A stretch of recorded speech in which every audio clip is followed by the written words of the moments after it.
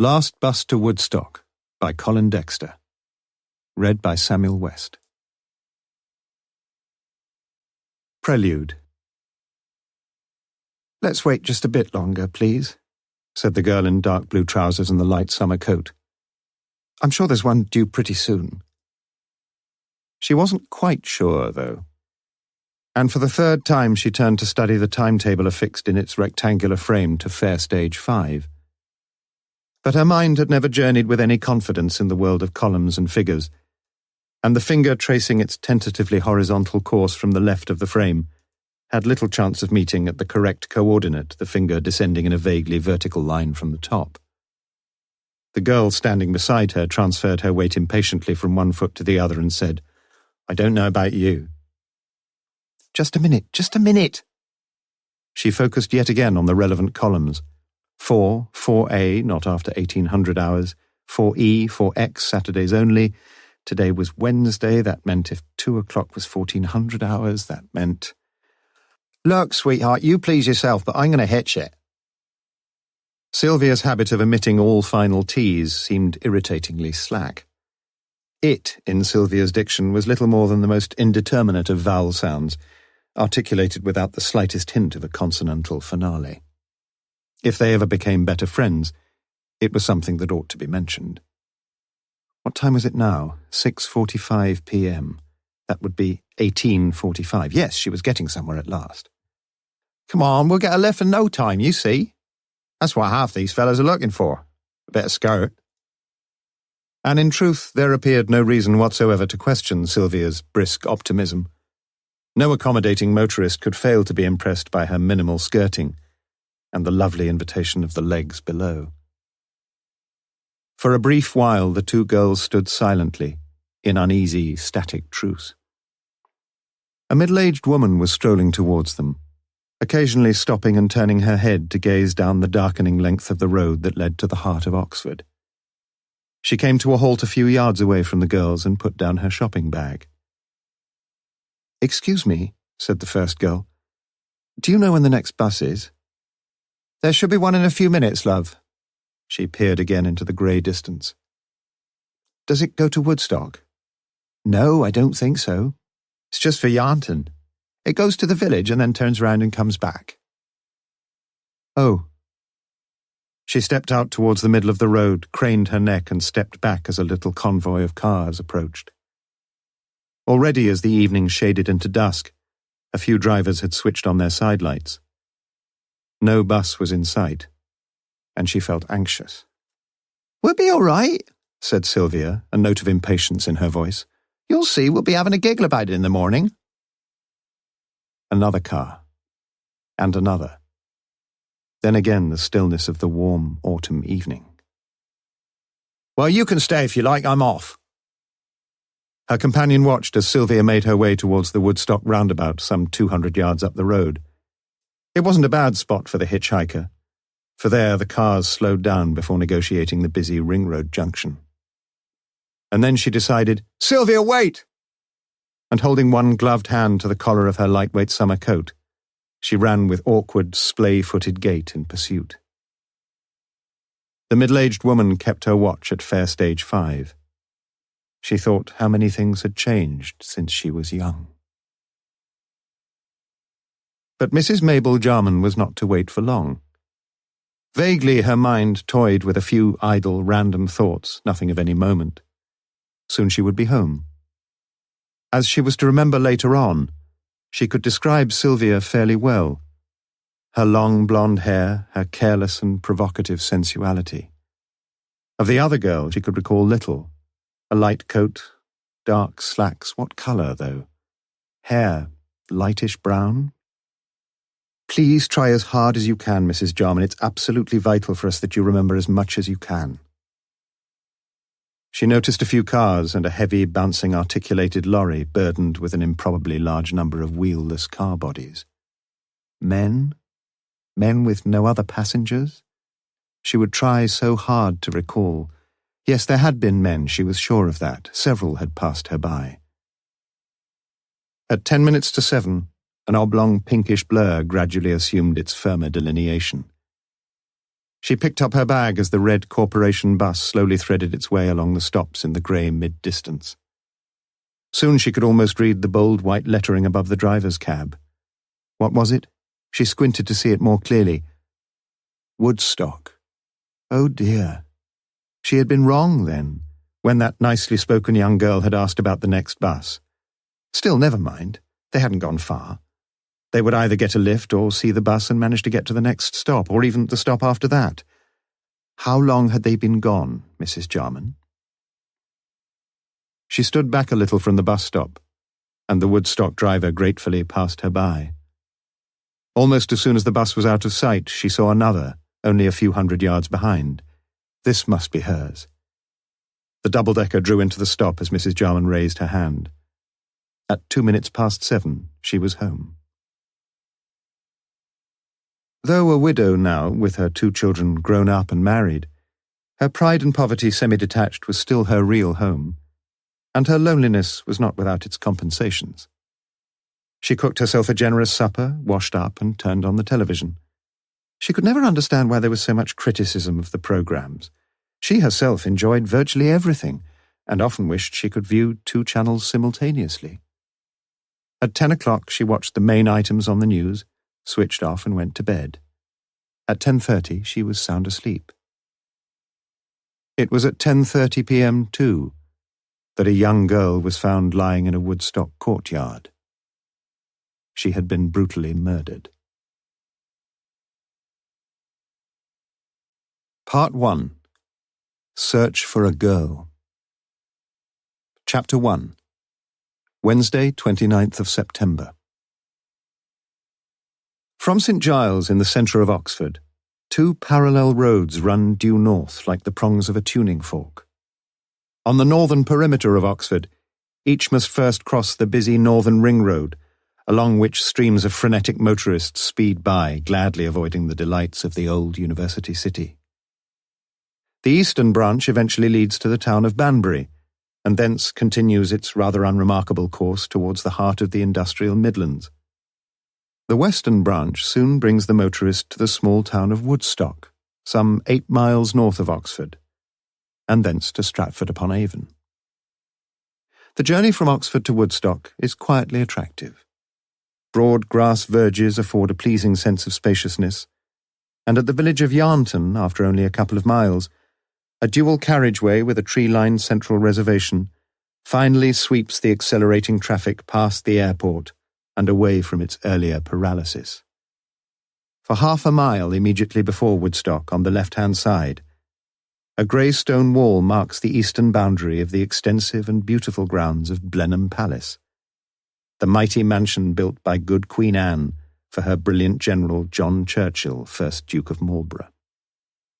High and imposing wrought-iron gates mark the main entrance to the Palace Drive, and hither flock the tourists in the summer season, to walk amidst the dignified splendour of the great rooms, to stand before the vast Flemish tapestries of Malplaquet and Oudenarde, and to see the room in which was born that later scion of the Churchill line, the great Sir Winston himself, now lying in the once peaceful churchyard of nearby Blaydon village. Today Blenheim dominates the old town, yet it was not always so. The strong grey houses which line the main street have witnessed older times, and could tell their older tales, though now the majority are sprucely converted into gift, antique and souvenir shops, and inns. There was always, it appears, a goodly choice of hostelries, and several of the hotels and inns now clustered snugly along the streets can boast not only an ancient lineage, but also a cluster of black AA stars on their bright yellow signs. The Black Prince is situated halfway down a broad side street to the left as one is journeying north.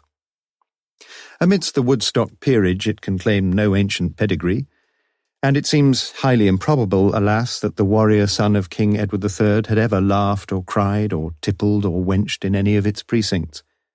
Truth to tell, a director of the London company which bought the old house, stable yards and all, some 10 years since, had noticed in some dubiously authenticated guidebook that somewhere thereabouts the prince was born.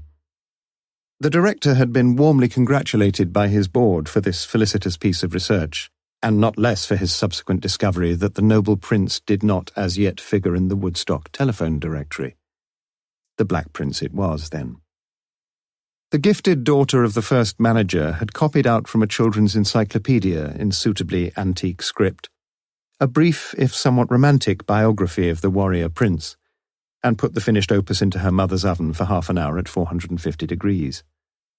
The resultant manuscript, reverently brown with age, was neatly, if cheaply, framed and now occupied a suitable position of honour on the wall of the cocktail lounge. Together with the shields of the Oxford colleges nailed neatly along the low stained beams, it added tone and class. For the last 2.5 years, Gay had been the resident hostess of the Black Prince. Barmaid thought the manager was a trifle infradignitatum. And he had a point. "A pint of your best bitter, love," was a request Gail seldom had to meet, and she now associated it with the proletariat. Here it was more often vodka and lime for the bright young things, Manhattan cocktails for the American tourists, and gin and French with a splash of Italian for the Oxford dons. Such admixtures she dispensed with practised confidence from the silvery glitter and sparkle of bottles ranged invitingly behind the bar. The lounge itself, deeply carpeted with chairs and wall seats covered in a pleasing orange shade, was gently bathed in half-light, giving a chiaroscuro effect reminiscent, it was hoped, of a Rembrandt nativity scene. Gay herself was an attractive, auburn-haired girl, and tonight, Wednesday, she was immaculately dressed in a black trouser suit and white frilled blouse. A flash of gems on the second and third fingers of her left hand betokened gentle warning to the mawkish amateur playboy, and perhaps, as some maintained, a calculated invitation to the wealthy professional philanderer. She was, in fact, married and divorced, and now lived with one young son and a mother who was not unduly chagrined at the mildly promiscuous habits of a precious daughter who had been unfortunate enough to marry such a lousy swine. Gay enjoyed her divorced status as much as she enjoyed her job, and she meant to keep them both. Wednesday, as usual, had been a fairly busy evening, and it was with some relief when at 10:25 p.m. she politely but firmly called for last drinks. A young man seated on a high stool at the inner corner of the bar pushed his whiskey glass forward. "Same again." Gay glanced quizzically into unsteady eyes, but said nothing. She pushed her customer's glass under a priority whiskey bottle and placed it on the counter, holding out her right hand and mechanically registering the tariff with her left. The young man was obviously drunk. He fumbled slowly and ineffectually through his pockets before finding the correct money, and after one mouthful of his drink, he eased himself gingerly off his seat, measured the door with an uncertain eye, and made a line as decently straight as could in the circumstances be expected. The old courtyard, where once the horses had clattered over the cobbled stones, had access from the street through a narrow archway, and had proved an invaluable asset to the Black Prince.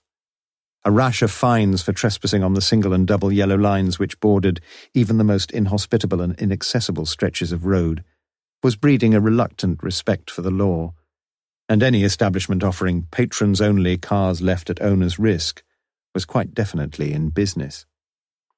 Tonight, as usual, the courtyard was tightly packed with the inevitable Volvos and Rovers. A light over the archway threw a patch of inadequate illumination over the entrance to the yard. The rest lay in dark shadow. It was to the far corner of this courtyard that the young man stumbled his way, and almost there, he dimly saw something behind the furthest car. He looked and groped silently. Then horror crept up to the nape of his neck, and against a padlocked stable door, he was suddenly and violently sick. Chapter 2. Wednesday, the 29th of September. The manager of the Black Prince, Mr. Stephen Westbrook, contacted the police immediately after the body was found, and his call was acted upon with commendable promptitude. Sergeant Lewis of the Thames Valley Police gave him quick and clear instructions. A police car would be at the Black Prince within 10 minutes. Westbrook was to ensure that no one left the premises and that no one entered the courtyard. If anyone insisted on leaving, he was to take the full name and address of the person concerned. He should be honest if asked what all the trouble was about. The evening's merriness wilted like a sad balloon, and voices gradually hushed as the whispered rumour spread. There had been a murder. None seemed anxious to leave. 2 or 3 asked if they could phone. All felt suddenly sober, including a pale-faced young man who stood in the manager's office, and whose scarcely touched whiskey still stood on the counter of the cocktail lounge. With the arrival of Sergeant Lewis and 2 uniformed constables, a small knot of people gathered curiously on the pavement opposite. It did not escape their notice that the police car had parked immediately across the access to the courtyard, effectively sealing the exit. 5 minutes later, a second police car arrived, and eyes turned to the lightly built, dark-haired man who alighted. He conversed briefly with the constable who stood guard outside, nodded his head approvingly several times, and walked into the Black Prince. He knew Sergeant Lewis only slightly, but soon found himself pleasurably impressed by the man's level-headed competence. The 2 men conferred in brisk tones, and very quickly a preliminary procedure was agreed. Lewis, with the help of the second constable, was to list the names, home addresses, and car registrations of all persons on the premises, and to take brief statements of their evening's whereabouts and immediate destinations. There were over 50 people to see, and Morse realized that it would take some time. "Shall I try to get you some more help, Sergeant?" "I think the 2 of us can manage, sir." "Good. Let's get started." A door, forming the side entrance to the Black Prince, led out into the courtyard, and from here Morse stepped gingerly out and looked around. He counted 13 cars jammed tight into the limited space, but he could have missed 1 or 2, for the cars furthest away were little more than dark hulks against the high back wall, and he wondered by what feats of advanced motoring skill and precision their inebriated owners could ever negotiate the vehicles unscathed through the narrow exit from the yard. Carefully he shone his torch around and slowly perambulated the yard. The driver of the last car, parked on the left-hand side of the yard, had presciently backed into the narrow lot and left himself a yard or so of room between his near side and the wall. And stretched along this space was the sprawling figure of a young girl. She lay on her right side, her head almost up against the corner of the walls, her long blonde hair now cruelly streaked with blood. It was immediately clear that she had been killed by a heavy blow across the back of the skull, and behind the body lay a flat, heavy tire spanner, about 1.5 inches across and some 18 inches in length. The type of spanner with its undulating ends, so common in the days before the inauguration of instant tire repairs. Morse stood for a few minutes, gazing down at the ugly scene at his feet. The murdered girl wore a minimum of clothing, a pair of wedge-heeled shoes, a very brief dark blue miniskirt and a white blouse. Nothing else. Morse shone his torch on the upper part of the body. The left-hand side of the blouse was ripped across. The top 2 buttons were unfastened and the third had been wrenched away, leaving the full breasts almost totally exposed.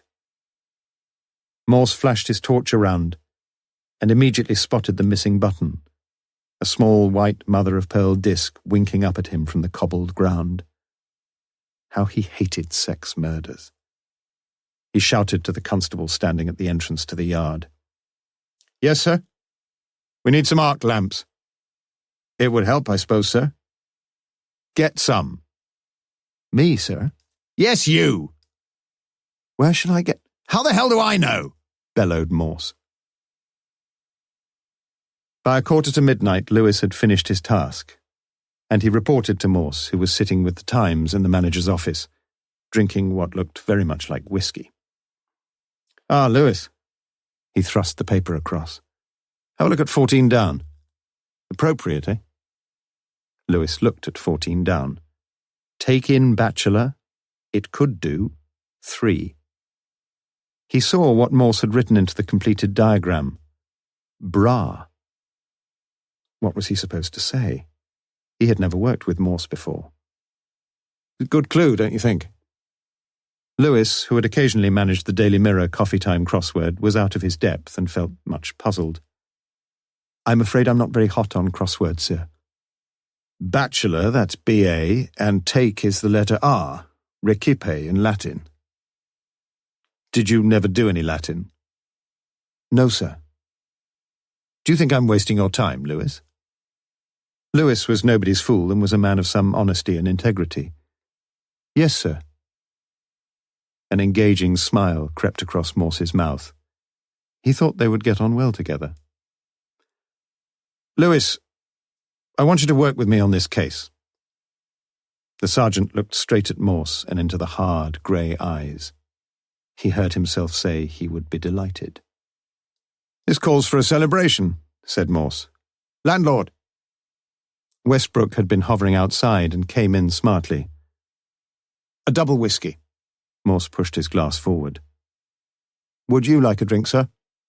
The manager turned hesitantly to Lewis. "Sergeant Lewis is on duty, Mr. Westbrook." When the manager returned, Morse asked him to assemble everyone on the premises, including staff, in the largest room available, and drinking his whiskey in complete silence, skimmed through the remaining pages of the newspaper. "Do you read the Times, Lewis?" "No, sir.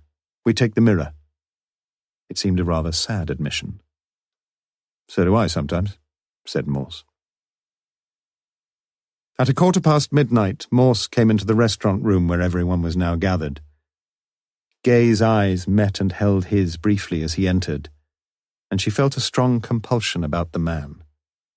It was not so much that he seemed mentally to be undressing her, as most of the men she knew, but as if he had already done so. She listened to him with interest as he spoke. He thanked them all for their patience and cooperation. It was getting very late, and he didn't intend to keep them there any longer. They would now know why the police were there. There had been a murder in the courtyard. A young girl with blonde hair. They would appreciate that all the cars in the courtyard must stay where they were until the morning. He knew this meant that some of them would have difficulty getting home, but taxis had been ordered. If anyone wished to report to him or to Sergeant Lewis anything at all which might be of interest or value to the inquiry, however unimportant it might seem, would such a person please stay behind? The rest could go. To Gay, it seemed an uninspired performance.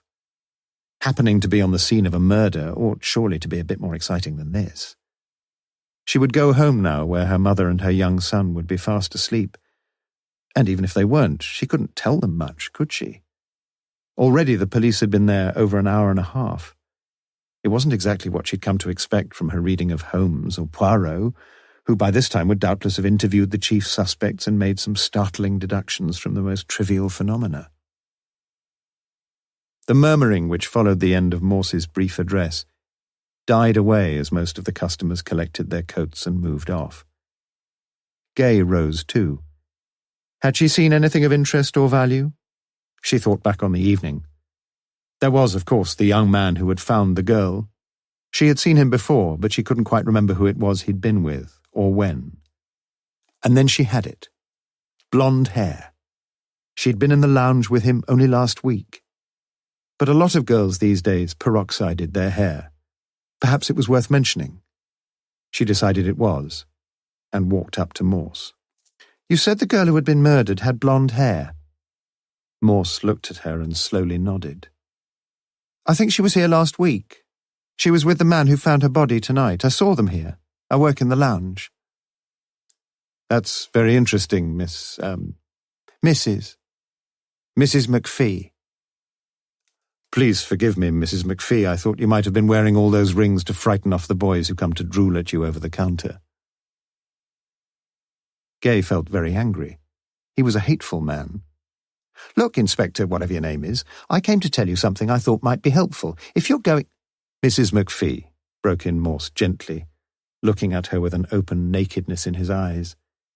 "If I lived anywhere near, I'd come in myself and drool over you every night of the week." At just after 1 a.m., a primitive, if reasonably effective, relay of arc lamps was fixed around the courtyard. Morse had instructed Lewis to detain the young man who had found the murdered girl until they had taken the opportunity of investigating the courtyard more closely. The two men now surveyed the scene before them. There was a great deal of blood, and as Sergeant Lewis looked down on her, he felt a deep revulsion against the violence and senselessness of murder. Morse appeared more interested in the starry heavens above. "Do you study the stars, Lewis?" "I read the horoscopes sometimes, sir." Morse appeared not to hear. "I once heard of a group of schoolchildren, Lewis, who tried to collect 1,000,000 matchsticks. After they'd filled the whole of the school premises, they decided they'd have to pack it up." Lewis thought it his duty to say something, but all appropriate comment eluded him. After a while, Morse reverted his attention to more terrestrial things, and the two of them looked down again at the murdered girl. The spanner and the solitary white button lay where Morse had seen them earlier. There was nothing much else to see, but for the trail of dried blood that led almost from one end of the back wall to the other. The young man sat in the manager's office. His mother, though expecting him to be late, would be getting worried, and so was he. Morse finally came in at 1:30 a.m., whilst the police surgeon, the photographers, and the fingerprint men busied themselves about the courtyard. "Name?" he asked. "Sanders.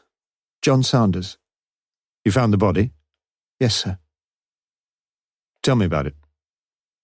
"There's not much to tell, really." Morse smiled. "Then we needn't keep you long, need we, Mr. Sanders?" The young man fidgeted. Morse sat opposite him, looked him hard in the eye, and waited. "Well, I just walked into the courtyard and there she was. I didn't touch her, but I knew she was dead. I came straight back in to tell the manager." Morse nodded. "Anything else?" "Don't think so." "When were you sick, Mr. Sanders?" "Oh, yeah, I was sick." "Was it after or before you saw the girl?" "After. It must have upset me seeing her there. Sort of shock, I suppose." "Why don't you tell me the truth?" "What do you mean?" Morse sighed. "You haven't got your car here, have you?" "I haven't got a car." "Do you usually have a stroll round the courtyard before you go home?" Sanders said nothing. "How much drink did you have tonight?" "A few whiskies. I wasn't drunk." "Mr. Sanders, do you want me to find out from someone else?" It was clear from Sanders' manner that he hardly welcomed an inquiry along such lines. "What time did you come here?" continued Morse. "About 7:30. "And you got drunk and went out to be sick?" Reluctantly, Sanders agreed. "Do you usually drink on your own?" "Not usually." "Who were you waiting for?" Sanders did not reply. "She didn't show up?" "No," he said flatly. "But she did come, didn't she?" "No. I told you I was on my own all the time." "But she did come, didn't she?" repeated Morse quietly. Sanders looked beaten. "She came," continued Morse in the same quiet voice. "She came, and you saw her. You saw her in the courtyard, and she was dead." The young man nodded. "We'd better have a little chat, you and me," said Morse ungrammatically. Chapter 3. Thursday, 30th of September. As he stood alone in the bedroom of Sylvia Kay, Morse felt measurably relieved. The grim duties of the night were over, and he switched on the natural defense mechanism of his weary mind.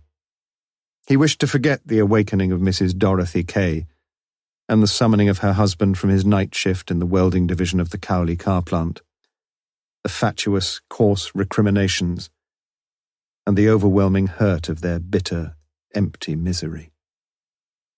Sylvia's mother was now under sedation, postponing the day and the reckoning, whilst Sergeant Lewis sat at headquarters learning what he could from Sylvia's father. He took many pages of careful notes, but doubted if it all amounted to much. He was to join Morse in half an hour. The bedroom was small, one of 3 in a neat semi-detached house in Jackdaw Court, a quiet crescent with rotting wooden fences a few minutes' walk off the Woodstock road. Morse sat down on the narrow bed and looked around him. He wondered if the neatness of the bed was Mum's doing, for the remainder of the room betrayed the slack and untidy living of the murdered girl. A vast coloured portrait of a pop artist was pinned rather precariously above the gas fire in the chimney breast, and Morse reminded himself that he might understand young people rather better if he had a teenage family of his own. As it was, the identity of the handsome youth was cloaked in anonymity, and whatever pretensions he may have had would for Morse be forever unknown. Several items of underwear draped the table and chair, which with a whitewood wardrobe substantively comprised the only other furniture. Morse gingerly picked up a flimsy black bra lying on the chair.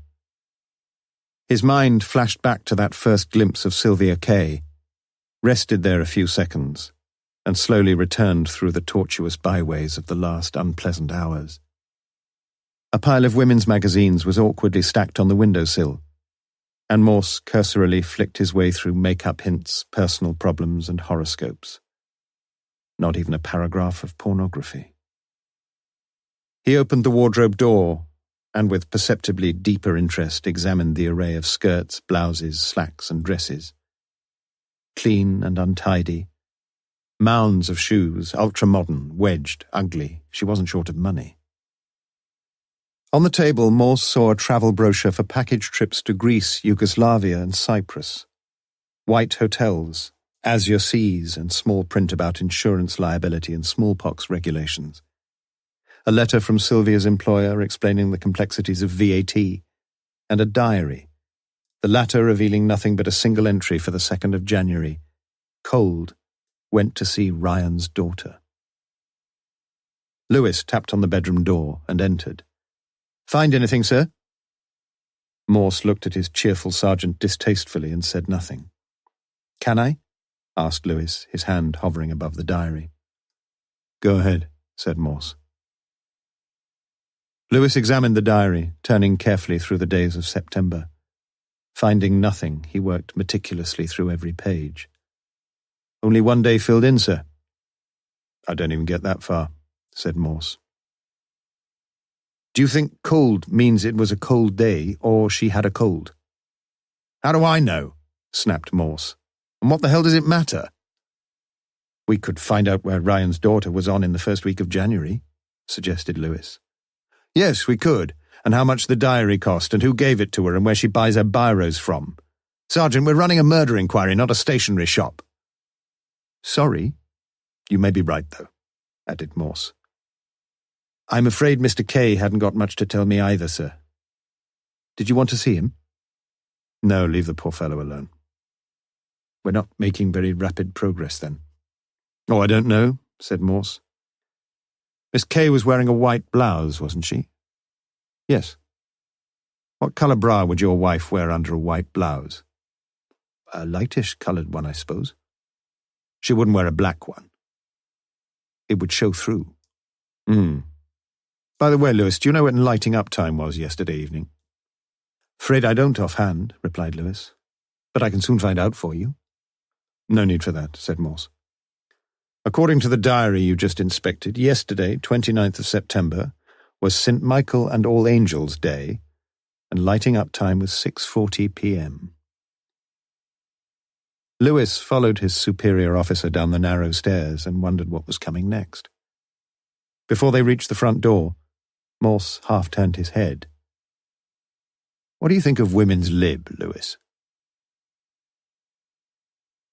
At 11 a.m., Sergeant Lewis interviewed the manager of the Town and Gown Assurance Company, situated on the 2nd and 3rd stories above a flourishing tobacconist's shop in the High. Sylvia had worked there, her first job, for just over a year. She was a copy typist, having failed to satisfy the secretarial college at which she had studied for 2 years after leaving school, that the ungainly and frequently undecipherable scrawls in her shorthand notebook bore sufficient relationship to the missives originally dictated. But her typing was reasonably accurate and clean, and the company, the manager assured Lewis, had no complaints about its late employee. She had been punctual and unobtrusive. Attractive? Well, yes, I suppose she was, replied the manager. Lewis made a note and wished Morse were there, but the inspector said he felt thirsty and had gone into the minster across the way. She worked, you say, with 2 other girls, said Lewis. I think I'd better have a word with them if I can. Certainly, officer. The manager, Mr. Palmer, seemed a fraction relieved. Lewis questioned the 2 young ladies at considerable length. Neither was a particular friend of Sylvia. She had, as far as they knew, no regular beau. Yes, she had boasted occasionally of her sexual exploits, but so did most of the girls. She was friendly enough, but not really one of the girls. Lewis looked through her desk. The usual bric-a-brac. A bit of a broken mirror, a comb with a few blonde hairs in it, yesterday's sun, pencils galore, rubbers, typewriter ribbons, carbons. On the wall behind Sylvia's desk was pinned a photograph of Omar Sharif, flanked by a typewritten holiday rota. Lewis saw that Sylvia had been on a fortnight's holiday in the latter half of July, and he asked the 2 girls where she'd been to. Stayed at home, I think, replied the elder of the 2 girls, a quiet, serious-looking girl in her early 20s. Lewis sighed. You don't seem to know much about her, do you? The girls said nothing. Lewis tried his best to elicit a little more cooperation, but met with little success. He left the office just before midday and strolled over to the minster. Poor Sylvia, said the younger girl after he had gone. Yes, poor Sylvia, replied Jennifer Colby. Lewis eventually, and somewhat to his surprise, discovered Morse in the gentleman-only bar at the back of the minster. Ah, Lewis. He rose and placed his empty glass on the bar. What's it to be? Lewis asked for a pint of bitter. 2 pints of your best bitter, said Morse cheerfully to the man behind the bar. And have one yourself. It became clear to Lewis that the topic of conversation before his arrival had been horse racing. Morse picked up a copy of Sporting Life and walked over to the corner with his assistant. You a betting man, Lewis? I sometimes put a few bob on the Derby and the National, sir, but I'm not a regular gambler. You keep it that way, said Morse with a note of seriousness in his voice. But look here, what do you think of that? He unfolded the racing paper and pointed to one of the runners in the 3:15 at Chepstow, the Black Prince. Worth a quid, would you say, Sergeant? Certainly an odd coincidence. 10 to 1, said Morse, drinking deeply on his beer. Are you going to back it, sir? I already have, said Morse, glancing up at the old barman. Isn't that illegal, sir? I never studied that side of the law. Doesn't he want to solve this murder, thought Lewis. And as if Morse read his unspoken words, he was promptly asked for a report on the deceased position with Town and Gown. Lewis did his best, and Morse did not interrupt. He seemed rather more interested in his pint of beer. When he finished, Morse told him to get back to headquarters, type his reports, then get home and have some sleep. Lewis didn't argue. He felt dog-tired, and sleep was fast becoming a barely remembered luxury. Nothing else, sir? Not until tomorrow, when you'll report to me at 7:30 a.m. sharp. Unless you want to put a few bob on the Black Prince. Lewis felt in his pocket and pulled out 50p. Each way, do you think? You'll kick yourself if it wins, said Morse. All right. 50p to win. Morse took the 50p, and as Lewis left, he saw the barman pocket the coin and pull a further pint for the enigmatic chief inspector. Chapter 4. Friday, the 1st of October. Prompt at 7:30 next morning, Lewis tapped on the inspector's door. Receiving no answer, he cautiously tried the knob and peered round the door. No sign of life. He walked back to the front vestibule and asked the desk sergeant if Inspector Morse was in yet. "Not seen him." "He said he'd be here at 7:30. "Well, you know the inspector." I wish I did, thought Lewis. He walked along to pick up the reports he had wearily typed out the previous afternoon and read them through carefully. He'd done his best, but there was little to go on. He walked on to the canteen and ordered a cup of coffee. Constable Dixon, an officer whom Lewis knew fairly well, was enthusiastically assaulting a plate of bacon and tomatoes. "How's the murder job going, Sarge?" "Early days yet." "Old Morse in charge, eh?" "Yep." "Funny bugger, isn't he?" Lewis didn't disagree. "I know one thing," said Dixon. "He was here till way gone midnight. Got virtually everyone in the building jumping about for him. I reckon every phone on the premises was red hot. God, he can work, that chap, when he wants to." Lewis felt a little shamefaced. He himself had slept sweetly and soundly from 6 the previous evening until 6 that morning. He reckoned that Morse deserved his sleep and sat down to drink a cup of coffee. 10 minutes later, a freshly shaven Morse walked brightly into the canteen. "Ah, there you are, Lewis. Sorry to be late." He ordered a coffee and sat opposite. "Bad news for you, I'm afraid." Lewis looked up sharply. "You lost your money. The constipated camel came in second." Lewis smiled. "Never mind, sir. I just hope you didn't lose too much yourself." Morse shook his head. "Oh, no, I didn't lose anything. In fact, I made a few quid. I backed it each way." "But," began Lewis. "Come on," said Morse. "Drink up, we've got work to do." For the next 4 hours, the two of them were busy sorting the reports flowing in from the wide-flung inquiries Morse had initiated the previous day. At 12 noon, Lewis felt he knew more about Sylvia Kay than he did about his wife. He read each report with great care, Morse's orders, and felt that many of the facts were beginning to fix themselves firmly in his mind. Morse, he noticed, devoured the reports with an amazing rapidity, reminiscent of someone skipping through a tedious novel. Yet occasionally he would reread the odd report with a fascinated concentration. "Well," said Morse finally, "I think I've got most things pretty straight, sir." "Good. You seem to find one or two of the reports very interesting, sir." "Did I?" Morse sounded surprised. "You spent about 10 minutes on that one from the Secretarial College, and it's only half a page." "You're very observant, Lewis, but I'm sorry to disappoint you. It was the most ill-written report I've seen in years, with 12, no less, grammatical monstrosities in 10 lines. What's the force coming to?" Lewis didn't know what the force was coming to, and hadn't the courage to inquire into the inspector's statistical findings on his own erratic style. He asked instead, "Do you think we're getting anywhere, sir?" "Doubt it," replied Morse. Lewis wasn't so sure. Sylvia's movements on the previous Wednesday seemed established. She had left the office in the High at 5 p.m. and almost certainly walked the 100 yards or so to the No. 2 bus stop outside University College.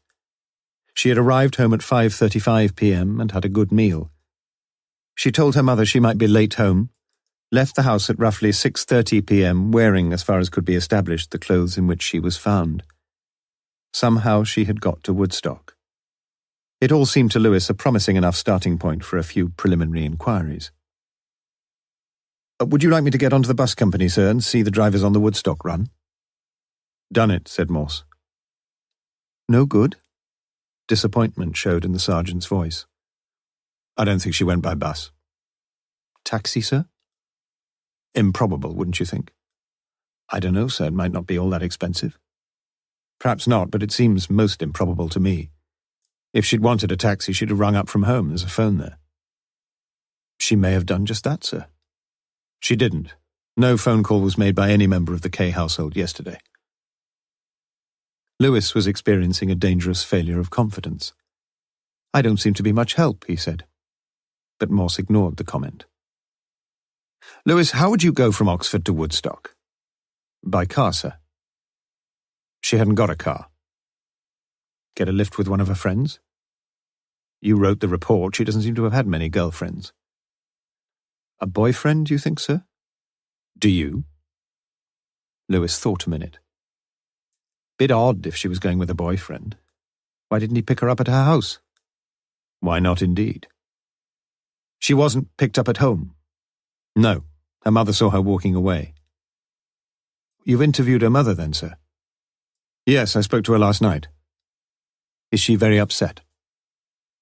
She's got broad shoulders, Lewis, and I rather like her. Of course she's terribly upset and shocked, but not quite so heartbroken as I thought she'd be. In fact, I got the idea her beautiful daughter was something of a trial to her. Morse walked over to a large mirror, took out a comb and began to groom his thinning hair. He carefully drew a few strands across a broad area of nakedness at the back of his skull, returned the comb to his pocket, and asked a perplexed Sergeant Lewis what he thought of the effect. You see, Lewis, if Sylvia didn't go by bus, taxi or boyfriend, how on earth did she ever get to Woodstock? And remember that get to Woodstock somehow she assuredly did. She must have hitched it, sir. Morse was still surveying himself in the mirror. Yes, Lewis, I think she did. And that is why... He took out the comb again and made some further passes at his straggling hair. That is why I think I must put in a little TV appearance tonight. He picked up the phone and put through a call to the chief superintendent. Go and get some lunch, Lewis. I'll see you later. Can I order anything for you, sir? No, I've got to watch my figure, said Morse.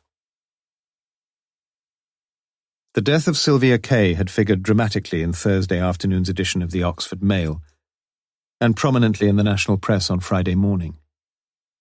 On Friday evening, the news bulletins on both BBC and ITV carried an interview with Chief Inspector Morse, who appealed for help from anyone who had been on the Woodstock Road between 6:40 p.m. and 7:15 p.m. on the evening of Wednesday the 29th of September.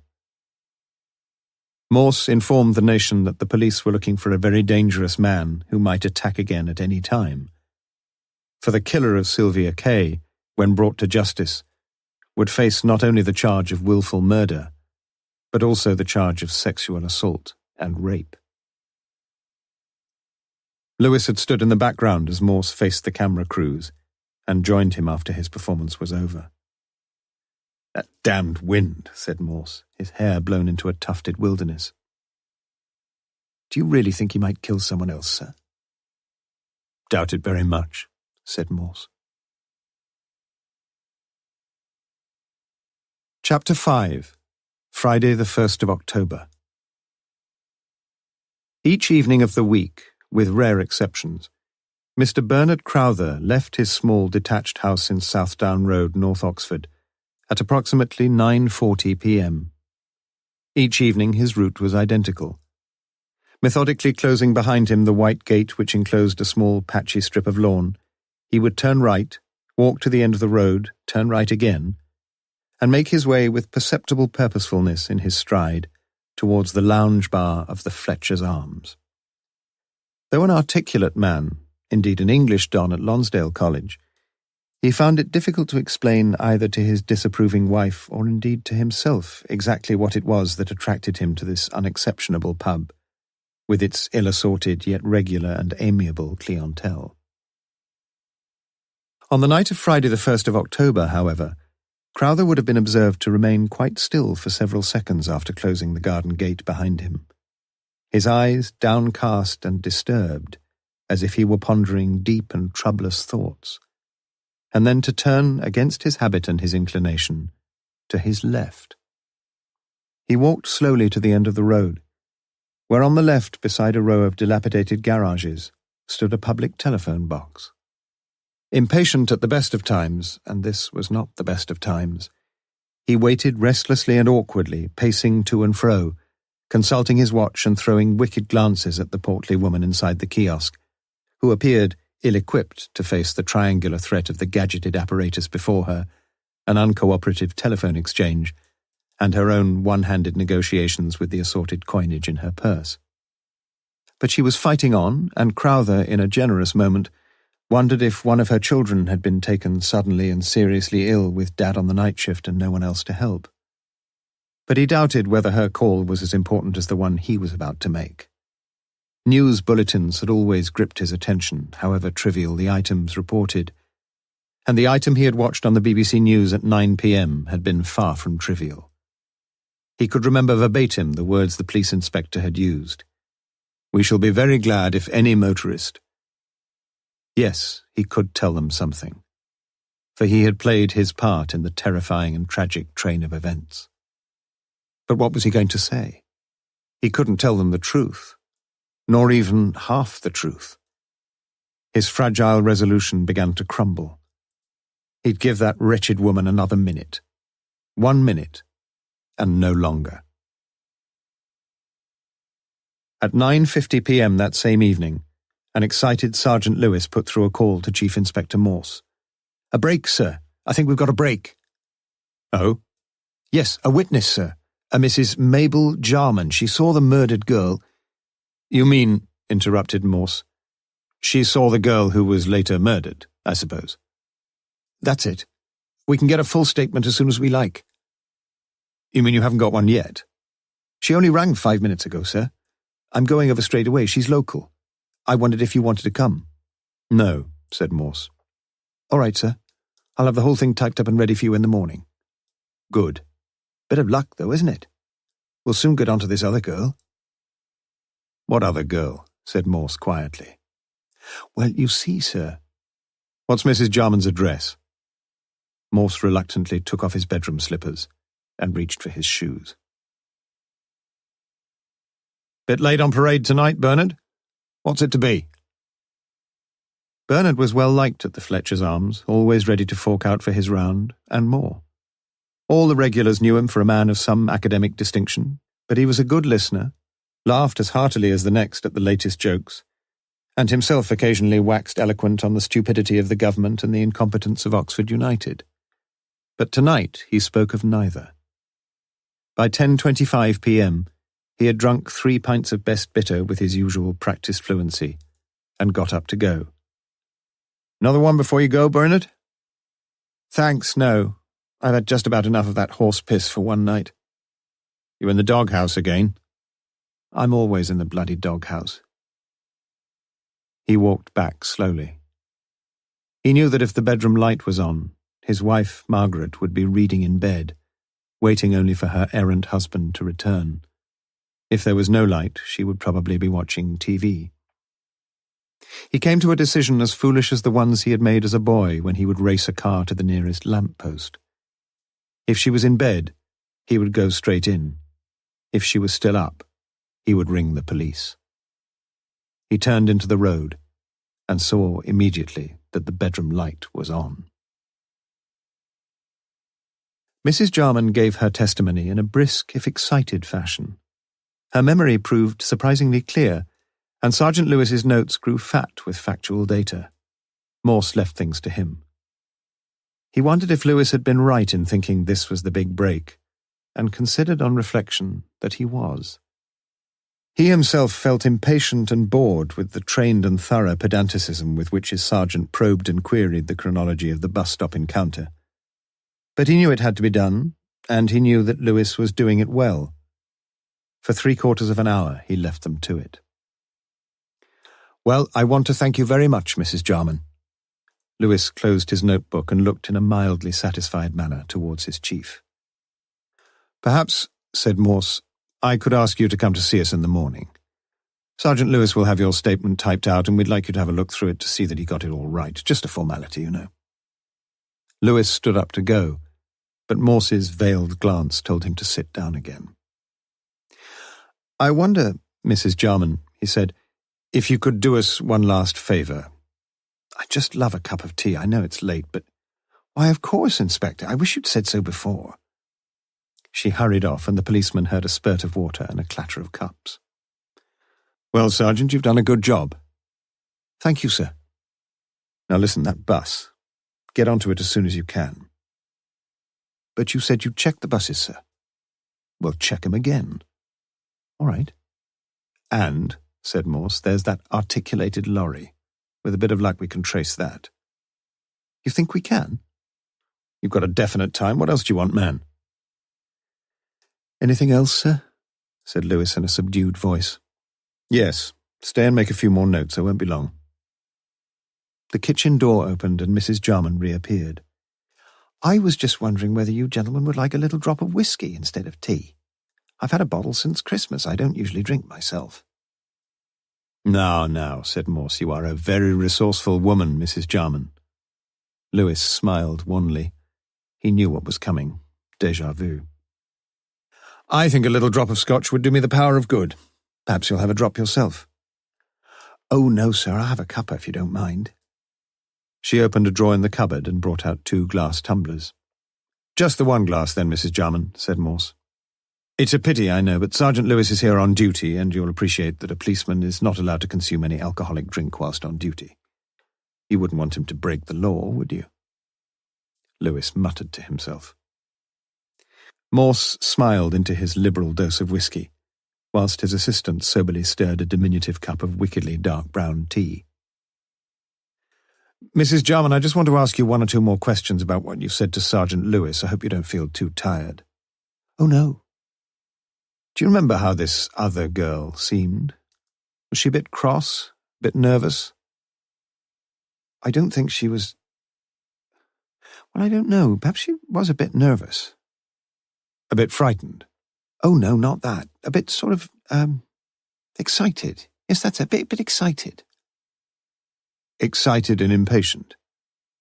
"I think so." "Now, I want you to think back.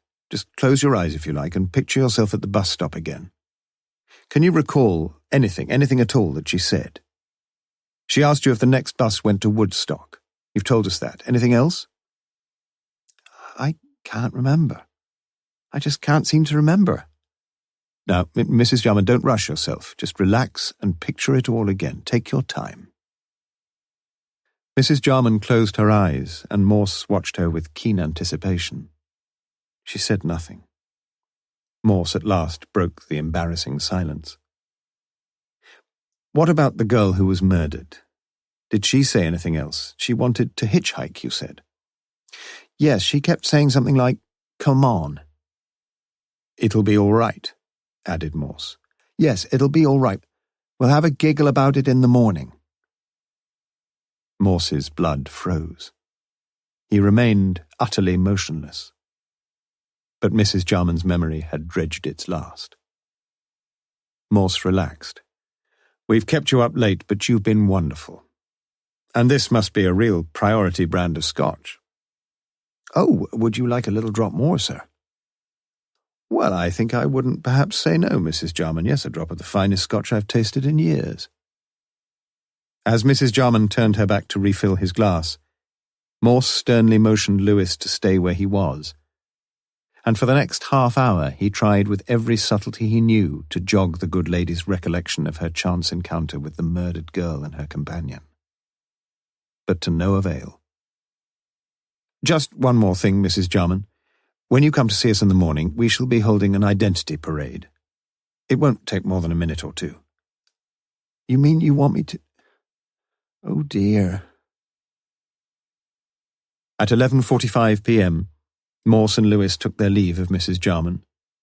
They were standing by their cars when the door of the house suddenly opened again, and Mrs. Jarman came hurriedly towards Morse. "There's just one more thing, sir. I've just remembered. When you said close your eyes and just picture things, I thought of something. The other girl, sir, when she ran with a sort of splay-footed run. Do you know what I mean, sir?" "Yes, I do," said Morse. The 2 men returned to HQ. After inquiring whether any further calls had come through and learning there were none, Morse called Lewis to his office. "Well, my friend?"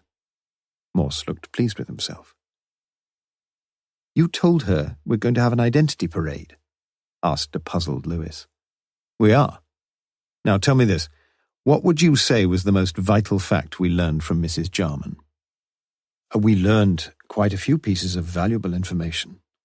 "Yes, we did, but only one fact that really made your hair stand on end, eh?" Lewis tried to look intelligent. "We learned, did we not," said Morse, "that the girls would have a bit of a giggle about it all in the morning." "Oh, I see," said Lewis, not seeing. "You see what it means?" They would be meeting in the morning, Thursday morning, and we know that Sylvia Kay was in employment, and we know where, do we not? So the other girl works there too? The evidence would seem to point very much that way, Lewis. But I was there, sir, and none of them said a word. Don't you find that very interesting? I don't seem to have done a very good job, do I? Lewis looked disconsolately down at the Chief Inspector's carpet. But don't you see, continued Morse, we now know that one of the girls, how many were there? 14. That one of those girls is at the very least withholding vital evidence, and at the best telling us a heap of lies. I didn't talk to them all, sir. Good God, man, they knew what you were there for, didn't they? One of their colleagues is murdered. A sergeant of the murder squad comes to their office. What the hell did they think you'd gone for? Service the bloody typewriters? No, you did well, Lewis. You didn't force our little girl to weave her tangled web for us. She thinks she's okay, and that's how I want it. Morse got up. I want you to get some sleep, Lewis. You've got work to do in the morning. But just before you go, find me the private address of Mr. Palmer. I think a little visit is called for. You're not thinking of knocking him up now, are you, sir? Not only am I going to knock him up, as you put it, Lewis, I'm going to ask him, very nicely of course, to open up his offices for me, and I am going to look through the private drawers of 14 young ladies. It should be an exciting business. Won't you need a search warrant, sir? I never did understand the legal situation over search warrants, complained Morse. I think you ought to have one, sir. And perhaps you'll let me know where the hell I find anyone to sign a warrant at this time of the night, or morning, whatever it is. But if Mr. Palmer insists on his legal rights, began Lewis. I shall tell him we're trying to find out who raped and murdered one of his girls, snapped Morse, not looking for dirty postcards from Pothelli. Wouldn't you like me to come with you, sir? No. Do as I say and go to bed. Well, good luck, sir. I shan't need it, said Morse. I know you'd never believe it, but I can be an officious bastard when I want to be. Mr. Palmer will be out of bed as if he'd got a flea in his pyjama bottoms. But the manager of the Town and Gown Assurance Company, though condescending to get out of bed, flatly refused to get out of his pyjamas, top or bottom. He asked Morse for his authority to search his offices, and once having established that Morse had none, he proved adamant to all the cajolings and threats that Morse could muster. The inspector reflected that he had badly underestimated the little manager. After prolonged negotiation, however, a policy was finally agreed. All the staff of the Town and Gown would be assembled in the manager's office at 8:45 a.m. the following morning, where they would all be asked if they had any objections to the police opening any incoming private correspondence. If there were no objection, Palmer assured Morse, the inspector could open all correspondence, and if need be, make confidential copies of any letter which might be of value. Furthermore, all the female employees would be asked to attend an identity parade at the Thames Valley HQ sometime later the same morning. Palmer would need some time to arrange a skeleton servicing of the telephone exchange and other vital matters. It was a good job it was Saturday. The office closed at midday. Perhaps, thought Morse in retrospect, things hadn't worked out too badly. He wearily drove to HQ and wondered why, with all his experience, he had rushed so wildly into such an ill-considered and probably futile scheme as he had contemplated. Yet for all that, he thought that he had in some strange way been right. He felt in his bones that there was an urgency about this stage of the investigation. He felt he was poised for a big breakthrough, though he did not at this stage realize how many breakthroughs would be required before the case was solved. Nor did he realize that in an oddly perverse way, Palmer's refusal to allow him unauthorized entry to his premises had presented him with one gigantic piece of luck. For a letter addressed to one of the young ladies in Palmer's employ was already on its way, and no power on earth except the inefficiency of some unsuspecting sorting clerk could, or indeed did, prevent its prompt delivery. Morse returned to HQ and spent the next hour at his desk. He finished at 4:15 a.m. and sat back in his black leather chair, Little point in going home now. He pondered the case, at first with a slow, methodical analysis of the facts known hitherto, and then with what, if he had been wider awake, he would wish to have called a series of swift, intuitive leaps, all of which landed him in areas of twilight and darkness. But he knew that whatever had taken place on Wednesday evening had its causation in the activities of certain persons, and that these persons had been motivated by the ordinary passions of love and hate and greed and jealousy. That wasn't the puzzle at all. It was the interlocking of the jigsaw pieces, those pieces that would now be coming into his hands. He dozed off. He fitfully dreamed of an attractive red-headed barmaid and a blonde beauty with blood all over her hair. He always seemed to dream of women. He sometimes wondered what he would dream about if he got himself married. Women, probably, he thought. Chapter 6. Saturday the 2nd of October, a.m. "What next?" said Judith, Mr. Palmer's confidential secretary. "Opening our letters," he said. "You could have said no," replied Sandra, an amiable, feckless girl who had on merit made no advance either in status or in salary since joining the office 3 years ago. "I almost did," chimed in Ruth, a flutter-lashed girl with the brains of a butterfly. "If Bob sent me one of his real passionate ones, coo!" She giggled nervously. Most of the girls were young and unmarried and lived with their parents, and because of late-morning postal deliveries and a fear that parents might pry into matters not concerning them, several of them had invited their correspondents to address mail to the office. Indeed, so many incoming letters were marked private and confidential, personal and the like, that an unsuspecting observer might have surmised that the Town and Gown was the headquarters of a classified intelligence department.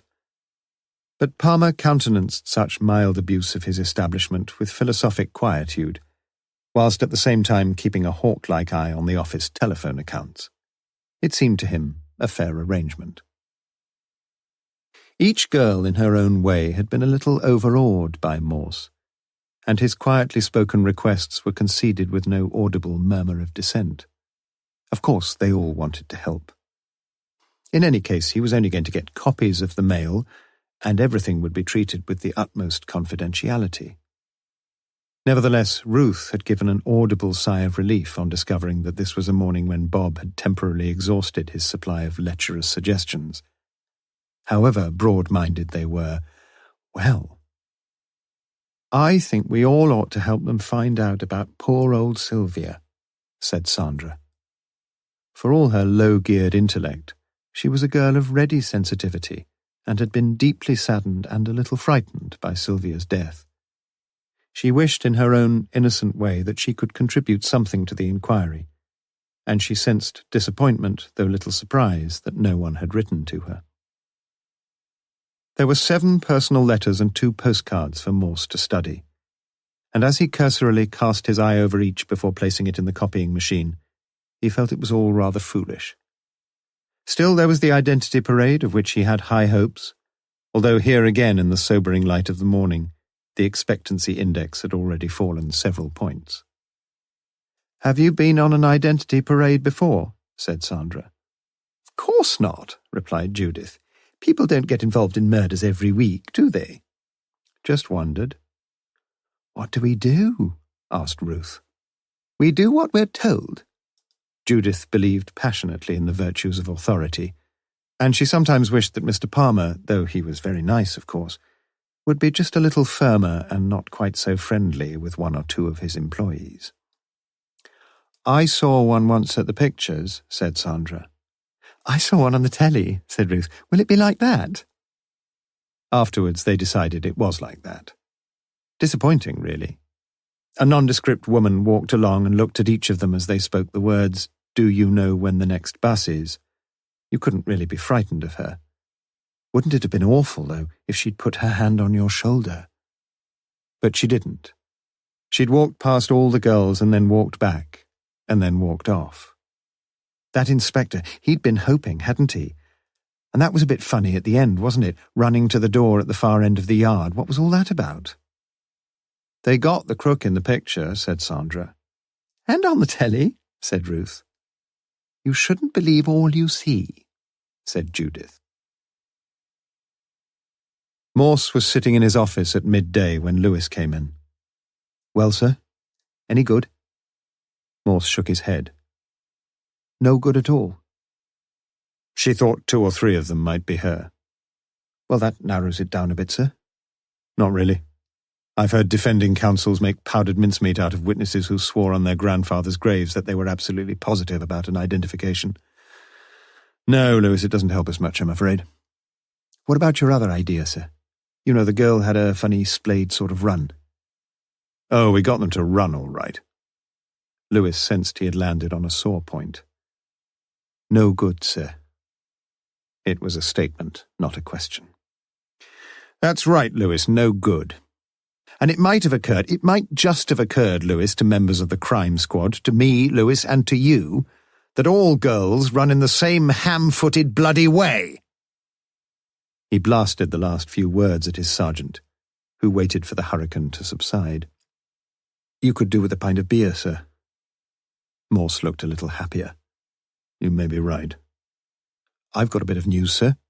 Let's have it. Well, the bus, that's out. I got the driver and conductor of the 6:30 p.m. 4E from Carfax. There were only a dozen or so on the bus anyway, most of them regulars. Our 2 girls pretty certainly didn't get to Woodstock by bus.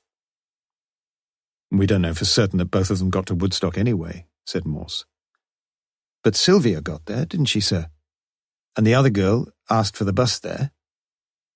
I'm beginning to wonder if Mrs. Jarman is such a helpful witness after all. I think she is, because that's only the bad news. You got some good news? Morse tried to sound a bit more cheerful. Well, it's that lorry the old girl told us about. Quite easy, really, to trace it. You see, at Cowley, there's this system with car bodies when they... Yes, I know, you did a sharp job, Lewis, but cut the trimmings. He remembers them. A Mr. George Baker lives in Oxford. And listen to this, sir. He saw the 2 girls getting into a car. A red car. He was sure of that. Chap driving, not a woman. He remembered because he often picks up hitches, especially if they're girls, and he saw these 2 just beyond the roundabout, about 50 yards ahead. He would have given them a lift, he said, but this other car pulls up and he has to pull out to get past. He saw the blonde all right. We're a despicable lot, aren't we? Said Morse. Would you have picked them up? I don't usually, sir. Only if they're in uniform. I was glad of a few lifts myself when I was in the forces. Morse reflected carefully on the new evidence. Things were certainly moving. What did you say about a pint? They sat silently in the White Horse at Kidlington, and Morse decided that the beer was drinkable. Finally, he broke the silence. A red car, eh? Yes, sir. Interesting piece of research for you. How many men in Oxford own red cars? Quite a few, sir. You mean a few thousand? I suppose so. But we could find out. I suppose so. Such a problem would not be beyond the wit of our efficient force. I suppose not, sir. But what if he doesn't live in Oxford? Well, yes, there is that. Lewis, I think the beer is dulling your brain. But if alcohol was dimming Lewis's intellectual acumen, it had the opposite effect on Morse. His mind began to function with an easy clarity. He ordered Lewis to take the weekend off, to get some sleep, to forget Sylvia Kay, and to take his wife shopping. And Lewis was happy to do so. Morse, not an addictive smoker, bought 20 king-sized cigarettes and smoked and drank continuously until 2 p.m. What had really happened last Wednesday evening? He was tormented by the thought that a sequence of events not in themselves extraordinary had taken place. That each event was the logical successor of the one before it. That he knew what 1 or 2 of these events had been. That if only his mind could project itself into a series of naturally causal relationships, He would have it all. It needed no startling visionary leap from ignorance to enlightenment, just a series of logical progressions. But each progression landed him at a dead end, like the drawings in children's annuals where one thread leads to the treasure and all the others lead to the edge of the page. Start again. "I'm afraid I shall have to ask you to drink up," said the landlord. Chapter 7. Saturday, 2nd of October, p.m. Morse spent the afternoon of Saturday, 2nd of October, sitting mildly drunk in his office. He had smoked his packet of cigarettes by 4:30 p.m. and rang for more. His mind grew clearer and clearer. He thought he saw the vaguest pattern in the events of the evening of Wednesday, 29th of September. No names, no idea of names yet, but a pattern. He looked through the letters he had copied from the Town and Gown. They seemed a sorry little package. Some he dismissed immediately. Not even a deranged psychiatrist could have built the flimsiest hypotheses on 5 of the 9 pieces of evidence. One of the postcards read, "Dear Ruth, weather good, went swimming twice yesterday, saw a dead jellyfish on the beach, love tea." How very sad to be a jellyfish, thought Morse. Only 3 of the communications held Morse's attention, then 2, then 1. It was a typewritten note addressed to Miss Jennifer Colby, and it read, "Dear Madam, after ceasing the many applications we have received, we must regretfully inform you that our application has been unsuccessful. At the beginning of November, however, further posts will become available, and I should, in all honesty, be sorry to lose the opportunity of reconsidering your position then.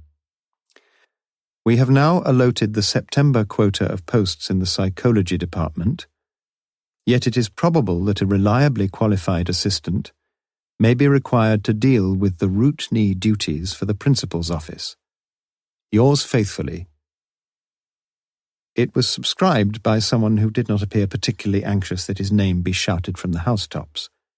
An initial G was clear enough, but the surname to which it was floridly appended would have remained an enigma to the great Champollion himself. "So Miss Jennifer Colby is after a new job," said Morse to himself. So what? Hundreds of people applied for new jobs every day. He sometimes thought of doing so himself. He wondered why he'd thought the letter worth a second thought.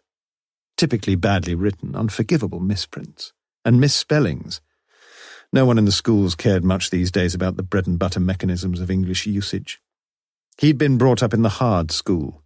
Errors of spelling, punctuation, and construction of sentences had been savagely penalized by outraged pedagogues, and this had made its mark on him. He had become pedantic and fussy, and thought back on the ill-written travesty of a report he had read from one of his own staff only 2 days before, when he had mentally totted up the mistakes like an examiner assessing a candidate's work. A ceasing. Yes, that was wrong in this letter, among other things. The country was becoming increasingly illiterate, for all the fancy notions of the progressive educationalists. But if his own secretary had produced such rubbish, she would be out on her neck, today. But she was exceptional. Julie's initials at the bottom of any letter were the sure imprimatur of a clean and flawless sheet of typing. Just a minute, though. Morse looked again at the letter before him. No reference at all. Had G. Thingamajig typed it himself? If he had, what was he? A senior administrator of some university department? If he had, Morse grew more and more puzzled. Why was there no letter heading? Was he worrying his head over nothing? Well, there was one way of deciding the issue. He looked at his watch, already 5:30 p.m. Miss Colby would probably be at home now, he thought. Where did she live? He looked at Lewis's careful details of the address in North Oxford. An interesting thought. Morse began to realize how many avenues he had not even started to explore. He put on his greatcoat and went out to his car. As he drove the 2 miles down into Oxford, He resolved that he would rid himself as far as he could of all prejudice against Miss Jennifer Colby. But it was not an easy thing to do. For if Mrs. Jarman's memory could be trusted, the ambitious Miss Colby was one of the 3 girls who may have made the journey to Woodstock that night, with the late Miss Sylvia Kay. Jennifer Colby rented with 2 other working girls a semi-detached property in Charlton Road, where each paid a weekly rent of £8.25, inclusive of electricity and gas. It meant a fat rake-off of almost £25 a week for the provident landlord who had snapped up 2 such properties for what now seemed a meagre £6,500 some 6 years since. But it was also a blessing for 3 enterprising girls who, for such a manageable outlay, were reasonably happy to share the narrow bathroom and the even narrower lavatory. Each girl had a bedroom, 1 downstairs. The kitchen was adequate for their evening meals, and all of them used the lounge in which to sit around to chat and watch TV when they were in. These arrangements, apart from the bathroom, worked surprisingly well. Seldom were the girls in together during the day, and so far they had avoided any major confrontation. The landlord had forbidden men friends in the bedrooms, and the girls had accepted this diktat without contention. There had, of course, been a few infractions of the ban, but the household had never degenerated into overt promiscuity. One rule the girls imposed upon themselves: no record players, and for this, at least, their elderly neighbours were profoundly grateful. The house was kept tidy and clean, as Morse immediately saw, as the door was opened by a sad girl eating a tomato sandwich. "I've called to see Miss Colby, if I may. Is she in?" Dark, languorous eyes looked at him carefully, and Morse found himself tempted to wink at her. "Just a minute." She walked leisurely away, but suddenly turned her head to ask, "Who shall I say?" Morse. Chief Inspector Morse." "Oh." A cool, clean-looking Jennifer, dressed in blouse and jeans, came out to greet Morse without apparent enthusiasm. "Can I help you, Inspector?" "I wonder if we could have a few words together. Is it convenient?" "It will have to be, I suppose. You'd better come in." Morse was shown into the lounge where Miss Dark Eyes sat pretending to be deeply engrossed in a report on the Arsenal v Tottenham match. "Sue, this is Inspector Morse. Do you mind if we speak here?" Sue stood up, and a little too theatrically, thought Morse, switched off the set. He observed her slow, graceful movements and smiled to himself approvingly. "I'll be upstairs, Jen." She glanced at Morse before she left, saw the incipient smile at the corners of his mouth, and afterwards swore to Jennifer that he had winked at her. Jennifer motioned Morse to sit on the settee and sat opposite him in an armchair. "How can I help, Inspector?" Morse noticed a copy of Charlotte Bronte's Villette balancing like a circumflex accent over the arm of her chair. "I'm having, purely routine, of course, to check the movements of all the, persons." "Suspects?" No, those who worked with Sylvia. You understand that this sort of thing has to be done."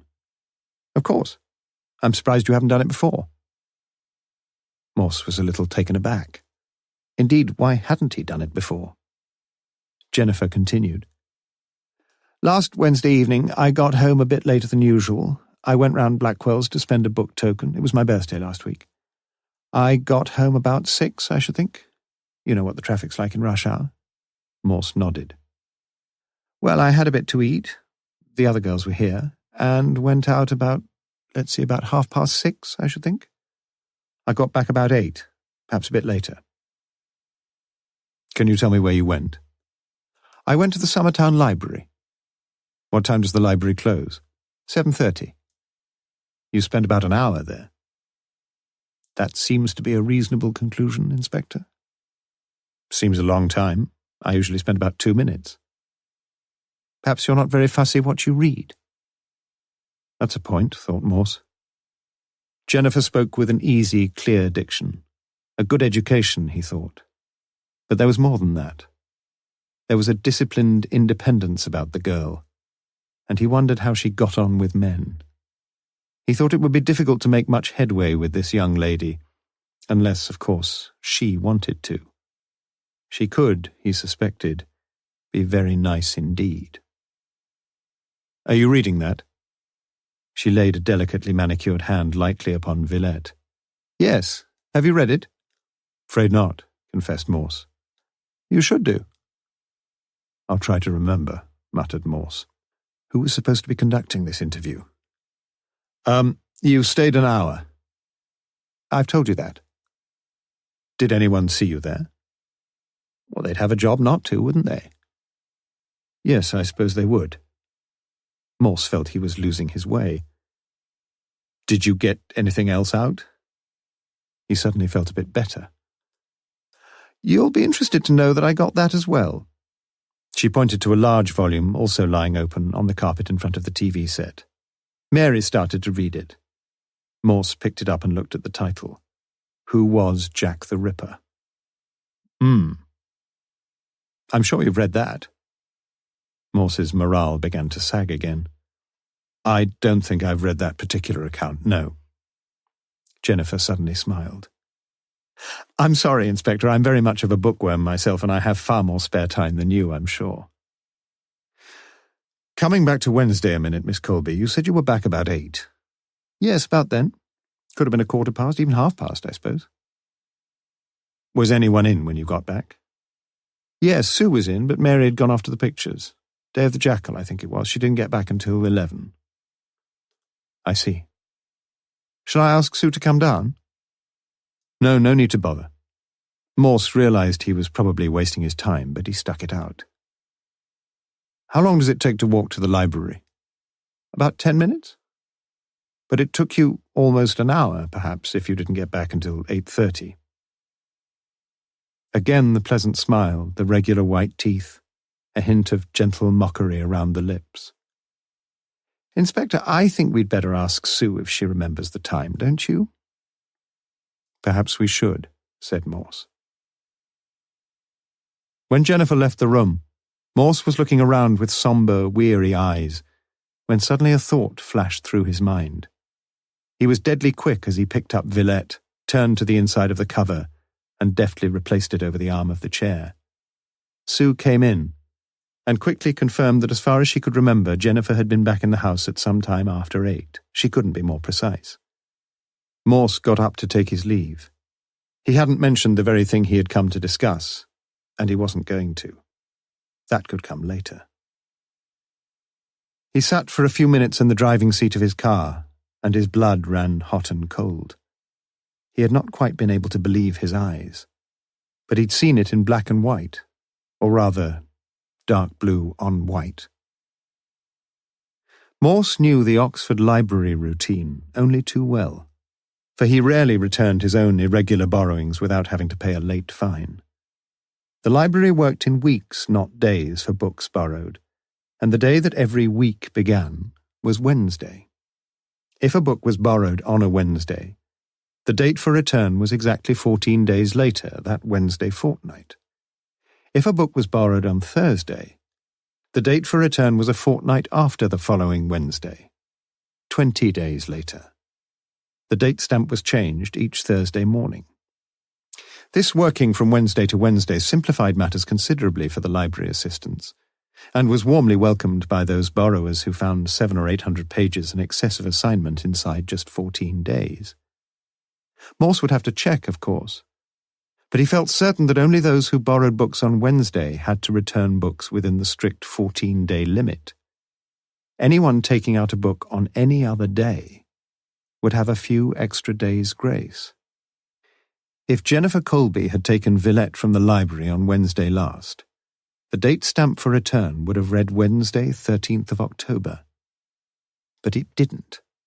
It read Wednesday, 20th of October.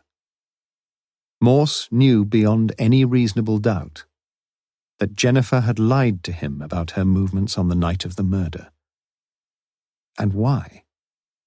To that vital question, there seemed one very simple answer. Morse sat still in his car outside the house. From the corner of his eye he saw the lounge curtain twitch slightly, but he could see no one. Whoever it was, he decided to let things stew a while longer. He could do with a breath of fresh air anyway. He locked the car doors and sauntered gently down the road, turned left into the Banbury Road and walked more briskly now towards the library. He timed himself carefully. 9.5 minutes. Interesting. He walked up to the library door marked push. But it didn't push. The library had closed its doors 2 hours ago. Chapter 8. Saturday, 2nd of October. Bernard Crowther's wife, Margaret, disliked the weekends, and effected her household management in such a way that neither her husband nor her 12-year-old daughter nor her 10-year-old son enjoyed them very much either. Margaret had a part-time job in the School of Oriental Studies, and suspected that throughout the week she put in more hours of solid work than her gentle, bookish husband and her idle, selfish offspring put together. The weekend, they all assumed, was a time of well-earned relaxation, but they didn't think of her. "What's for breakfast, Mum? Isn't dinner ready yet?" Besides which, she did her week's wash on Saturday afternoons, and tried her best to clean the house on Sundays. She sometimes thought that she was going mad. At 5:30 on the afternoon of Saturday, 2nd of October, she stood at the sink with bitter thoughts. She had cooked poached eggs for tea. What, again? And was now washing up the sticky yellow plates. The children were glued to the television and wouldn't be bored again for an hour or so yet. Bernard, she ought to be thankful for small mercies, was cutting the privet hedge at the back of the house. She knew how he hated gardening, but that was one thing she was not going to do. She wished he would get a move on. The meticulous care he devoted to each square foot of the wretched hedge exasperated her.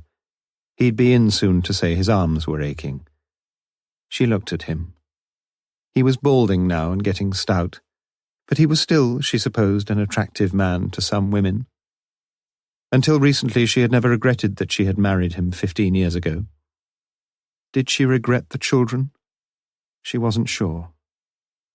From the time they were in arms, she had been worried by her inability to gossip in easy, cosy terms with other mums about the precious little darlings.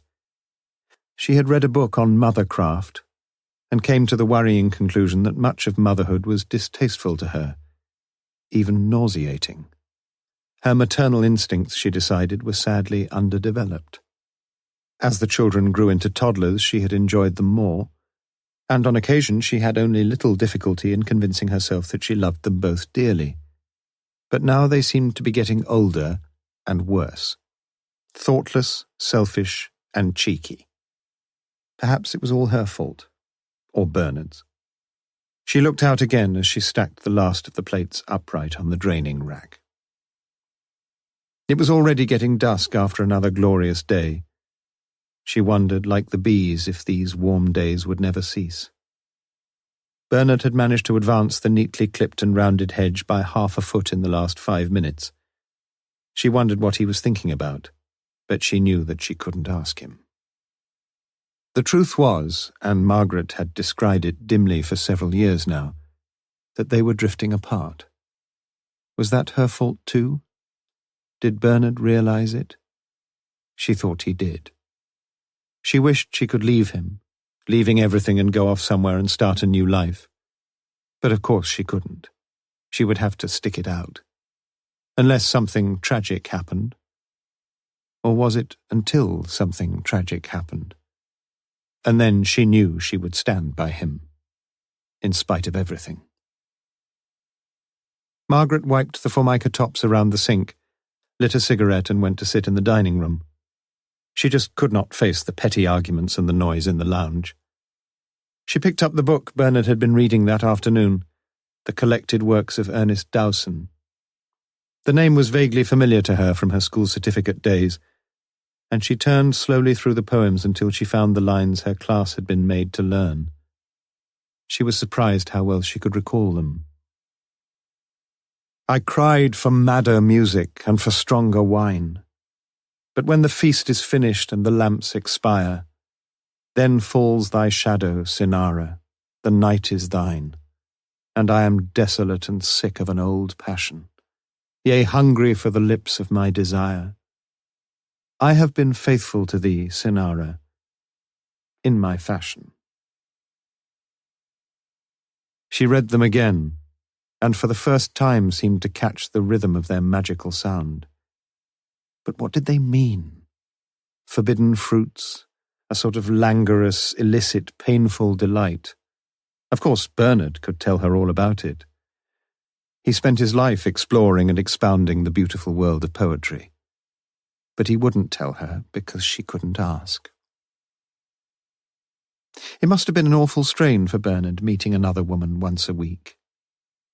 How long had she known? Well, for certain no more than a month or so. But in a strangely intuitive way, much longer than that. 6 months? A year? Perhaps more. Not with that particular girl, but there may have been others. Her head was aching. But she'd taken so many codeine recently. Oh, let it ache. What a mess. Her mind was going round and round.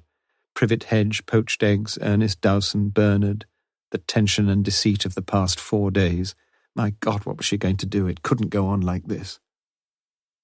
Bernard came in. My poor arms don't half ache. Finished the hedge? I'll finish it off in the morning. It's those horrid shears. I shouldn't think they've been sharpened since we moved here. You could always take them in and get them back in about 6 months. You exaggerate. I'll get it finished in the morning. It'll probably be raining. Well, we could do with a drop of rain. Have you seen the lawn? It's like the plains of Abyssinia. You've never been to Abyssinia. The conversation dropped. Bernard went to his desk and took out some papers.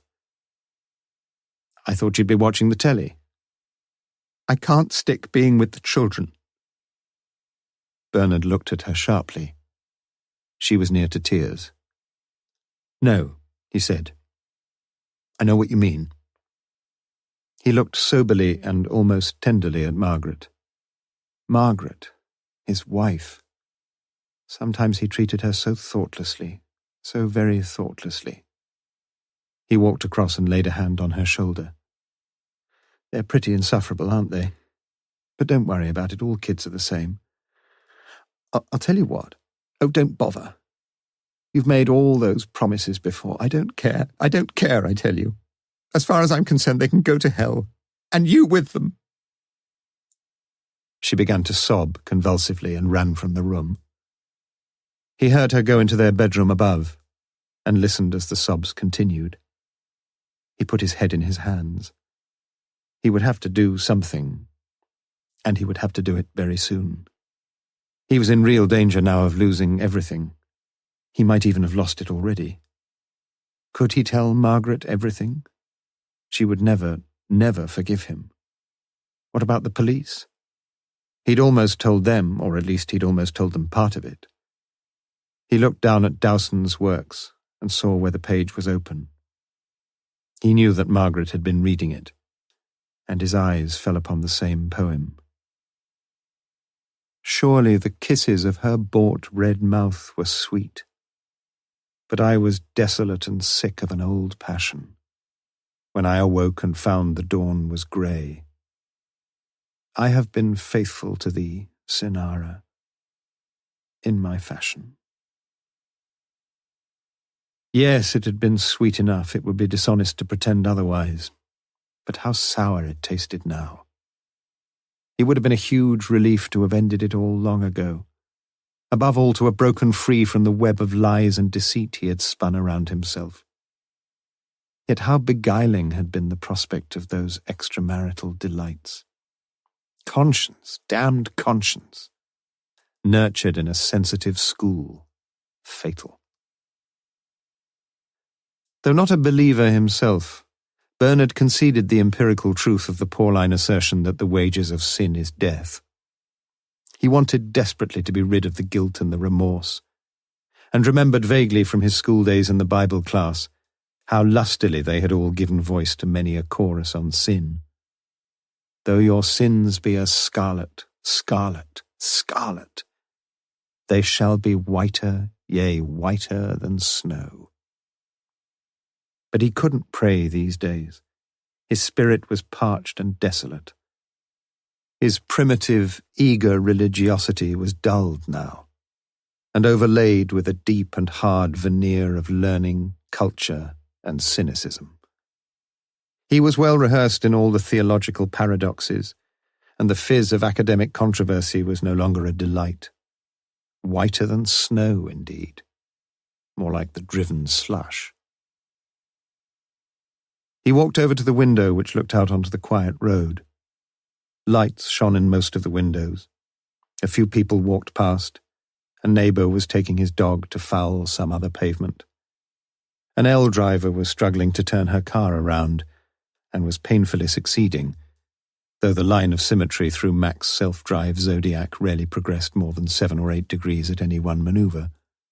More like a 33-point turn, he thought. The instructor must be a patient chap. He had tried to teach Margaret to drive once. Still, he had made up for that. She had her own Mini now. He watched for several minutes. A man walked by, but though he thought he seemed familiar, Bernard didn't recognize him. He wondered who he was and where he was going, and kept him in sight until he turned right into Charlton Road. As Morse had walked past, he too was wondering what to do. Best have it out with Jennifer now? He didn't know, but he thought on the whole it was. Conscious that he had not covered himself with glory at the earlier interview, he decided mentally to rehearse his new approach. "You wanted to ask me some more questions?" "Yes." Tight-lipped and masterly. "Won't you come in?" "Yes." "Well?" "Thus far you've told me nothing but a pack of lies. I suggest we start again." "I don't know what you're talking about." Slowly and pointedly, he would get up from the chair and walk towards the door. He would utter not one further word. But as he opened the door, Jennifer would say, "All right, Inspector," and he would listen. He thought he had a good idea of what she would tell him. That he would have been wrong, he was not to learn for some time yet, for he discovered that Jennifer had gone out. The languid Sue, her long legs bronzed and bare, had no idea where she had gone. "Won't you come in and wait, Inspector?" The full lips parted and quivered slightly.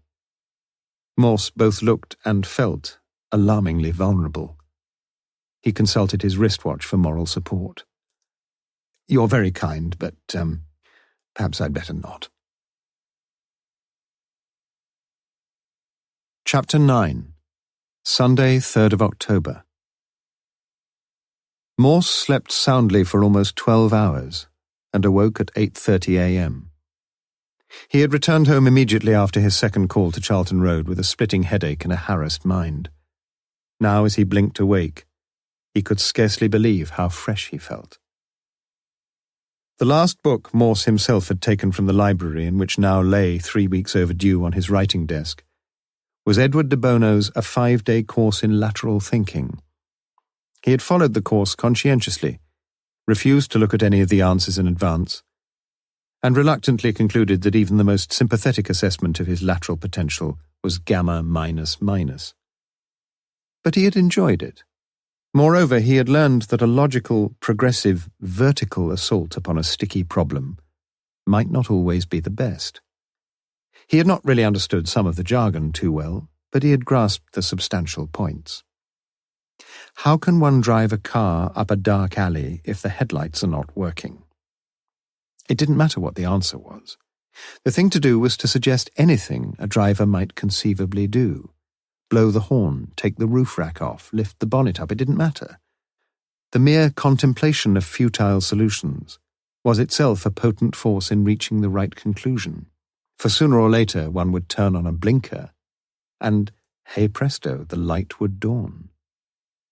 In an amateurish way, Morse had tried out this technique, and had surprised himself. If a name was on the tip of his tongue, he stopped thinking directly about it, and merely repeated anything he knew, the state capitals of the USA, anything. And it seemed to work. As he lay awake, he decided temporarily to shelve the murder of Sylvia Kay. He was making progress, he knew that, but his mind lacked incision. It was going a bit stale. With a rest today, and he'd deserved one, he'd be back on mental tiptoe in the morning. He got up, dressed and shaved, cooked himself a succulent-looking mixture of bacon, tomatoes and mushrooms, and felt good. He ran a leisurely eye through the Sunday papers, checked his pools, wondered if he was the only man in England who had picked in his any 8 from 16 permutation not a single score draw, and lit a cigarette. He would sit and idle the time away until noon, have a couple of pints, and get lunch out somewhere. It seemed a civilized prospect. But he was never happy without something to do, and before long was mentally debating whether to put some Wagner on the record player or do a crossword. Crosswords were a passion with Morse, although since the death of the great Ximenes, he had found few composers to please his taste. On the whole, he enjoyed the listener puzzles as much as any, and for this purpose took the periodical each week. On the other hand, he delighted in Wagnerian opera and had the complete cycle of The Ring. He decided to do both, and to the opening bars of the richly scored prelude to Das Rheingold, he sat back and turned to the penultimate page of The Listener. This was the life. The Rhine maidens swam gracefully to and fro, and it was a few minutes before Morse felt willing to let the music drift away to the periphery of his attention.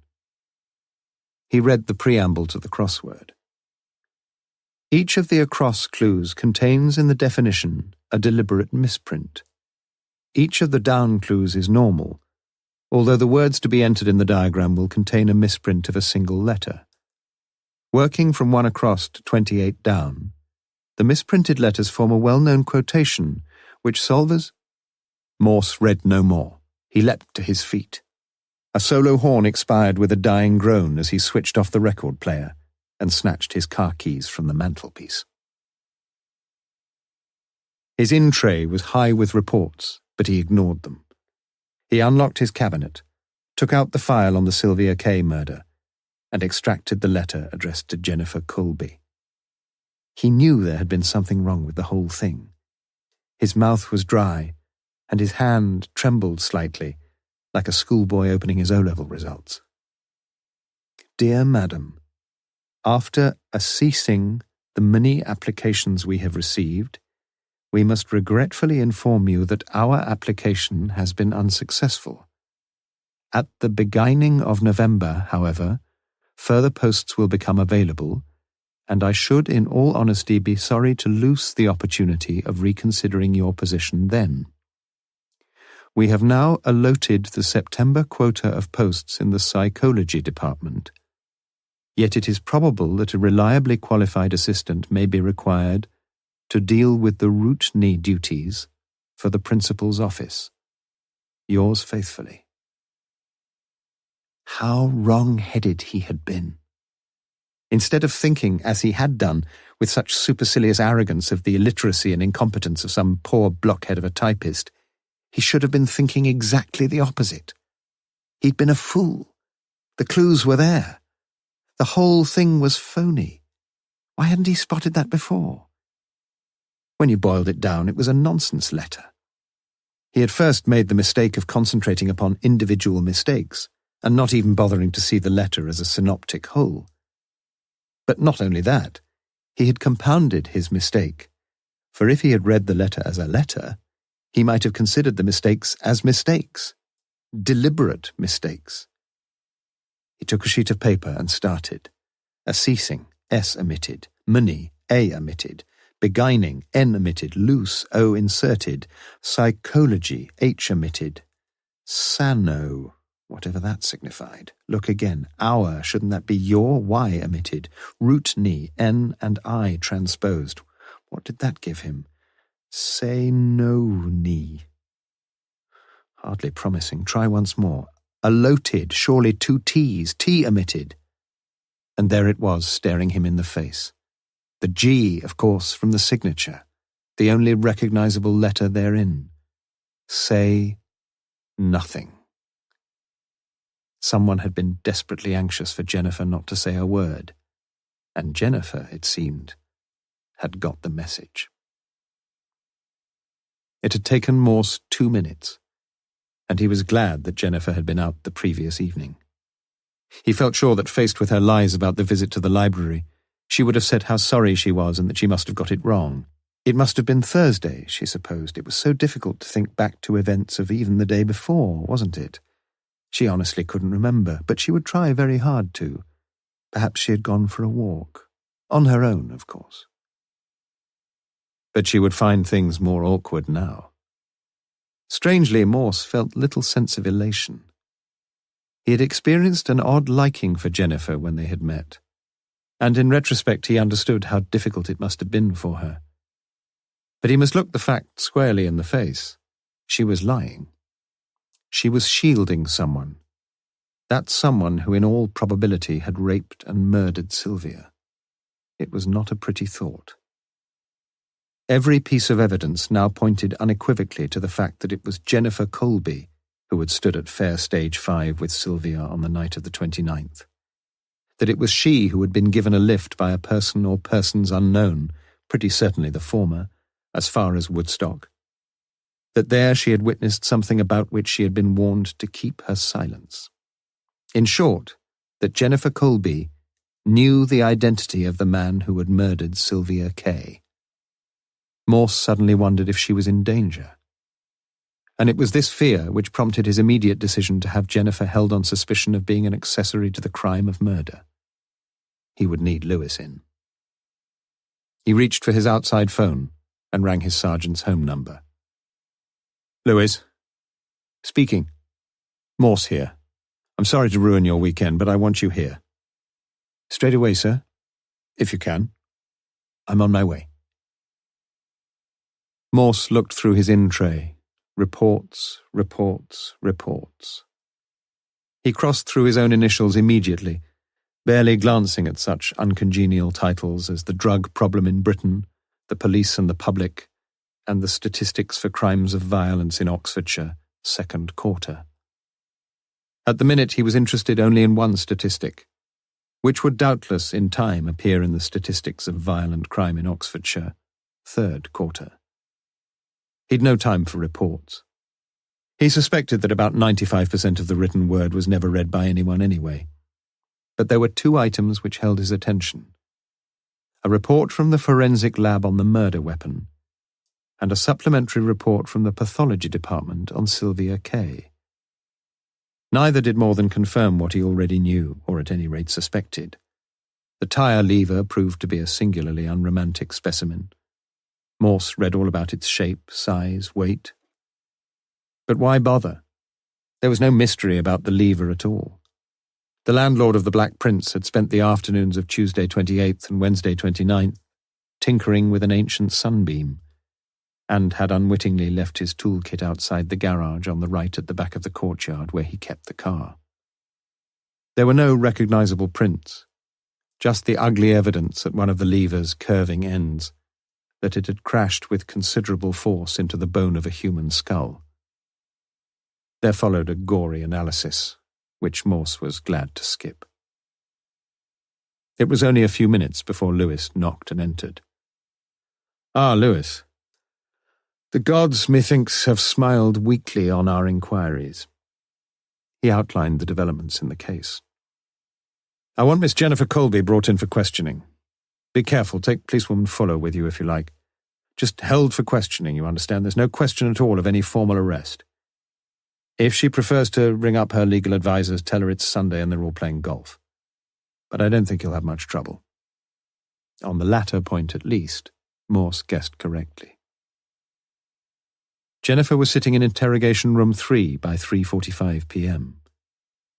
On Morse's instructions, Lewis spent an hour with her, making no mention whatever of the information he had been given earlier in the afternoon. Lewis mentioned quietly that in spite of all their inquiries, they had not been able to trace the young lady seen by 2 independent witnesses who had been with Sylvia Kay an hour or so before she was murdered.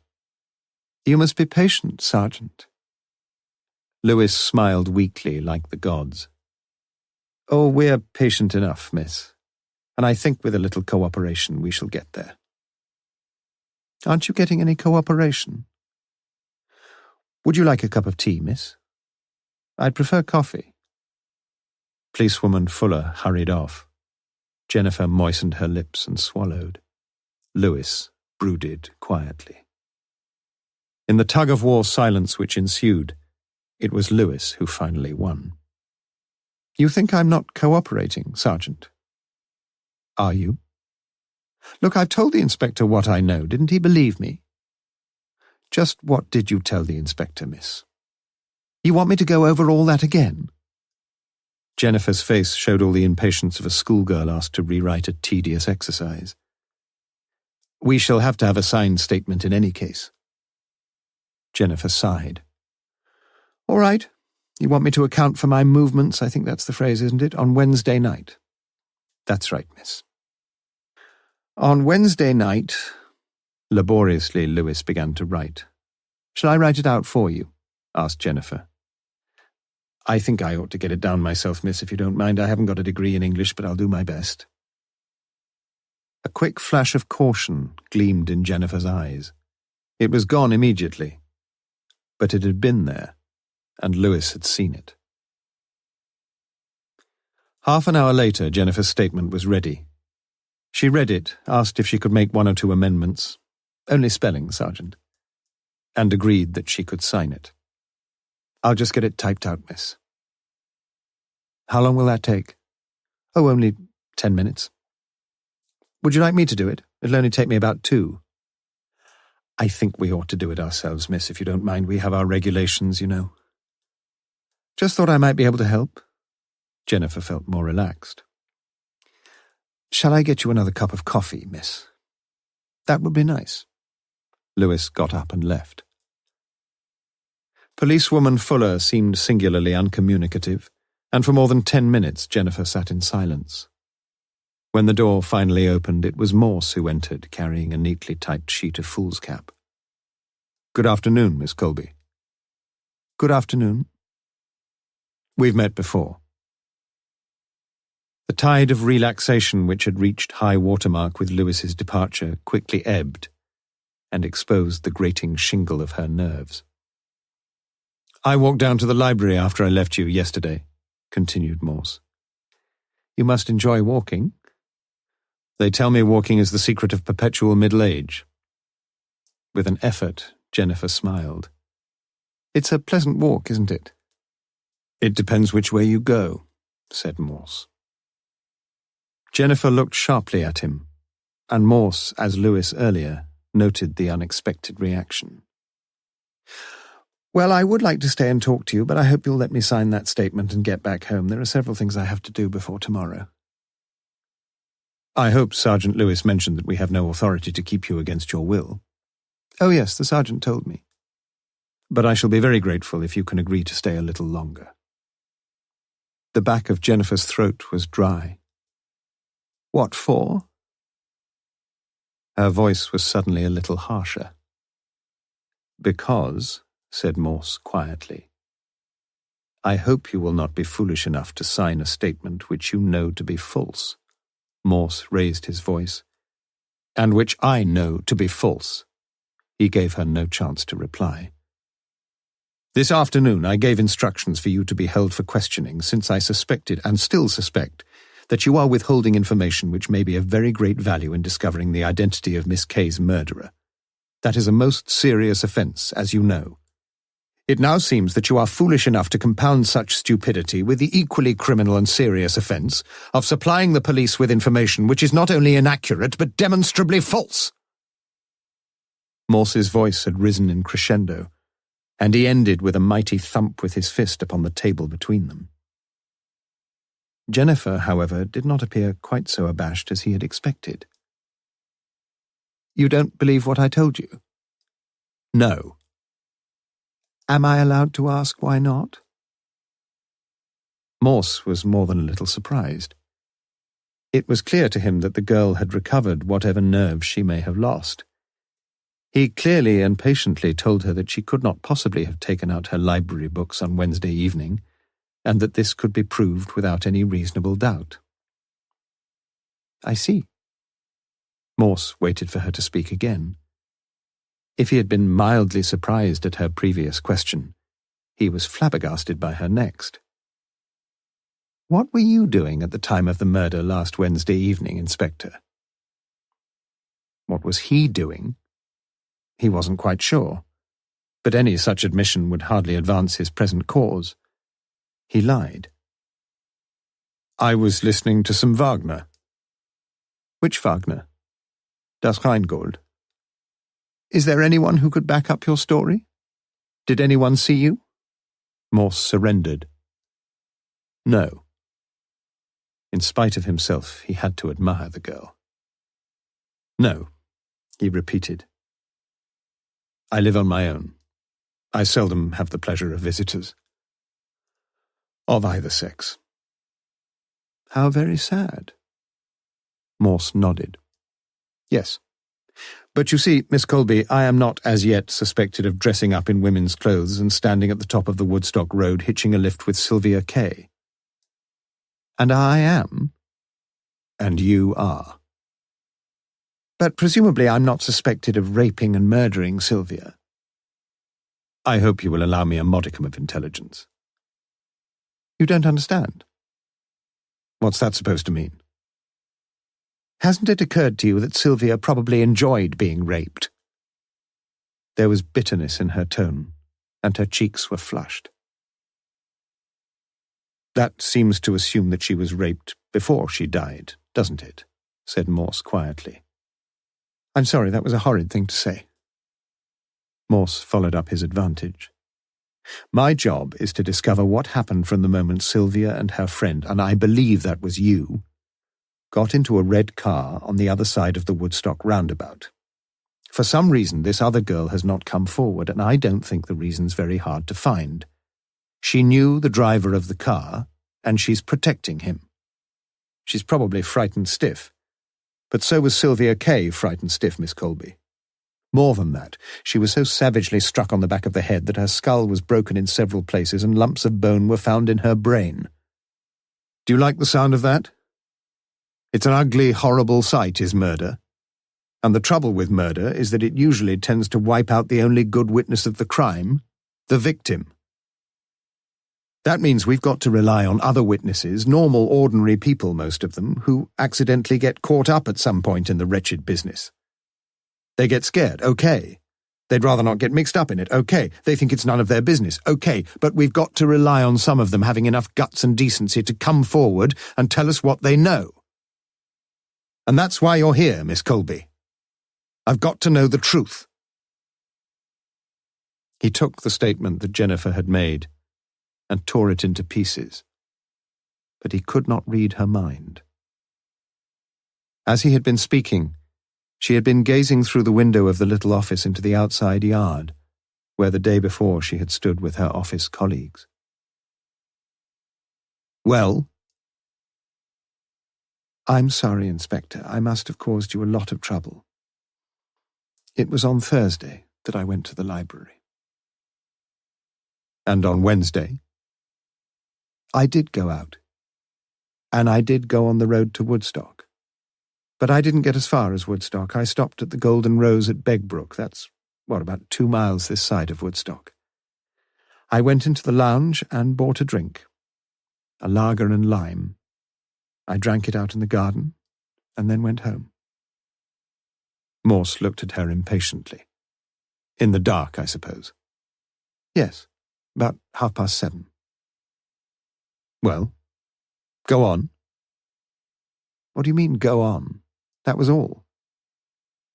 "Do you want me to—" began Morse, his voice fuming. "Fetch Lewis!" he barked. Policewoman Fuller read the gale warning and hurried out. Jennifer appeared untroubled, and Morse's anger subsided. It was Jennifer who broke the silence. "You mustn't be too angry with me, Inspector." Her voice had become little more than a whisper. Her hand went to her forehead, and for a while she closed her eyes. Morse looked at her closely for the first time. He had not noticed before how attractive she could be. She wore a light blue summer coat over a black jumper, with gloves in matching black. Her cheekbones were high, and there was animation in her face, her mouth slightly open, revealing the clean lines of her white teeth. Morse wondered if he could ever fall for her, and decided, as usual, that he could. "I've been so flustered, and so frightened." He had to lean forward slightly to catch her words. He noticed that Lewis had come in and motioned him silently to a chair. "Everything will be all right. You see." Morse looked at Lewis and nodded as the sergeant prepared to take down the second draft of the evidence of Miss Jennifer Colby. "Why were you frightened?" asked Morse gently. "Well, it's all been so strange. I don't seem to be able to wake up properly since...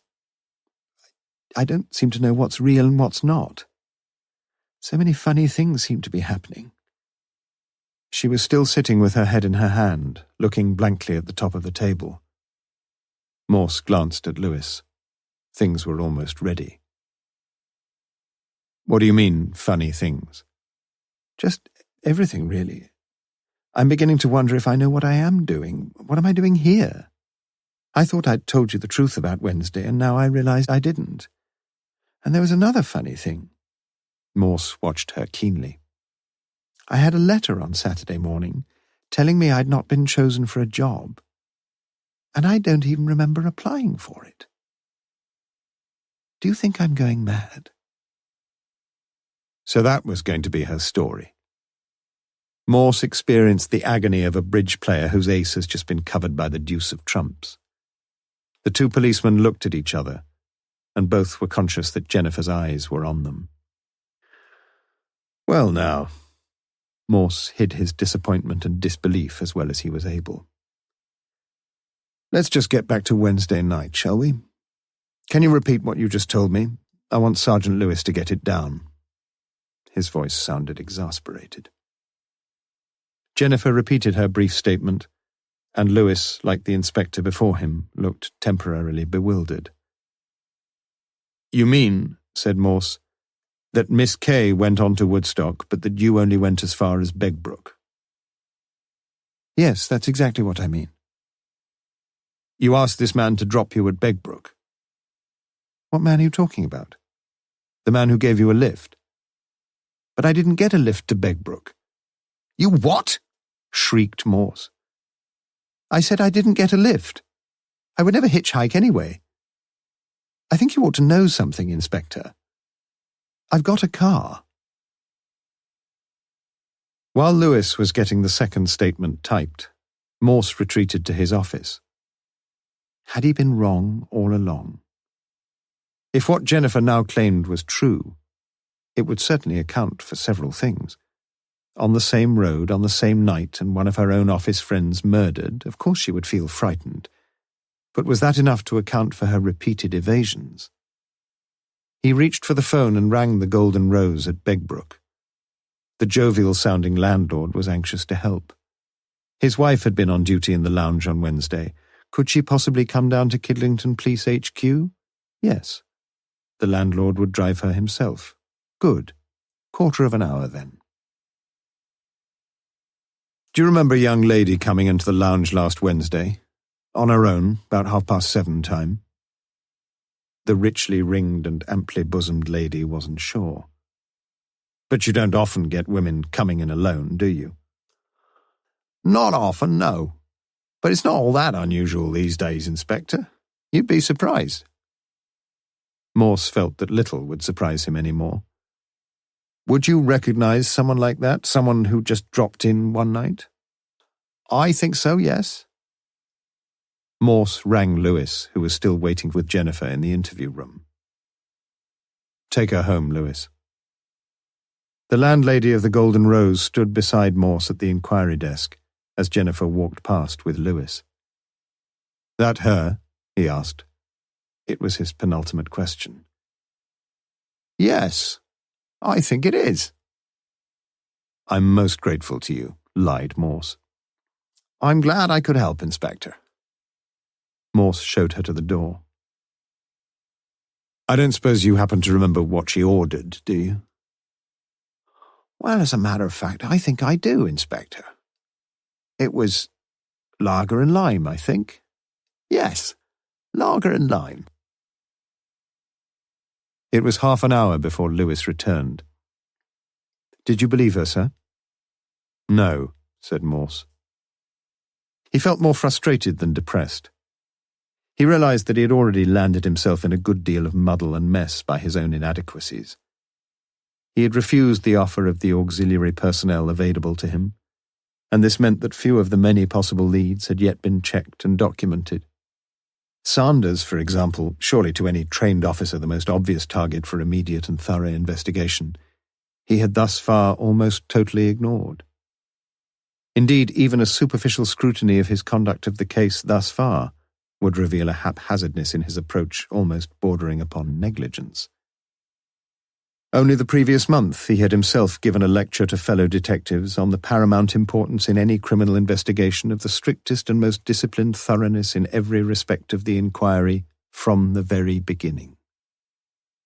And yet, for all this, he sensed in some intuitive way, a procedure not mentioned in his lecture, that he was vaguely on the right track still, that he had been right in allowing Jennifer to go, that although his latest shot had been kicked off the line, sooner or later the goal would come. For the next hour, the two officers exchanged notes on the afternoon's interrogation, with Morse impatiently probing Lewis's reaction to the girl's evasions, glances, and gestures. "Do you think she's lying, Lewis?" "I'm not so sure now." "Come off it, man. When you're as old as I am, you'll recognize a liar a mile off." Lewis remained doubtful. He was, by several years, the older man anyway. Silence fell between them. "Where do we go from here, then?" said Lewis at last. "I think we attack down the other flank." "We do?" "Yes. She's shielding a man. Why? Why? That's what we've been asking ourselves so far. And you know where we've got with that line of inquiry? Nowhere. She's lying, I know that. But we haven't broken her. Not yet. She's such a good liar that she'd get any damned fool to believe her." Lewis saw the implication. "You could be wrong, sir." Morse blustered on, wondering if he was. No. We've just been tackling the case from the wrong angle. They tell me, Lewis, that you can climb up the Eiger in your carpet slippers if you go the easy way. "You mean we've been trying to solve this the hard way?" "No, I mean just the opposite. We've been trying to solve it the easy way, now we've got to try the hard way." "How do we do that, sir?" "We've been trying to find out who the other girl was, because we thought she could lead us to the man we want." "But according to you, we have found her." "Yes, but she's too clever for us, and too loyal. She's been warned to keep her mouth shut, not that she needed much telling if I'm any judge. But we're up against a brick wall for the time being, and there's only one alternative. The girl won't lead us to the man. All right, we find the man. How do we start on that?" "I think we shall need a bit of Aristotelian logic, don't you?" "If you say so, sir." "I'll tell you all about it in the morning," said Morse. Lewis paused as he reached the door. "That identification of Miss Colby, sir. Did you think it was satisfactory just to take the landlady's word for it?" "Why not?" "Well, it was all a bit casual, wasn't it? I mean, it wasn't exactly going by the book." "What book?" said Morse. Lewis decided that his mind had got itself into a quite sufficient muddle for one day, and he left. Morse's mind, too, was hardly functioning with crystalline lucidity, yet already emerging from the mazed confusion was the germ of a new idea. He had suspected from the start that Jennifer Colby was lying, would have staked his professional reputation upon it. But he could have been wrong, at least in one respect. He had tried to break Jennifer's story, but had he been trying to break it at the wrong point? What if all she had told him was perfectly true? The same revolving pros and cons passed up and down before his eyes like undulating hobby horses at a fairground, until his own mind, too, was a dizzying whirl. and he knew that it was time to give it all a rest. Chapter 10. Wednesday, 6th of October. The cocktail lounge of the Black Prince was seldom busy for the hour after opening time at 11 a.m., and the morning of Wednesday, 6th of October was to prove no exception. The shock wave of the murder was now receding, and the Black Prince was quickly returning to normality. It was amazing how quickly things sank into the background, thought Mrs. Gay McPhee as she polished another martini glass and stacked it neatly among its fellows. But not really. Only that morning an incoming airliner had crashed at Heathrow with the loss of 79 lives, and every day on the roads. "What'll it be, boys?" The speaker was a distinguished-looking man, about 60 years old, thick-set with silvery grey hair and a ruddy complexion.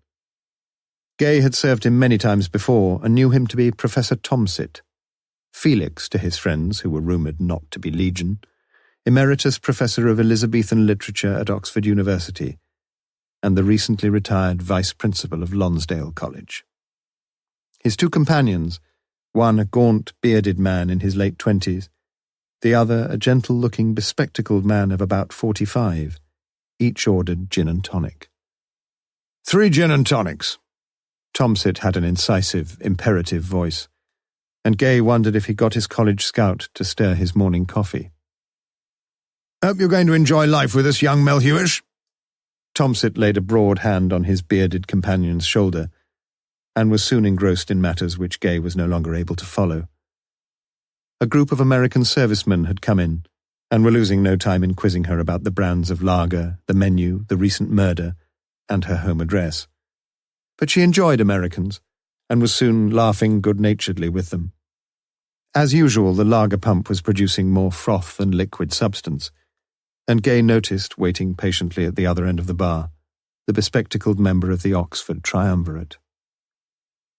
"Shan't be a second, sir." "Don't worry, I'm in no great rush." He smiled quietly at her, and she saw the glimmer of a twinkle in his dark eyes, and she hurriedly squared the account with the neighbourly Americans. "Now, sir, we'd all like the same again, please. 3 gins and tonics." Gay looked at him with interest. The landlord had once told her that if anyone ordered gins and tonics instead of the almost universal gin and tonics, he really was a don. She wished he would speak again, for she liked the sound of his voice with its soft Gloucestershire accent. But he didn't. Nevertheless, she stayed at the end of the bar and lightly repolished the martini glasses. "What have we done to you, honey bunch?" and similar endearing invitations emanated regularly from her other clients, but Gay quietly and tactfully declined their ploys. She watched instead the man from Gloucestershire. Tomsit was in full flow. "He didn't even go to my inaugural when he was up. What do you think of that, Peter, old boy?" "Don't blame him, really," said Peter. "We all sit and salivate over our own prose, Melhuish, and we kid ourselves it's bloody marvellous." The Professor of Elizabethan Literature laughed good-humouredly and half-drained his glass. "Been here before, Melhuish?" "No, I haven't. It's rather nice, isn't it?" "Bit notorious now, you know. Murder here last week." "Yes, I read about it." "Young blonde. Raped and murdered right in the yard out there. Pretty young thing if the newspapers are anything to go by." Melhuish, newly appointed junior fellow at Lonsdale, very bright and very anxious, was beginning to feel a little more at home with his senior colleagues. "Raped, too, was she?" Tomsit drained his glass. "So they say, but I've always been a bit dubious myself about this rape business." "Confucius, he say girl with skirt up, she run faster than man with trousers down, eh?" The two older men smiled politely at the tired old joke, but Melhuish wished he hadn't repeated it. Off-key, over-familiar. Gay heard the clear voice of Tomsit rescuing the conversation. He was no fool, she thought. "Yes, I agree with you, Melhuish. We mustn't get too serious about rape. God, no, happens every day. I remember a couple of years back there was a young girl here. You'd remember her, Peter. Quick, clear mind, good work, a marvellous kid. She was taking finals and had 8 3-hour papers. She'd done her 7th paper on the Thursday morning. No, it was the Friday, or was it? No, but that's beside the point. She took her last but one paper in the morning with just one more fence to jump in the afternoon. Well, she went off to her digs out at Headington for lunch, and beggar me, she got raped on her way back. Just think of the shock for the poor lass. You remember, Peter? Anyway, she insisted on taking the last paper, and do you know, Melhuish, she did better on the last paper than she'd done on all the others. Melhuish laughed heartily and took the empty glasses. You make it up as you go along, muttered Peter. Well, it was a good story, wasn't it? Said Tomsit. Gay lost the thread of their talk for a few minutes, and when she picked it up again it was clear that the conversation had taken a slightly more serious turn. They always said that gin was a depressant. Not necessarily raped before being murdered, you know. Oh, shut up, Felix. Bit revolting, I know, but we all read the Christie business, didn't we? Wicked old bugger he was. Do they think that's what's happened here? Asked Melhuish. Do you know, I might have been able to tell you that, said Tomsit. Old Morse, good chap. He's in charge of the case, and we've had him at the college guest evenings. He was invited tonight, but he had to cry off. Had a minor accident. Tomsit laughed. Fell off a ladder. Christ, who'd ever believe it? There's a chap in charge of a murder inquiry, and he falls off a bloody ladder. Tomsit was highly amused. The Americans had renounced all hope, and the bar had emptied now. The three men walked across to their table by the window. Well, we'd better see what they can offer us for lunch, said Peter. I'll get the menu. Gay held out a large, expensive-looking folder and presented it already opened, like a neophyte offering the collect for the day to an awesome priest. Peter looked through quickly, a gentle cynicism showing on his face. He looked up at Gay and found her watching him. Do you recommend Don's Delight or Proctor's Pleasure? He asked it in an undertone. I shouldn't have the steak if I were you, her voice as quiet as his. Are you free this afternoon? She weighed up the situation for several seconds before nodding her head, almost imperceptibly. What time shall I pick you up? 3 o'clock? Where? I'll be just outside. At 4 o'clock, the two lay side by side in the ample double bed in Peter's rooms in Lonsdale College. His left arm was around her neck, his right hand gently caressing her breasts. Do you believe a young girl can get raped? He asked. Gay considered the problem. Contented in mind and in body, she lay for a while contemplating the ornate ceiling. Must be jolly difficult for the man. Have you ever raped a woman? I could rape you any day of the week. But I wouldn't let you. I wouldn't put up any resistance. He kissed her full lips again. She turned eagerly towards him. Peter, she whispered in his ear, rape me again. The phone blared suddenly, shrill and urgent in the quiet room. Blast. Oh, hello, Bernard. What? No, sitting idly, you know. What? Oh, tonight. Yes, well, about 7, I think. Why not call in for me? We can have a quick drink together. Yes. Felix? Oh, he's well tanked up already. Yes. Yes. Well, look forward to it. Yes. Bye. Who's Bernard? Oh, he's an English Don here. Good chap. Pretty bad sense of timing, though. Does he have a set of rooms like this? No, he's a family man, is Bernard. Lives up in North Oxford, quiet chap. He doesn't rape young girls, then. What, Bernard? Good Lord, no. Well, I don't think so. You're a quiet man, Peter. Me?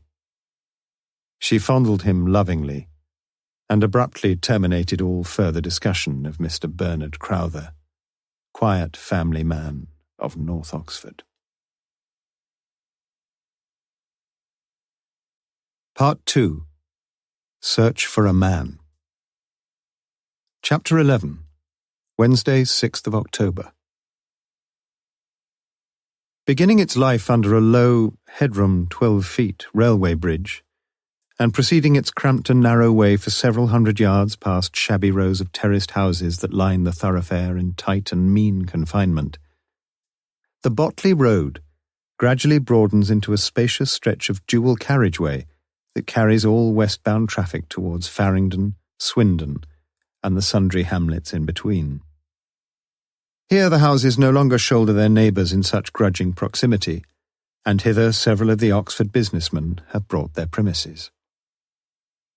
Chalkley and Sons is a sprawling two-storied building, specialising in household fittings, tiling, wallpaper, paint and furniture. It's a well-established store patronised by many of the carpenters, discount, the interior decorators, discount, and almost all the do-it-yourselfers from Oxford. At the furthest end of the ground floor showrooms, there is a notice informing the few customers who have not yet discovered the fact that the Formica shop is outside, over the yard, second on the left. In this shop, a young man is laying a large sheet of Formica upon a wooden table, a table which has a deep, square groove cut longitudinally through its centre. He pulls towards him along its smoothly running gliders a small automatic saw, and carefully lines up its wickedly polished teeth against his pencilled mark. Deftly he flicks out a steel ruler and checks his measurement. He appears content with a rapid mental calculation, snaps a switch, and amid a grating whir, slices through the tough fabric with a clean and deadly swiftness. He enjoys that swiftness. Several times he repeats the process, lengthways, sideways, narrowly, broadly, and stacks the measured strips neatly against the wall. He looks at his watch. It is almost 12:45 p.m. An hour and a quarter. He locks the sliding doors behind him, repairs to the staff washroom, soaps his hands, combs his hair, and, with little regret, temporarily turns his back upon the premises of Mr. Chalkley and his sons. He pats a little package which bulges slightly in the right-hand pocket of his overcoat. Still there. Although his immediate destination is no more than 10 minutes' walk away, he decides to take a bus.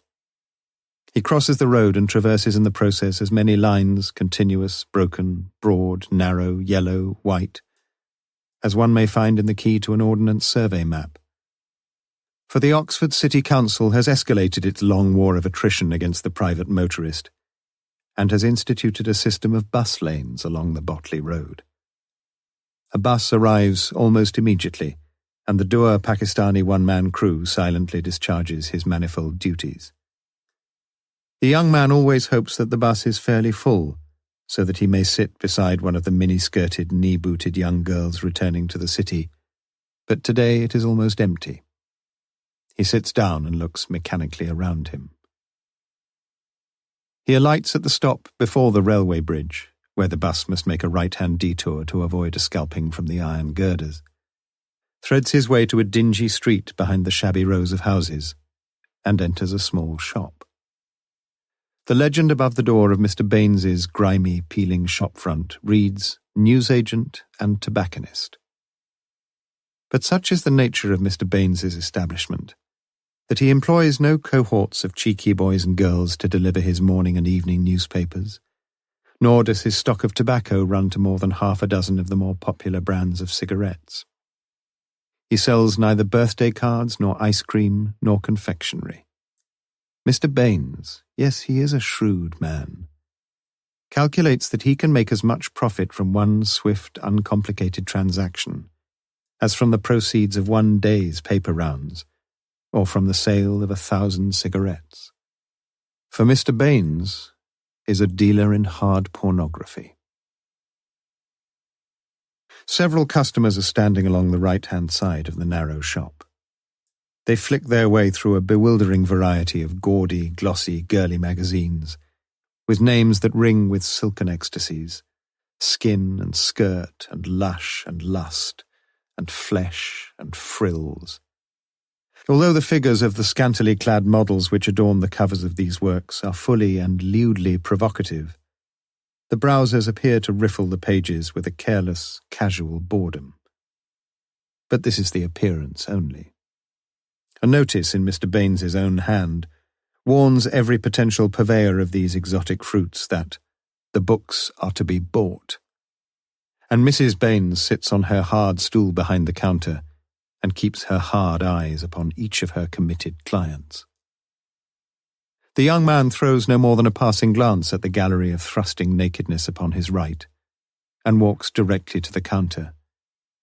He asks audibly for a packet of 20 Embassy, and slides his package across to Mrs. Baines, which lady, in her turn, reaches beneath the counter and passes forward a similar brown paper parcel to the young man.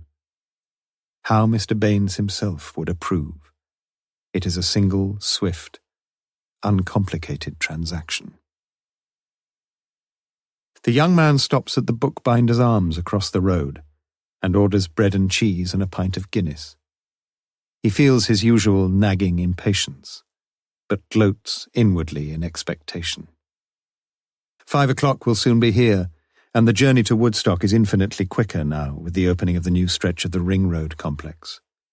His mother will have his cooked meal ready, and then he will be alone.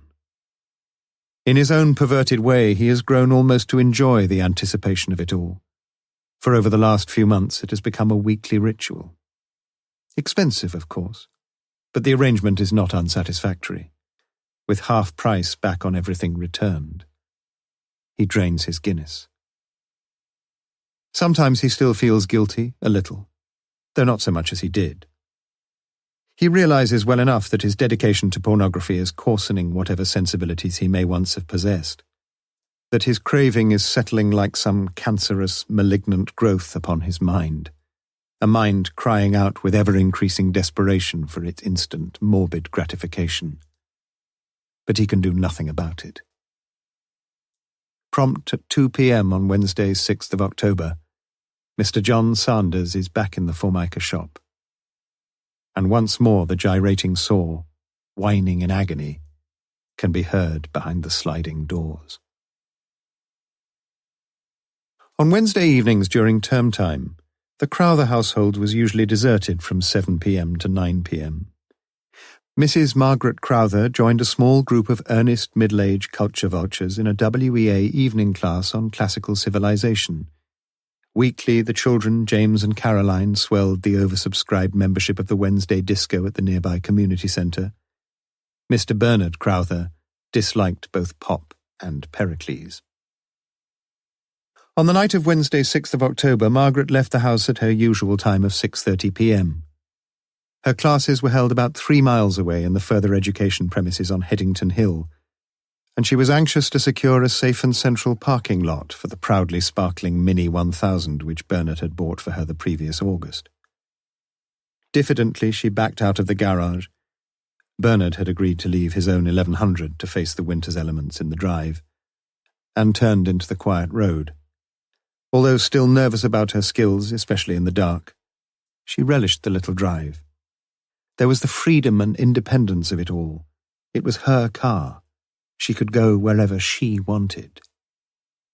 On the bypass, she took her usual deep breath and concentrated inordinately hard. Car after car swished by her on the outside lane, and she fought back her instinctive reaction to raise her right foot from its gentle pressure on the accelerator and to cover the brake pedal. She was conscious of the headlights of all the oncoming cars, their drivers, she was sure, brashly confident and secure. She fiddled with her safety belt and daringly glanced at the dashboard to ensure that her lights were dipped. Not that she ever had them on full anyway, for fear that in the sudden panic of dipping them, she would press the switch the wrong way and turn them off altogether. At the Headington roundabout, she negotiated the lanes competently and uneventfully covered the remainder of her journey. When she had first considered committing suicide, the car had seemed a very real possibility. But she now knew that she could never do it that way. Driving brought out all her primitive instincts for safety and self-preservation. And anyway, she couldn't smash up her lovely new Mini. There were other ways. She parked carefully, getting in and out of the car several times before she was perfectly happy that it was as safely ensconced and as equidistanced from its neighbours as she could manage, and entered the large, 4-storied, glass-fronted building that ministered to the needs of the city's maturer students. She saw Mrs. Palmer one of her classmates, starting up the stairs to room C26. "Hello, Mrs. Crowther. We all missed you last week. Were you poorly?" "What's wrong with those two?" asked James.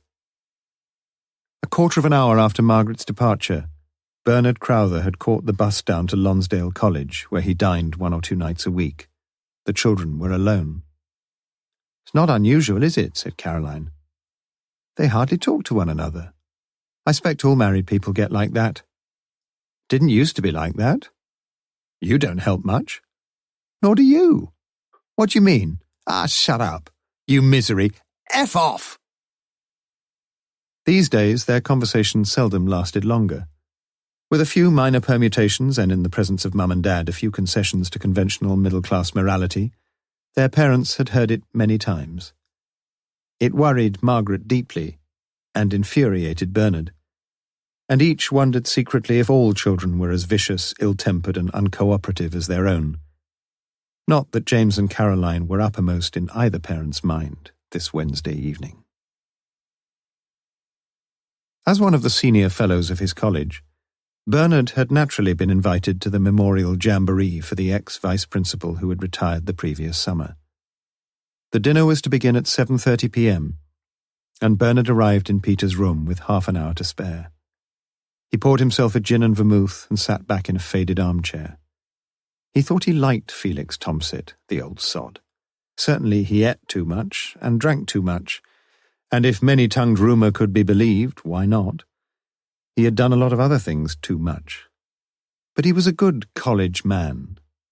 It was on his advice that the college had bought up a lot of property in the early 60s, and his understanding of interest rates and investment loans was legendary. Odd, really, thought Bernard.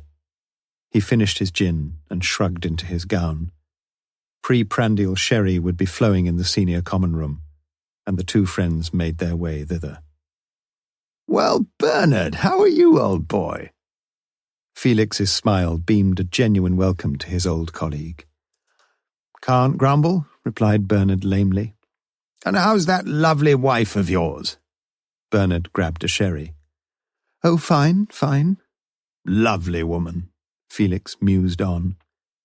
He had obviously begun to celebrate his own commemoration with premeditated gusto, but Bernard couldn't match his bonhomie. He thought of Margaret as the conversation burbled around him. He tuned in again just in time to laugh convincingly at Felix's discovery of a recent inscription on the wall of the gents in the Minster bar. "Bloody good, what?" guffawed Felix. The party moved next door and sat down to the evening's feast.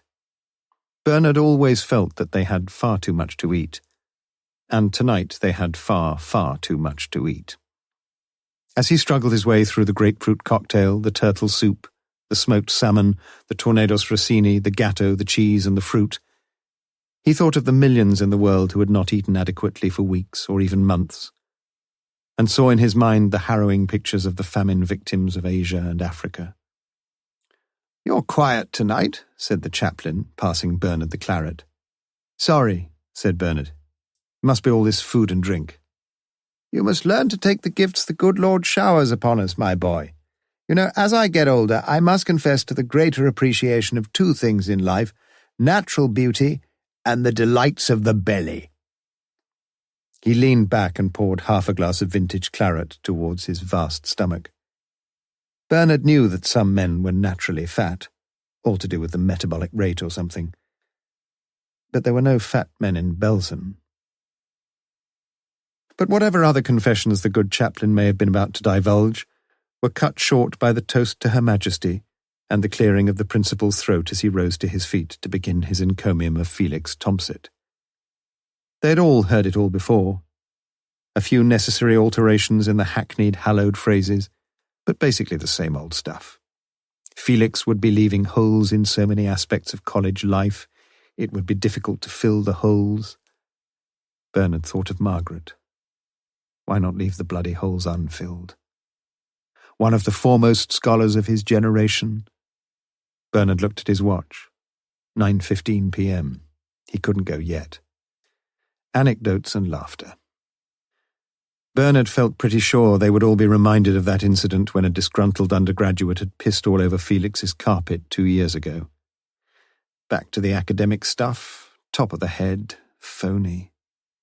His work on the Elizabethan lyric poets, why the old bastard had spent most of his time doing first-hand research on the historic inns of Oxfordshire, or with the women. For the first time, Bernard wondered if Felix had made any overtures to Margaret. He'd better not. Felix spoke well. Slightly drunk, amiable, civilized. Quite moving, really. Come on, 9:45 p.m. The presentation was made, and the company broke up by 10 p.m.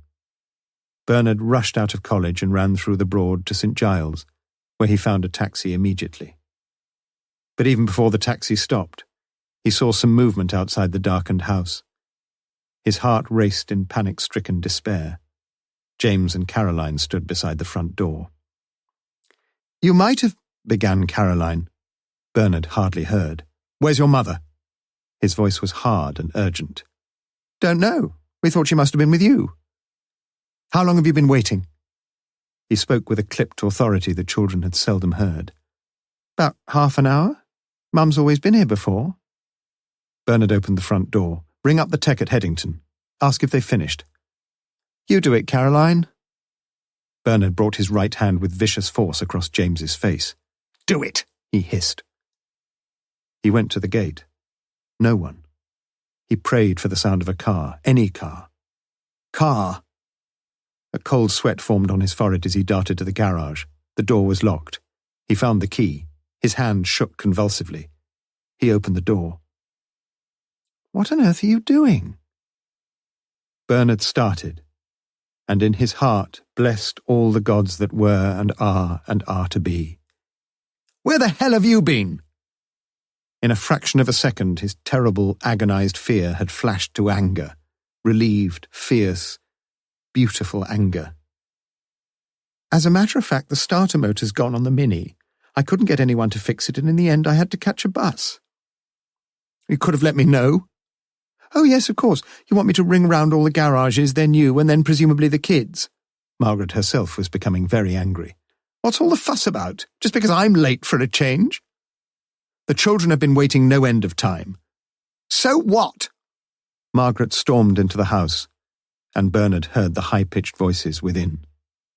He closed the front gate, and then the garage. He locked and bolted the front door.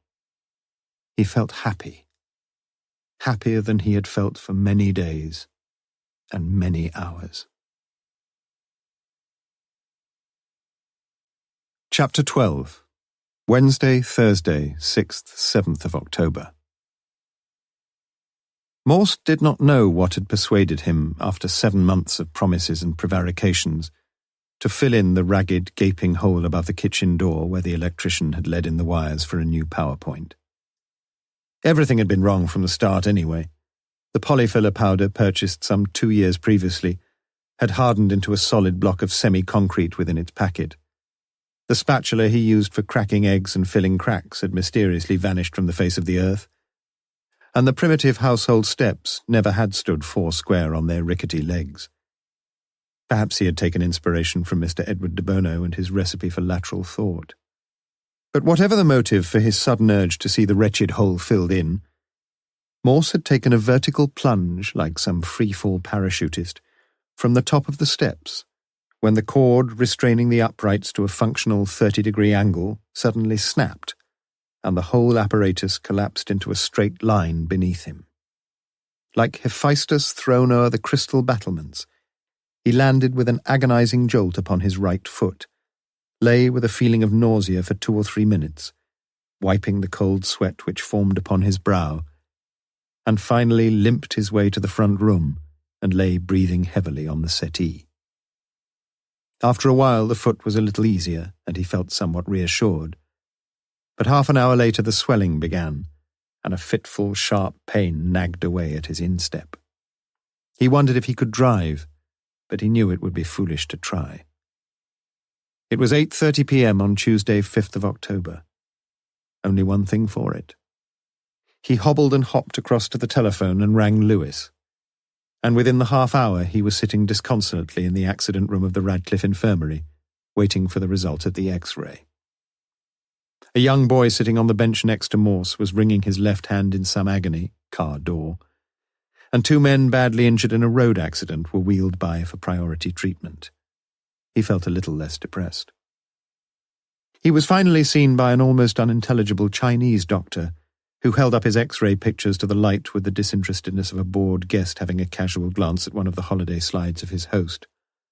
"No broken. Creep and crushes." From the competent nurse into whose hands he was now delivered, Morse gathered that no bones were broken and that the treatment prescribed was crepe bandage and hospital crutches. He expressed his thanks to nurse and doctor as he swung along diffidently towards the waiting Lewis. "You!" shouted the doctor after him. "You, Mr. Morse! No work 2 days, you rest, okay?" "I think I shall be all right, thanks," said Morse. "You, Mr. Morse! You won't get better, eh? No work, 2 days, rest, okay?" "Okay." Oh, God. Morse hardly slept through Tuesday night. He had a vicious toothache in each of the toes on his foot. He swallowed disprin after disprin, and finally, towards dawn, dozed off from sheer exhaustion. Lewis called several times during the prolonged agonies of Wednesday, and watched the inspector fall into a blessedly deep sleep at about 9 p.m.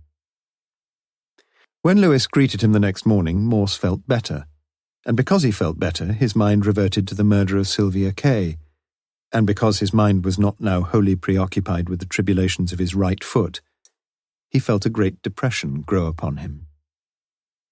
He felt like a quiz contestant who had almost got some of the answers right, had others on the tip of his tongue, but had finished up with nothing.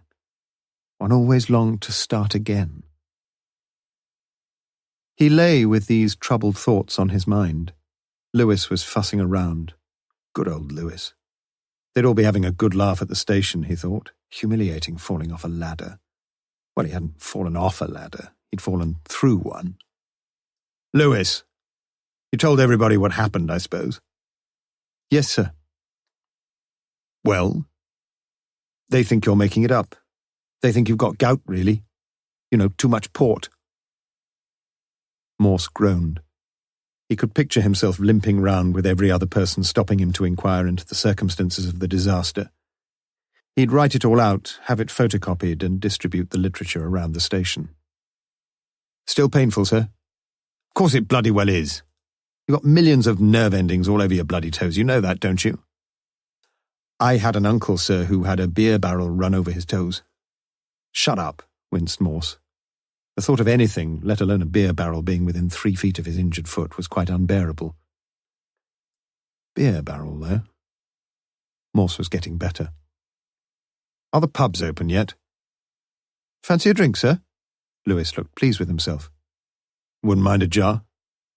"As a matter of fact, I brought a few cans in last night, sir." "Well?" Lewis found some glasses and, positioning a chair a goodly distance from the foot, poured out the beer. "Nothing new?" asked Morse. "Not yet." The 2 men drank in silence. Some of the answers almost right, others on the tip of his tongue. What, wondered Morse, if he had been right? Or almost right? If only he could start again. Suddenly he sat up, forgot his incapacity, yelped, "Oh, me foot!" and leaned back again into his nest of pillows. He could start again, couldn't he? "Lewis, I want you to do me 1 or 2 favours. Get me some writing paper. It's in the writing desk downstairs, and what about some fish and chips for lunch?" Lewis nodded. As he went off for the writing paper, Morse interrupted him. 3 favours. Open a few of those cans." A thought had been floating around in Morse's mind for several days, elusive as a bar of soap in a slippery bath. In the beginning was the thought, and the thought became word, and Morse unwrapped the text carefully and read the message.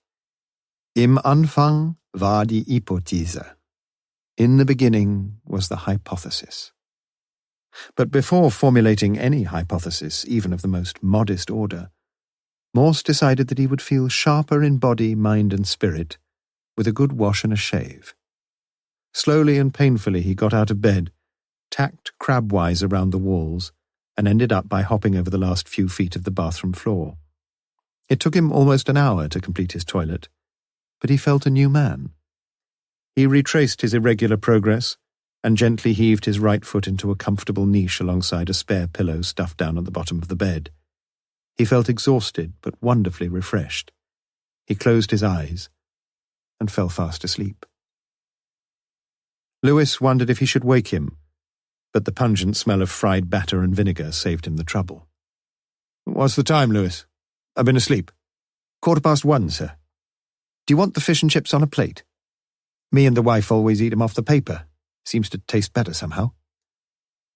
"They say it's the newsprint sticking to the chips," replied Morse, taking the oily package from his sergeant and tucking in with relish. "You know, Lewis, perhaps we've been going about this case in the wrong way." "We have, sir?" "We've been trying to solve the case in order to find the murderer, right? I suppose that's the general idea, isn't it?"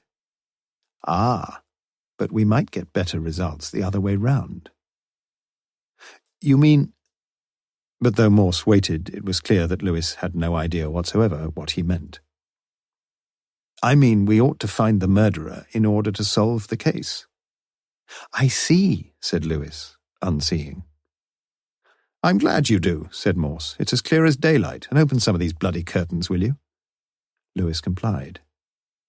"If," continued Morse, "if I told you who the murderer was and where he lived, you could go along and you could arrest him, couldn't you?"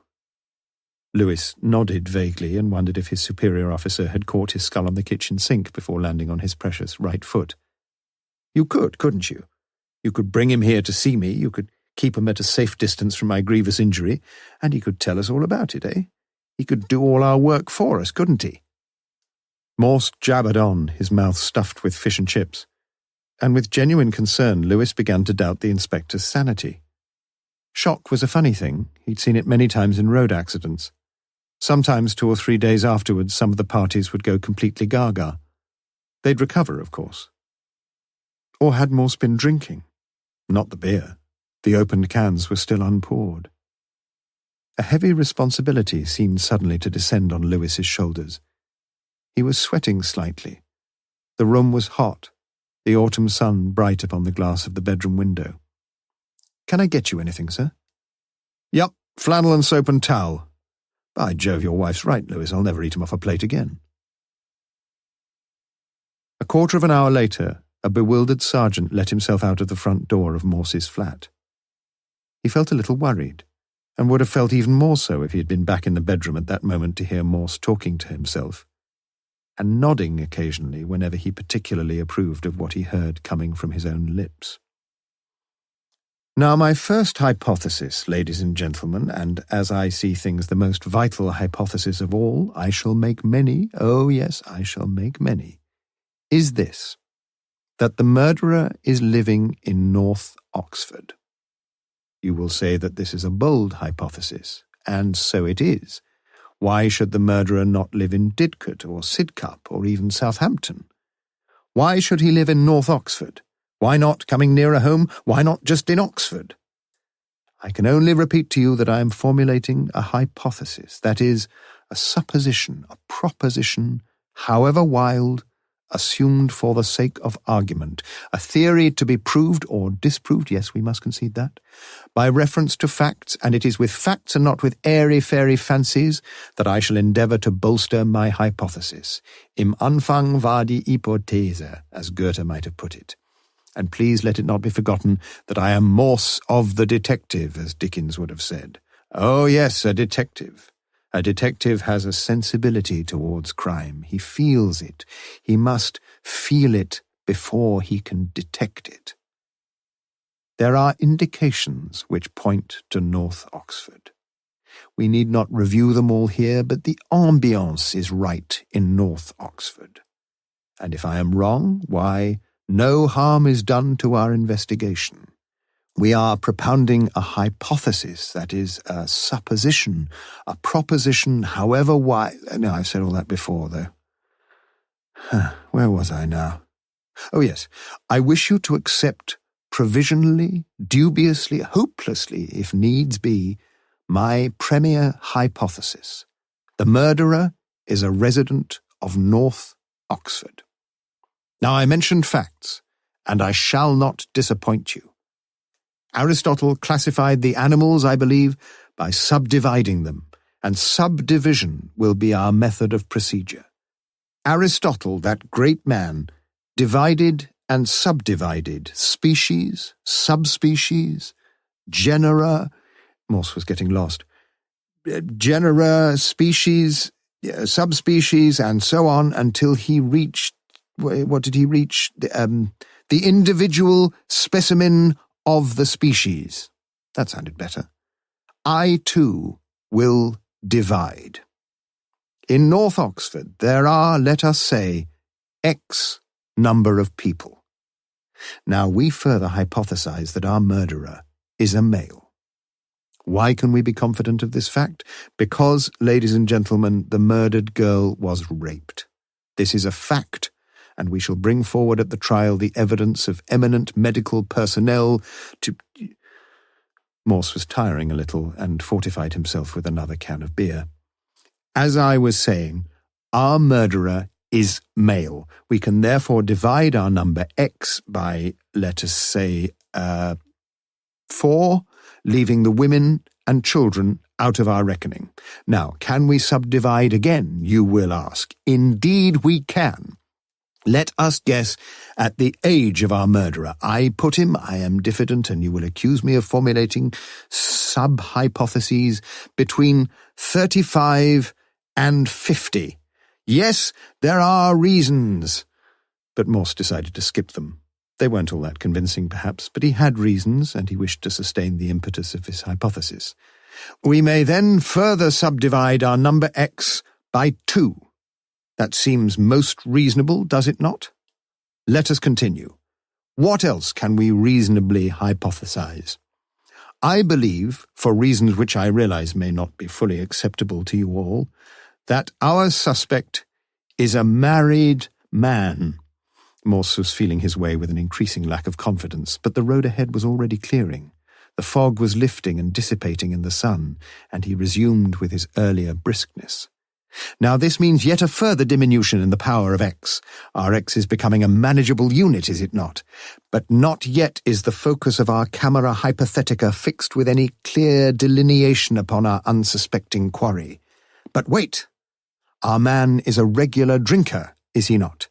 It is surely one of our more reasonable claims, and gives to our procedure not only the merits of hypothetical plausibility, but also of extreme probability.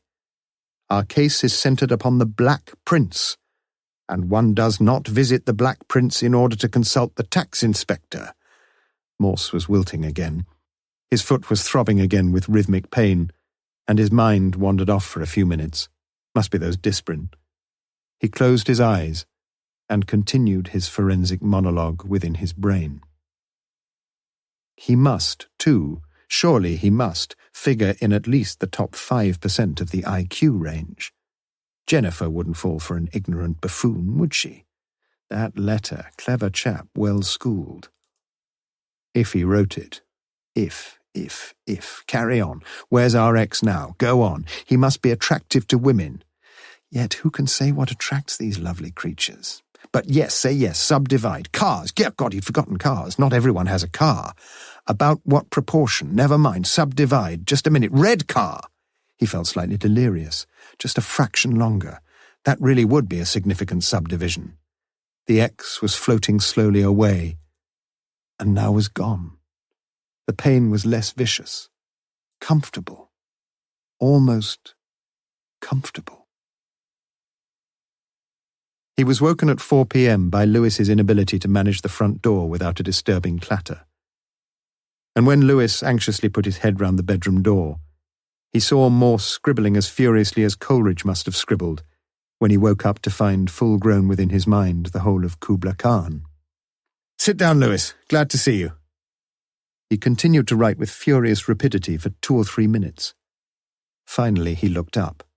"Lewis, I'm going to ask you some questions. Think carefully, don't rush. and give me some intelligent answers. You'll have to guess, I know, but do your best." Oh, hell, thought Lewis. "How many people live in North Oxford?" "What do you call North Oxford, sir?" "I'm asking the questions, you're answering them. Just think generally what you think North Oxford is, let's say Summertown and above. Now, come on." "I could find out, sir." "Have a bloody guess, man, can't you?"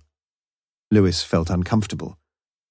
At least he could see that only 3 of the beer cans were empty. He decided to plunge in.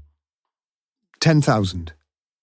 He said it with the assurance and unequivocal finality of a man asked to find the sum of 2 and 2. Morse took another sheet of paper and wrote down the number 10,000. "What proportion of them are men?" Lewis leaned back and eyed the ceiling with the confidence of a statistical consultant. "About a quarter." Morse wrote down his second entry neatly and carefully beneath the first. 2,500. "How many of those men are between 35 and 50? Quite a lot of retired people in North Oxford, thought Lewis, and quite a lot of young men on the estates. "About half, no more." The third figure was entered, 1,250. "How many of them were married, would you say?" Lewis considered. "Most of them, surely." 4 out of 5, sir." Morse formed the figures of his latest calculation with great precision. 1,000. "How many of them regularly go out for a drink? You know what I mean, pubs, clubs, that sort of thing." Lewis thought of his own street. Not so many as some people thought. The neighbours on either side of him didn't, mean lot. He thought of the street as a whole. Tricky, this one. "About half." Morse revised his figure and went on to his next question. "You remember the letter we had, Lewis? The letter Jennifer Colby said she knew nothing about?" Lewis nodded. "If we were right in thinking what we did, or what I did, would you say we were dealing with a man of high intelligence?" "That's a big if, isn't it, sir?" "Look, Lewis, that letter was written by our man. Just get that into your head. It was the big mistake he made. It's the best clue we've got. What the hell do they pay us for? We've got to follow the clues, haven't we?" Morse didn't sound very convinced, but Lewis assured him that they had to follow the clues. "Well?" "Well, what, sir?" "Was he an intelligent man?" Very much so, I should think." "Would you think of writing a letter like that?" "Me? No, sir." "And you're pretty bright, aren't you, Sergeant?" Lewis squared his shoulders, took a deep breath, and decided not to minimize his intellectual capacity. "I'd say I was in the top 15%, sir." "Good for you. And our unknown friend? You remember he not only knows how to spell all the tricky words, he knows how to misspell them too." "Top 5%, sir." Morse wrote down the calculation. "What proportion of middle-aged men are attractive to women?" Silly question. Morse noticed the derision in Lewis's face. "You know what I mean. Some men are positively repulsive to women." Lewis seemed unconvinced. "I know all about these middle-aged Romeos. We're all middle-aged Romeos, but some men are more attractive to women than others, aren't they?" "I don't get many falling for me, sir." "That's not what I'm asking you. Say something, for God's sake." Lewis plunged again. "Half? No, more than that. 3 out of 5. "You're sure you mean that?" Of course he wasn't sure. "Yes."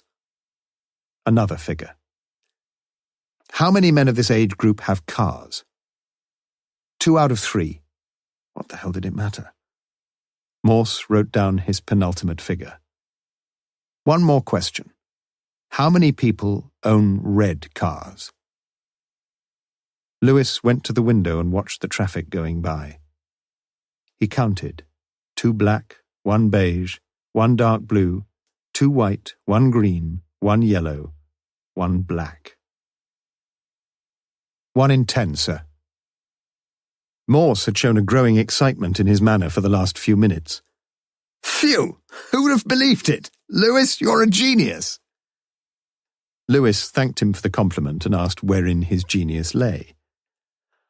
"I think, Lewis, that we're looking for a male person resident in North Oxford, married, probably a family too.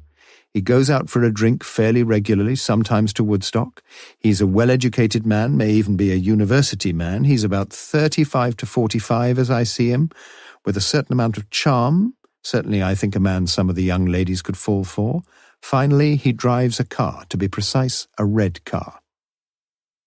He'd be as good as anyone, I suppose.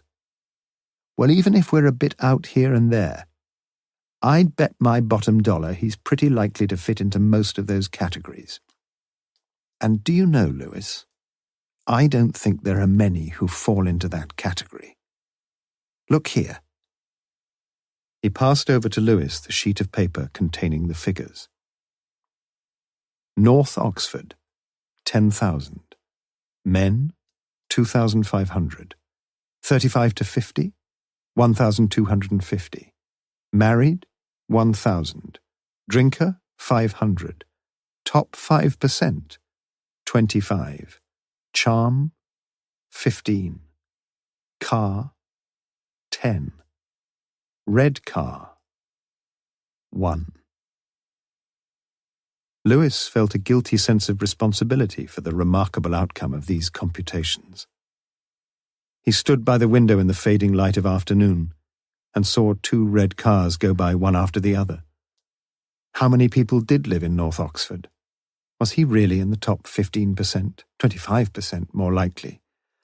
I'm sure, sir, that we could check a lot of these figures. Lewis felt constrained to voice his suspicions. I don't think you can just fiddle about with figures like that anyway. You'd need to...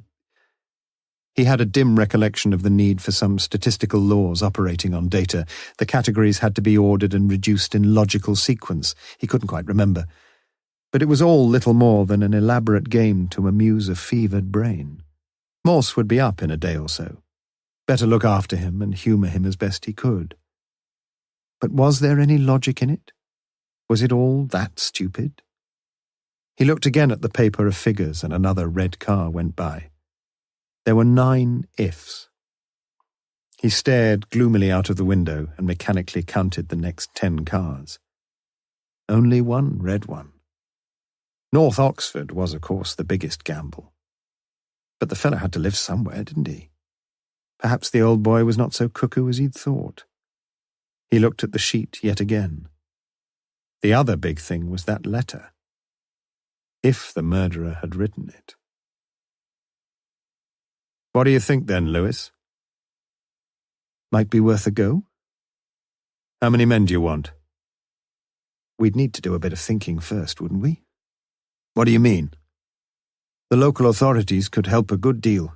First we need some up-to-date lists of residents. Yes, you're right.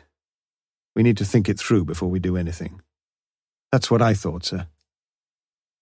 Well, we could get straight onto it in the morning, sir, if you felt up to it. Or we could get straight onto it now if you felt up to it. I suppose we could. Lewis rang his long-suffering spouse and conferred with Morse for the next 2 hours. After he had left, Morse reached for a bedside phone and was lucky to find the chief superintendent still in his office. And half an hour later, Morse was still talking, and ruefully cursing himself for having forgotten to reverse the charges. Chapter 13. Saturday, 9th of October. On the morning of Saturday, 9th of October, Bernard Crowther sat at his desk in his front room reading Milton, but not with his usual thrilled enjoyment. He was lecturing on Paradise Lost this term, and in spite of his thorough and scholarly mastery of the work, he felt he should do a little more homework. Margaret had caught the bus to Summertown to do her shopping, and his car was ready outside to pick her up at midday. The children were out, goodness knew where. He was surprised to hear the front doorbell ring. They had few callers. Butcher, perhaps. He opened the door. "Why, Peter! What a surprise! Come in, come in." Peter Newlove and Bernard had been firm friends for years. They had arrived at Lonsdale College the same term, and since then had enjoyed a warm and genuine relationship. "What brings you here? Not very often we have the pleasure of seeing you in North Oxford. I thought you played golf on Saturday mornings, anyway." "I couldn't face it this morning. Bit chilly round the fairways, you know. The weather had turned much colder the last 2 days, and the autumn had suddenly grown old. The day seemed bleak and sour. Peter sat down. Working on Saturday morning, Bernard? Just getting ready for next week. Peter looked across at the desk. Ah, Paradise Lost, Book 1. I remember that. We did it for higher certificate. You've read it since, of course. From morn to noon he fell, from noon to dewy eve, a summer's day. What about that? Very fine. Bernard looked out of the window and saw the white hoarfrost still unmelted on his narrow lawn. Is everything all right, Bernard? The man from Gloucestershire spoke with an abrupt kindliness. Of course everything's all right. Why did you say that? It was clear to Peter that everything was far from right. Oh, I don't know. You just seemed a bit on edge on Wednesday night. Scuttled away like a startled hare after the dinner. I'd forgotten that Margaret would be late and I knew the kids would be waiting outside. I see. Was it that obvious? No, not really. I was watching you, that's all. You didn't seem your old self when we had a drink together and I thought you might be a bit under the weather. Bernard said nothing. Everything okay with you and, Margaret? Oh, yes, fine. I've got to collect her, by the way, at 12. What's the time now? 11:30. Peter rose to his feet. No, don't go. We've got time for a quick drink. What'll you have? Are you going to have one? Of course I am. Whiskey? Fine. Bernard withdrew to the kitchen to get the glasses, and Peter stood in front of the window looking out into the narrow street. A car, white and pale blue, with a light not flashing on the roof, and police marked in bold black lettering across its side, was parked across the way 2 or 3 doors to the left. It had not been there when Peter arrived. As he watched, a police constable with a black and white checkered band around his flat, peaked hat was coming out of a front gate. A middle-aged woman walked with him, and the two were talking freely, pointing between them to every point of the compass. More talk and further pointing arms. Was she pointing here? The constable had a list in his hand, and he was clearly checking some names. The woman stood with her apron around her, clutching her arms about her middle to keep warm and chattering interminably on. Bernard came in, the glasses clattering a little on the tray. Say when? So you've got a few criminals in the road, Bernard. What did you say? Bernard looked up sharply. Is the law always prowling around here like this? Peter got no further. The doorbell rang twice, shrill, peremptory. Bernard opened the door and stood face to face with the young constable. Can I help you, officer? Yes, I think so, sir, if you will. Won't take more than a minute. Is this your car, sir? He pointed to the red 1100 outside. Yes, it is. Just checking, sir. We've had a lot of cars stolen recently. Just checking. He made a note in his book. Can you remember the registration number, sir? Mechanically, Bernard recited the number. That's yours all right then, sir. Have you got your logbook handy, sir? Is it necessary? Well, it is rather important if you don't mind, sir. We're checking as thoroughly as we can. Peter heard the conversation through the open door and felt strangely worried. Bernard came in and poked about haphazardly in his desk. Where the hell's Margaret? They're checking on stolen cars, Peter. Shan't be a minute. He looked ashen and could find nothing. I'm sorry, officer, he called. Come in a minute, will you? Thank you, sir. Don't worry if you can't put your hand on the logbook, sir. You can give me the information yourself quite easily. What do you want to know? Full name, sir? Bernard Michael Crowther. Age, sir? 41. Married, sir? Yes. Children? 2. Occupation? University lecturer. That's about all, sir. He closed the book. Oh, just one more thing. Have you left your car unlocked recently? You know what I mean. Is it locked now, for example? No, I don't think so. No, it isn't, sir. I tried all the doors before I called. It's an open invitation to car thieves, you know. Yes, I'm sure you're right. I'll try to remember. Do you use your car much, sir? Not a great deal. Running around a bit in Oxford. Not much, really. You don't take it out when you go for a drink, for example. Peter thought he saw the daylight. Bernard had been drinking and driving, had he? No, not very often, answered Bernard.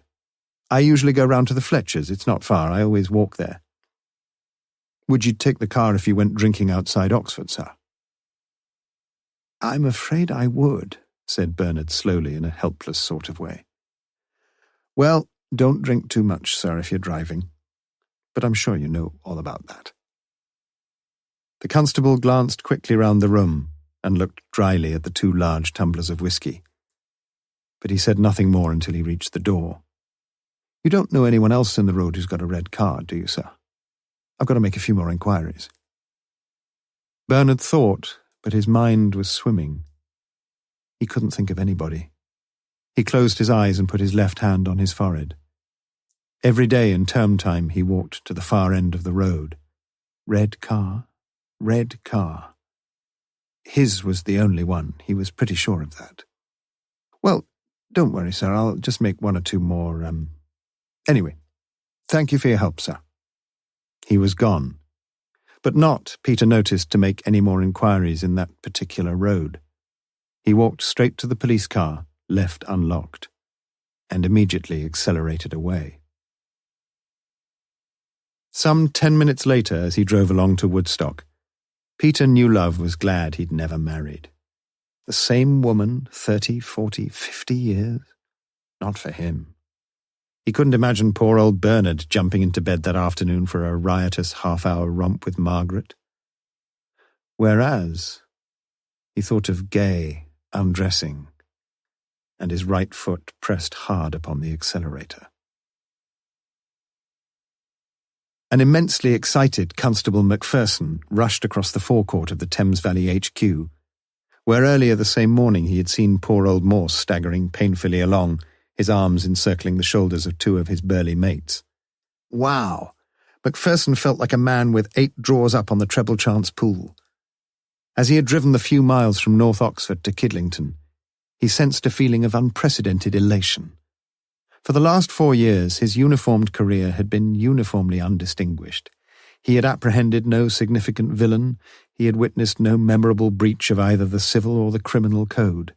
But blessed indeed he was today.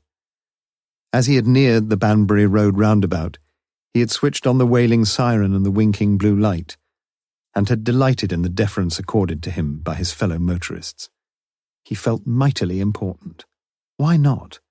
He was mightily important, for today at least. Inside the station, Macpherson debated for a second or 2. Should he report to Lewis? Or should he report his intelligence direct to the inspector? The latter course seemed on reflection the more appropriate, and he made his way along the corridors to Morse's door, knocked and just caught the muffled "Come in" from the other side. And what can I do for you, Constable? Macpherson made his report with an accuracy and incisiveness that was impressive, and Morse congratulated him upon the prompt and efficient discharge of his duty. Macpherson, though mightily gratified with the compliment, was a little surprised that Morse himself seemed not immediately anxious to summon the cohorts of the law. But he'd done his own job, done it well. Excuse me if I don't stand up. Gout, you know, but he shook Macpherson's hand warmly. It won't go unnoticed, believe me. After Macpherson's departure, Morse sat silently and thoughtfully for a few minutes. But so he had been sitting when the constable had entered. It would have been so disappointing for Macpherson to have known, and anyway Macpherson had been the immediate cause. No, he could never have had the heart to confess that Mr. Bernard Crowther had telephoned in at 11:45 a.m., wishing, he said, to make a statement. Crowther had insisted that he should present himself, that on no account were the police to collect him, that he expected the authorities at least to allow to a witness, coming forward voluntarily with what might be valuable information, the normal courtesy of not being picked up like a common felon. Morse had agreed, and Bernard promised to be with him at 2:30 p.m. Morse found himself apologizing for his immobility and his first impression of Crowther was surprisingly agreeable. The man was nervous, that was plain for all to see, but there was an odd charm and dignity about the fellow, that sort of middle-aged schoolmaster type that some of the girls might have a crush on. "Look, Inspector, you are a chief inspector, I think. I have never in my life been inside a police station until this moment. I am not conversant with normal police practice and procedure. So I have taken the precaution of writing out, very rushed, I'm afraid, the statement I wish to make." Chapter 14. Saturday, 9th of October. On the evening of Wednesday, September 29th, I left my house in Southdown Road at 6:45 p.m. I drove my car to the roundabout at the north end of the Banbury Road, where I turned left and travelled for 400 yards or so along Sutherland Avenue to the roundabout at the northern end of the Woodstock Road. Here I turned off the A40 and took the road north to Woodstock. Night was already drawing in, and I switched the sidelights on, in common, I noticed, with the majority of the other motorists. Yet although it was that awkward half-light in which it is most difficult to drive, it was not dark enough for full headlights. It was certainly not dark enough for me to miss two young girls standing a little way beyond the roundabout on the grass verge alongside the self-service filling station. The girl nearer to the road I saw clearly. She was an attractive girl with long fair hair, white blouse, short skirt and a coat over her arm. The other girl had walked on a few yards and had her back towards me. She seemed to be quite happy to leave the business of getting a lift to her companion. But she had darkish hair, I think, and if I remember correctly was a few inches taller than her friend. I must now try to be completely honest with you. I have often been guilty of romantic daydreams, even vaguely erotic daydreams, about picking up some wildly attractive woman and finding her a rare and disturbing combination of brains and beauty. In my silly imaginings, the preliminary and diffident skirmishing would lead gradually but inevitably to the most wanton delights. But this, remember, has always been a daydream, and I mention it simply to excuse myself for having stopped at all.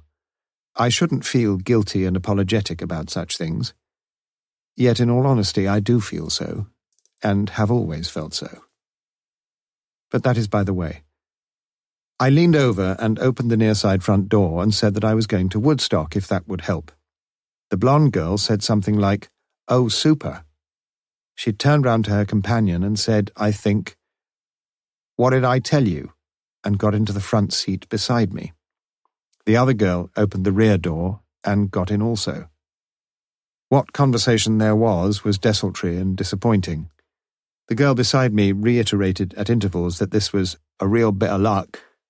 She had a typical Oxford manner of speech, because she had missed the bus. I think the girl sitting in the back spoke only once, and that was to ask the time.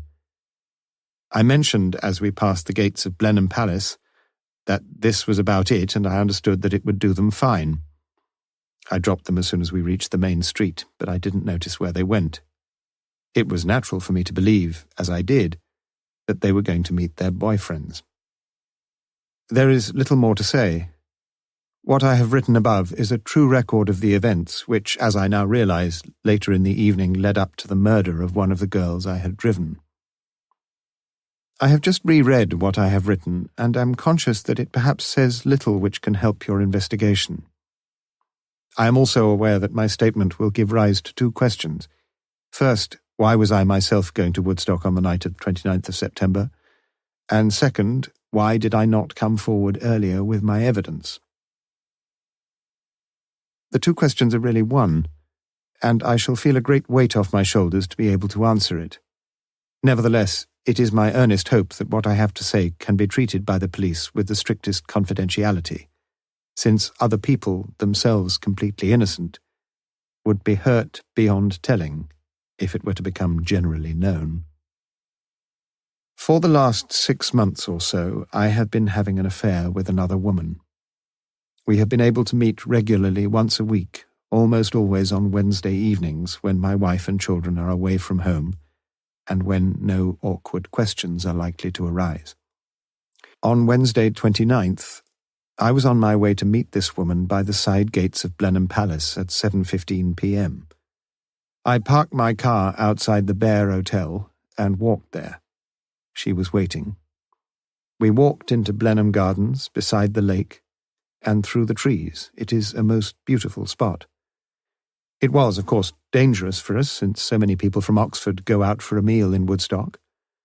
But we were always careful, and the element of risk was itself perhaps part of the excitement.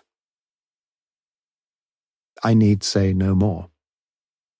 I read the account of the murder and later watched Detective Chief Inspector Morse make his appeal on television. I wish you to know that I almost telephoned there and then. In fact, I waited outside a telephone box in Southdown Road for several minutes that same evening, with a firm resolve to come forward immediately. But this is making excuses, and I have none to offer. I fully understand, as you will, that I have not, even at this late stage, come forward of my own volition. When a police constable called at my home this morning, I realized that you were on to me, and thought it best to offer this statement straight away. I perpetuated to my wife the rigmarole which the constable had given me about stolen cars, and I told her that I would be coming here. I would do anything in the world to avoid hurting her, yet it is probable I know that I have hurt her already, and I should be most grateful if any part of my statement not relevant to the strict terms of the inquiries you are conducting can be kept secret. That I am genuinely sorry for the inconvenience and needless extra work which I have caused will, I trust, be obvious from what I have said here. If it is not, let me hasten to state now my profound apologies for my selfish and cowardly course of action. I am, your humble servant, Bernard Michael Crowther. Morse read the statement slowly. When he had finished, he looked across the table at Crowther, then looked down again at the statement and reread it with even greater concentration.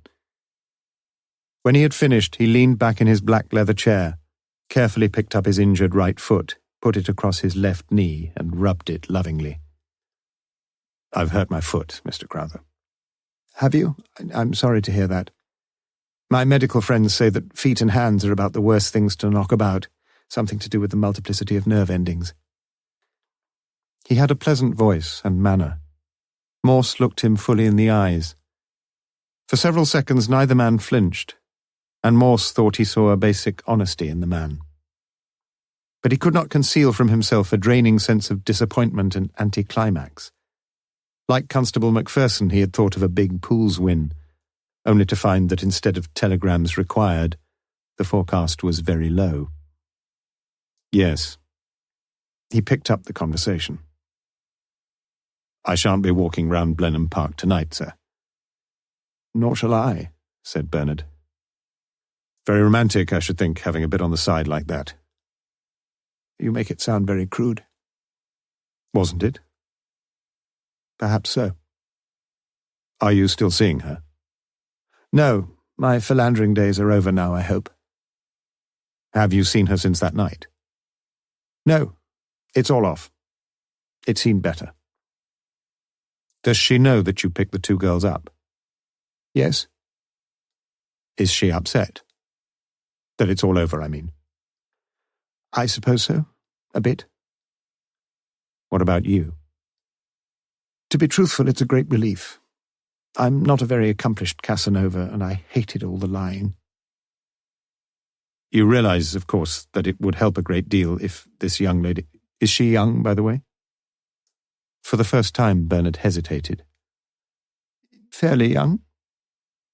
"If this young lady," continued Morse, "would come forward and corroborate your evidence." "Yes, I know it would." "But you don't want that." "I'd rather you disbelieved my story than dragged her into it." "You're not going to tell me who she is? I can promise you that I'll handle the business myself." Bernard shook his head. "I'm sorry, I can't do that." "I could try to find her, you know," said Morse. "I couldn't stop that." "No, you couldn't." Morse moved his foot carefully back to the cushion strategically placed under his desk. "You could be withholding vital evidence, Mr. Crowther." Bernard said nothing. "Is she married?" persisted Morse. I'm not going to talk about her, he said quietly. And Morse sensed a steely resolve in the man. Do you think I could find her? His foot shot with pain, and he picked it up again. Oh, what the hell, he thought. If this bit of stuff likes him to tickle her tits under the trees, what's that got to do with me? Bernard had not answered, and Morse changed his tack. You realize, I'm sure, that this other girl, the one who sat in the back seat, she's the one who might be able to give us a line. Crowther nodded. Why do you think we haven't heard from her? I don't know. Can't you think of any reason? Bernard could, that was clear, but he did not put his thoughts into words. You can, can't you, Mr. Crowther? Because it could be exactly the same reason which accounted for your reluctance to come forward. Bernard nodded again. She could tell us, perhaps, who Sylvia Kay's boyfriend was, where she was going to meet him, what they were going to do. She might be able to tell us such a lot, don't you think? I didn't get the idea they knew each other very well. Why'd you say that? Asked Morse sharply. Well, they didn't chatter much together. You know how young girls do, pop music, dances, discos, boyfriends. They just didn't talk much, that's all. You didn't catch her name? No. Have you tried to think if Sylvia used her name? I've tried to tell you all I can remember. I can't do any more. Betty, Carol, Diana, Evelyn, no? Bernard remained impassive. Gay, Heather, Iris, Jennifer. Morse could not make out the mildest flicker of response in Bernard's eyes. Had she got nice legs? Not so nice as the others, I don't think. You noticed those. What do you think? She was sitting next to me. Any erotic daydreams? Yes, said Crowther with a fierce burst of honesty. It's a good job it's not a criminal offence, sighed Morse, otherwise we'd all be inside. He noticed a light smile play for a brief second on Crowther's worried face. I can see him being attractive to some women, thought Morse. What time did you get home that night? About 9:15. Was that the usual time, because of your wife and so on? Yes. An hour a week, was that it? Not much longer. Was it worth it? It seemed so, at the time. You didn't call at the Black Prince that evening? I've never been in the Black Prince. It sounded very definite. Morse looked down at the statement again and noticed the beautifully formed handwriting. It seemed a pity to type it out. He questioned Crowther for a further half an hour and gave it up soon after 4 p.m. We shall have to keep your car here a while, I'm afraid. You will? Crowther sounded disappointed. Yes, we might just find something, hair, that sort of thing. They can do wonderful things these days, our forensic boys. He got up from his chair and asked Crowther for his crutches. I'll promise you one thing, said Morse. We'll keep your wife out of it. I'm sure you can make up something to tell her. After all, you're used to that sort of thing, aren't you, sir? Morse limped out behind Crowther and ordered the desk sergeant to get some transport. Leave your car keys with me, please, sir, said Morse. You should have the car back early next week. The two men shook hands, and Crowther was to wait only a few minutes before he was ushered into a police car. Morse watched him go with mixed feelings. He felt he'd handled things satisfactorily. He needed to think now, not to talk. Funny, though, that about the other girl's legs. Mrs. Jarman said she was wearing slacks. He summoned assistance and was helped across to Crowther's car. The doors were opened. He struggled his way into the near-side front seat and sat back, manoeuvring his foot as carefully as he could, and stretching his legs as far as possible in front of him. He closed his eyes and pictured the legs of Sylvia Kay, long, tanned, finely formed, rising up to her brief skirt. He thought she might have leaned back too. Hot pants, he said, almost to himself. Pardon, sir, said the sergeant who had helped him into the car. By an odd coincidence, or was it? Studio 2 in Walton Street was presenting a double sexploitation bill whose titles were calculated to titillate even the most jaded appetite. The first, 2 o'clock to 3:05 p.m. was Danish Blue, not, judging from the mounds of female flesh that burst their bounds in the stills outside, a film about the manufacturing of cheese, and from 3:20 to 5 p.m., the main attraction of the week entitled Hot Pants. At 5 p.m. the earlier addicts were leaving, and a small group of men stood inside the foyer waiting for admission. One of these would normally have joined the early brigade, for this was for him a weekly occurrence. But he had been needed by Messrs. Chalkley and Sons for 2 hours overtime in the Formica shop. He would not this week be able to stay round and see the programme twice. But the films seldom met his inflated expectations, or the infinite promise of the coming shortly trailers. On these occasions he seldom looked about him, and it was just as well in the late afternoon of Saturday 9th of October that once again he averted his eyes from his fellow voyeurs. For standing no more than 4 feet away from him, ostensibly checking the times of the next programme but keeping himself carefully and unobtrusively out of the limelight, was the sergeant seconded to Detective Chief Inspector Morse for the inquiry into the murder of Sylvia Kay. Lewis thought that this was one of Morse's more rewarding assignments, and he suspected that, but for his accident, his chief might well have undertaken it himself. Chapter 15. Monday, 11th of October.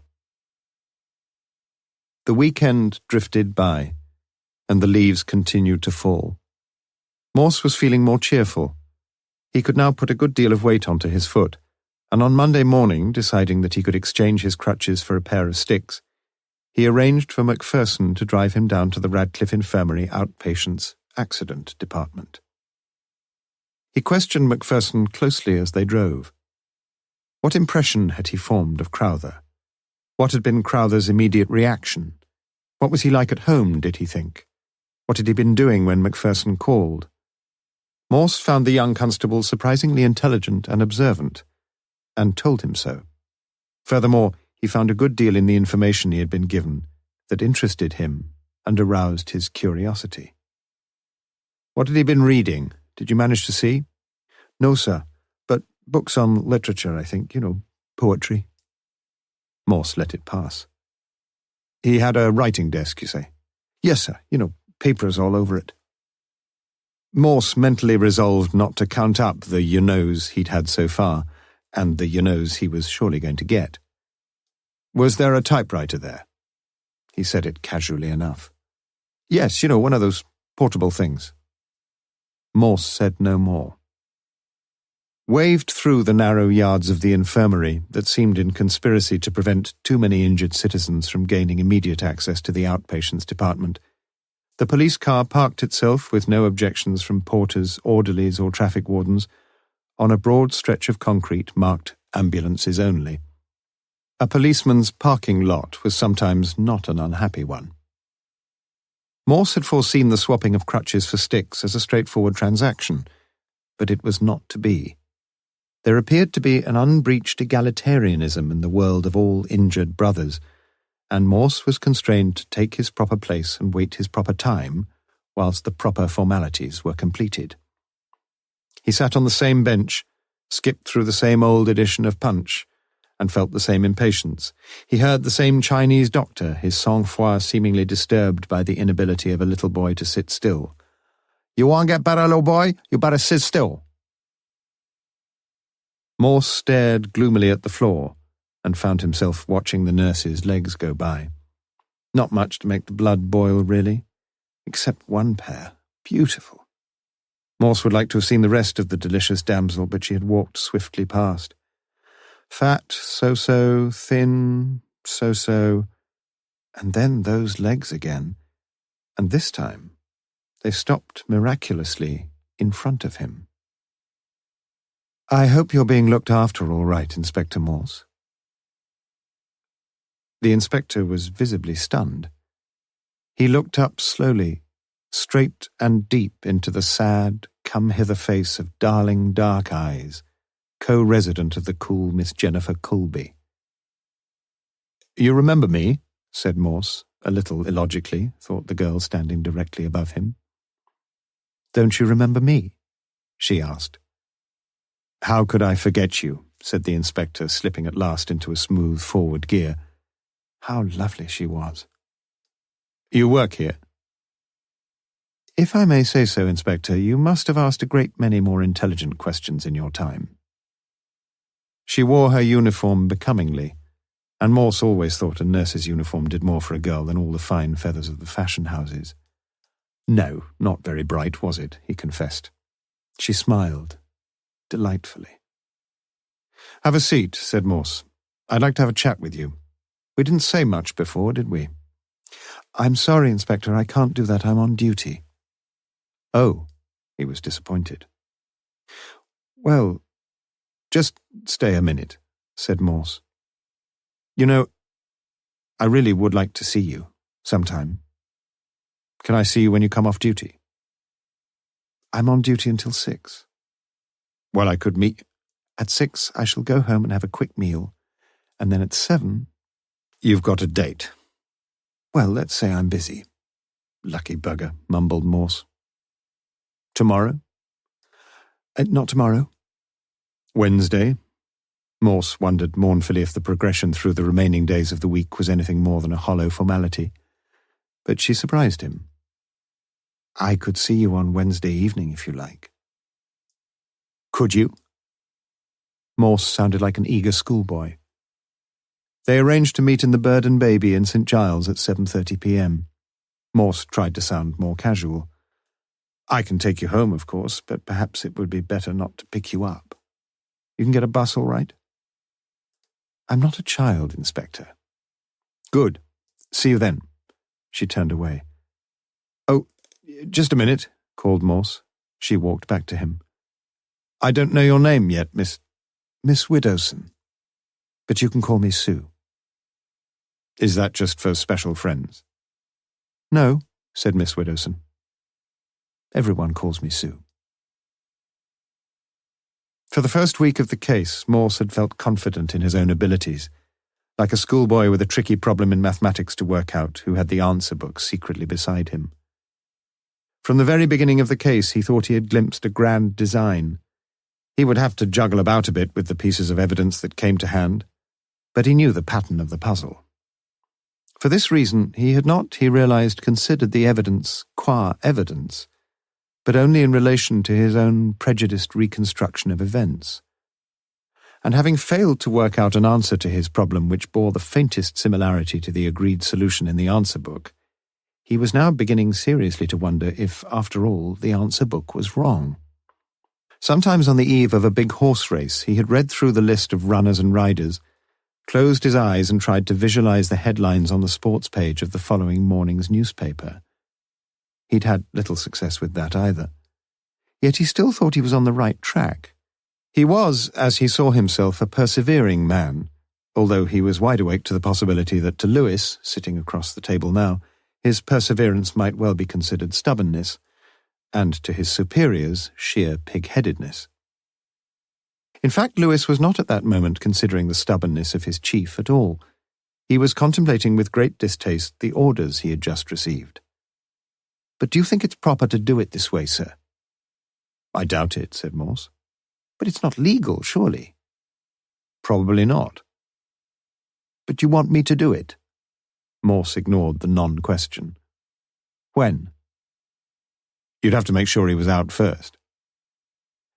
"How do you suggest—" Morse interrupted him. "Christ, man, you're not in apron strings. Use your nous." Lewis felt angry as he walked across to the canteen and ordered a cup of coffee. "What's the matter, Sarge?" Constable Dixon was eating again. "That bloody man Morse, that's what's the matter," muttered Lewis, setting down his cup with such vigour that half the contents slopped messily into the saucer. "I see you like your coffee half and half, Sarge," said Dixon. "Half in the cup and half in the saucer." He was highly amused. Macpherson walked in and ordered coffee. "Solved the murder yet, Sergeant?" "No, we bloody haven't," snapped Lewis. He got up and left the grey-looking apology untouched, half in the cup and half in the saucer. "What's eating him?" asked Macpherson. "God, he don't know how lucky he is. Damn good chap, Inspector Morse. I tell you, if you don't get to the bottom of that Woodstock business, nobody will." It was a nice compliment, and Morse could have done with it. After Lewis had left, he sat for a long time, his hands together in front of his face, fingertips to fingertips, eyes closed, as if praying to some benign divinity for light along the darkening path.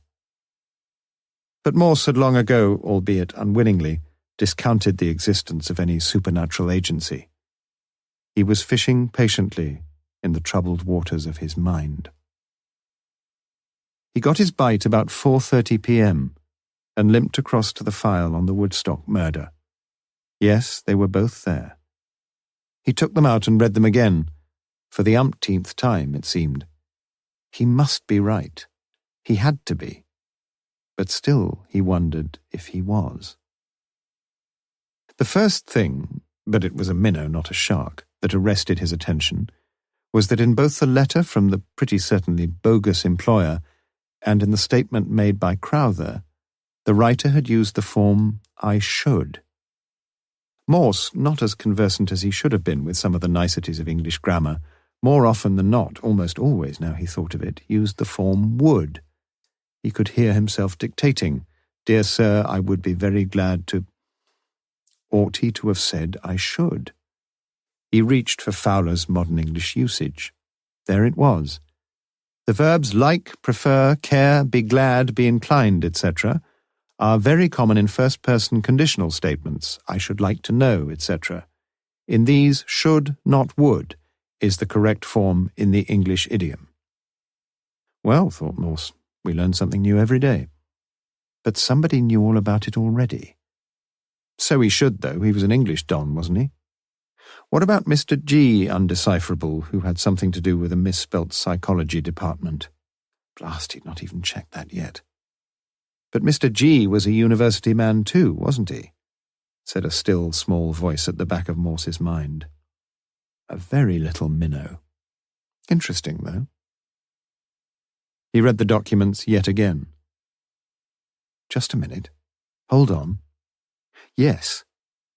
This wasn't a minnow. Surely not. Yet it is not improbable. The phrase appeared in each document.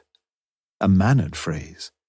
Yet standing at the beginning of its clause, not the commonest of syntactical structures. And what about not improbable? That was a figure of speech Morse had learned at school. St. Paul was a citizen of no mean city. He consulted Fowler again. That was it. Litotes. Parallel expressions raced through his mind. Yet it is probable, but it is probable stroke likely, but it may be, I think, but I think. Odd. Very odd. A very mannered phrase. And there was another coincidence. The phrase, in all honesty, also appeared in each letter. What would he himself have written? Frankly? Honestly? To be frank? Truthfully? Come to think of it, it didn't mean very much at all. 3 little weasel words. The letter really was most odd. Had his first appraisal of its significance been over-sophisticated, too clever? But people did do that sort of thing. Wives and husbands did it in wartime, communicating to each other a wealth of factual data unsuspected by the army censors. I'm sorry to hear little Archie's got the croup, will write again soon. Might well have concealed the military intelligence that Trooper Smith was to be posted from Aldershot to Cairo next Saturday. Fanciful? No.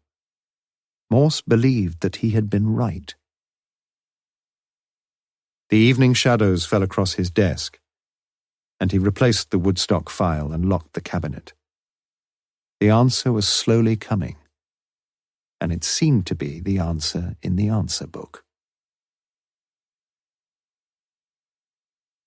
Chapter 16. Tuesday, 12th of October. On Tuesday morning at 11 a.m., half an hour after Crowther had boarded a bus to the city centre, a small business van bearing the legend Kimmons Typewriters drew up outside the Crowther residence in Southdown Road.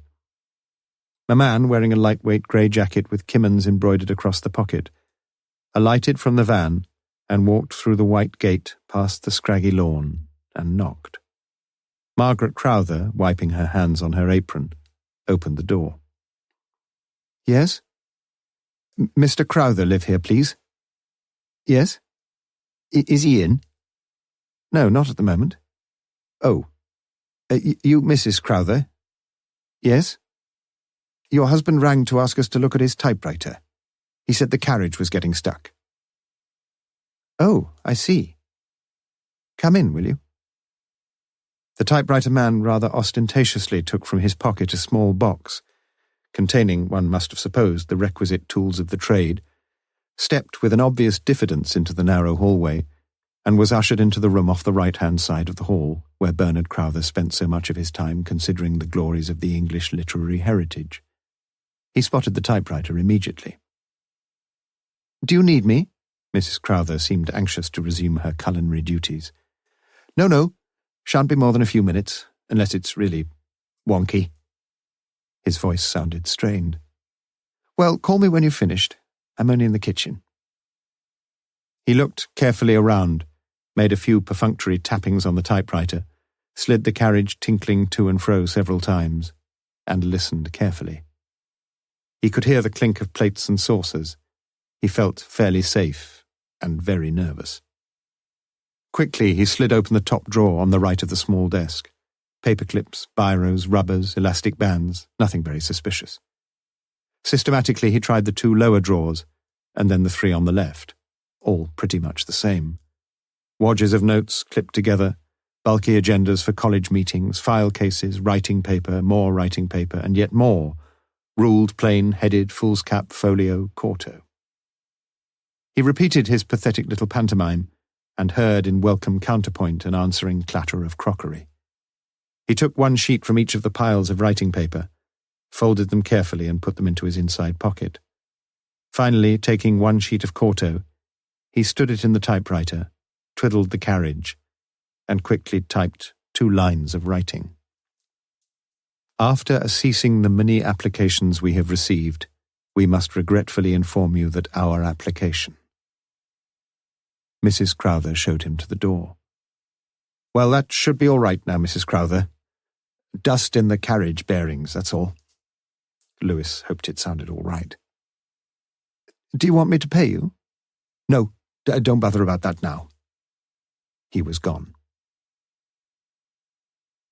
At 12 noon, Lewis knocked on Bernard Crowther's door in the second court of Lonsdale College, and found him finishing a tutorial with a young, bespectacled, long-haired undergraduate. No rush, sir, said Lewis. I can wait perfectly happily until you've finished. But Crowther had finished. He had met Lewis the previous Saturday and was anxious to hear whatever must be heard. The youth was forthwith dismissed with the formidable injunction to produce an essay for the following tutorial on symbolism in Cymbeline, and Crowther shut the door. Well, Sergeant Lewis? Lewis told him exactly what had occurred that morning. He made no bones about it and confessed that he had not enjoyed the subterfuge. Crowther showed little surprise and seemed anxious only about his wife. Now, sir, said Lewis, if you say you expected a man from Kimmins to come and look at your typewriter, no harm's been done. I want to assure you of that. Couldn't you have asked me? Well, yes, sir, we could, but I know that Inspector Morse wanted to make as little fuss as possible. Yes, I'm sure. Crowther said it with an edge of bitterness in his voice. Lewis got up to go. But why? What did you expect to find? We wanted to find out, sir, if we could, on what machine a certain communication was written. And you thought I was involved? We have to make inquiries, sir. Well? Well, what, sir? Did you find out what you wanted? Lewis looked uneasy. Yes, sir. And? Shall we say, sir, that we didn't find anything at all incriminating? That's about the position, sir. You mean that you thought I'd written something on the typewriter and now you think I didn't? You'd have to ask Inspector Morse about that, sir. But you just said that the letter wasn't written on... I didn't say it was a letter, sir. But people do write letters on typewriters, don't they, Sergeant? They do, sir.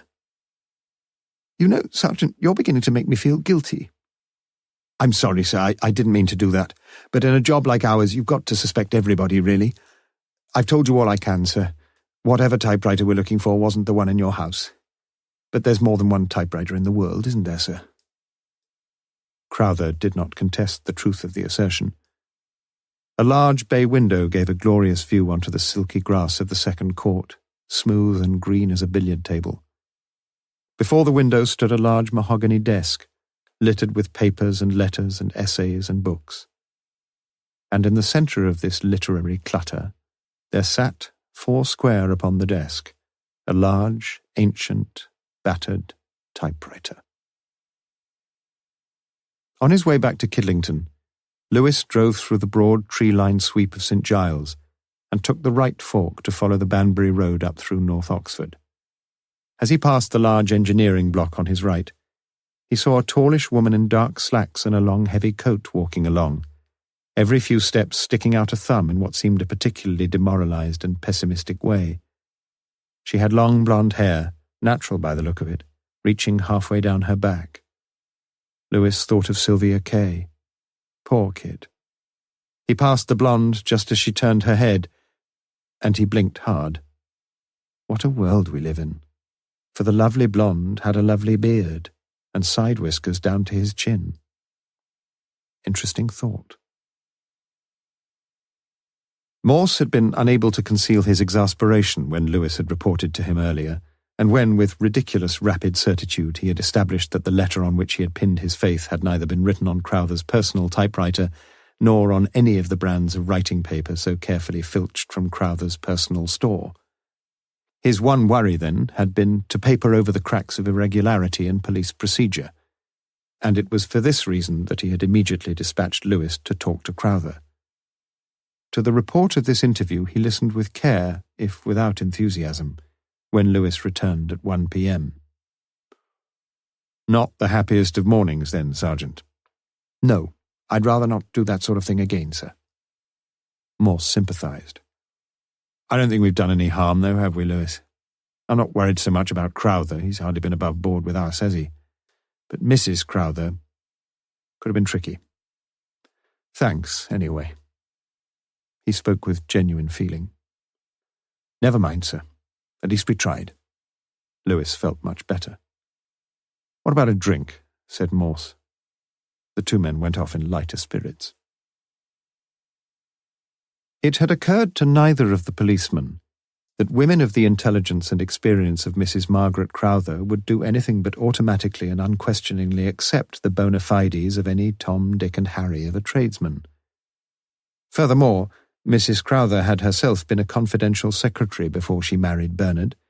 In fact, the typewriter was hers, and that very morning she herself had typed out 2 letters on the same machine, one addressed to her husband, and one addressed to Inspector Morse, care of Thames Valley Police HQ, Kidlington.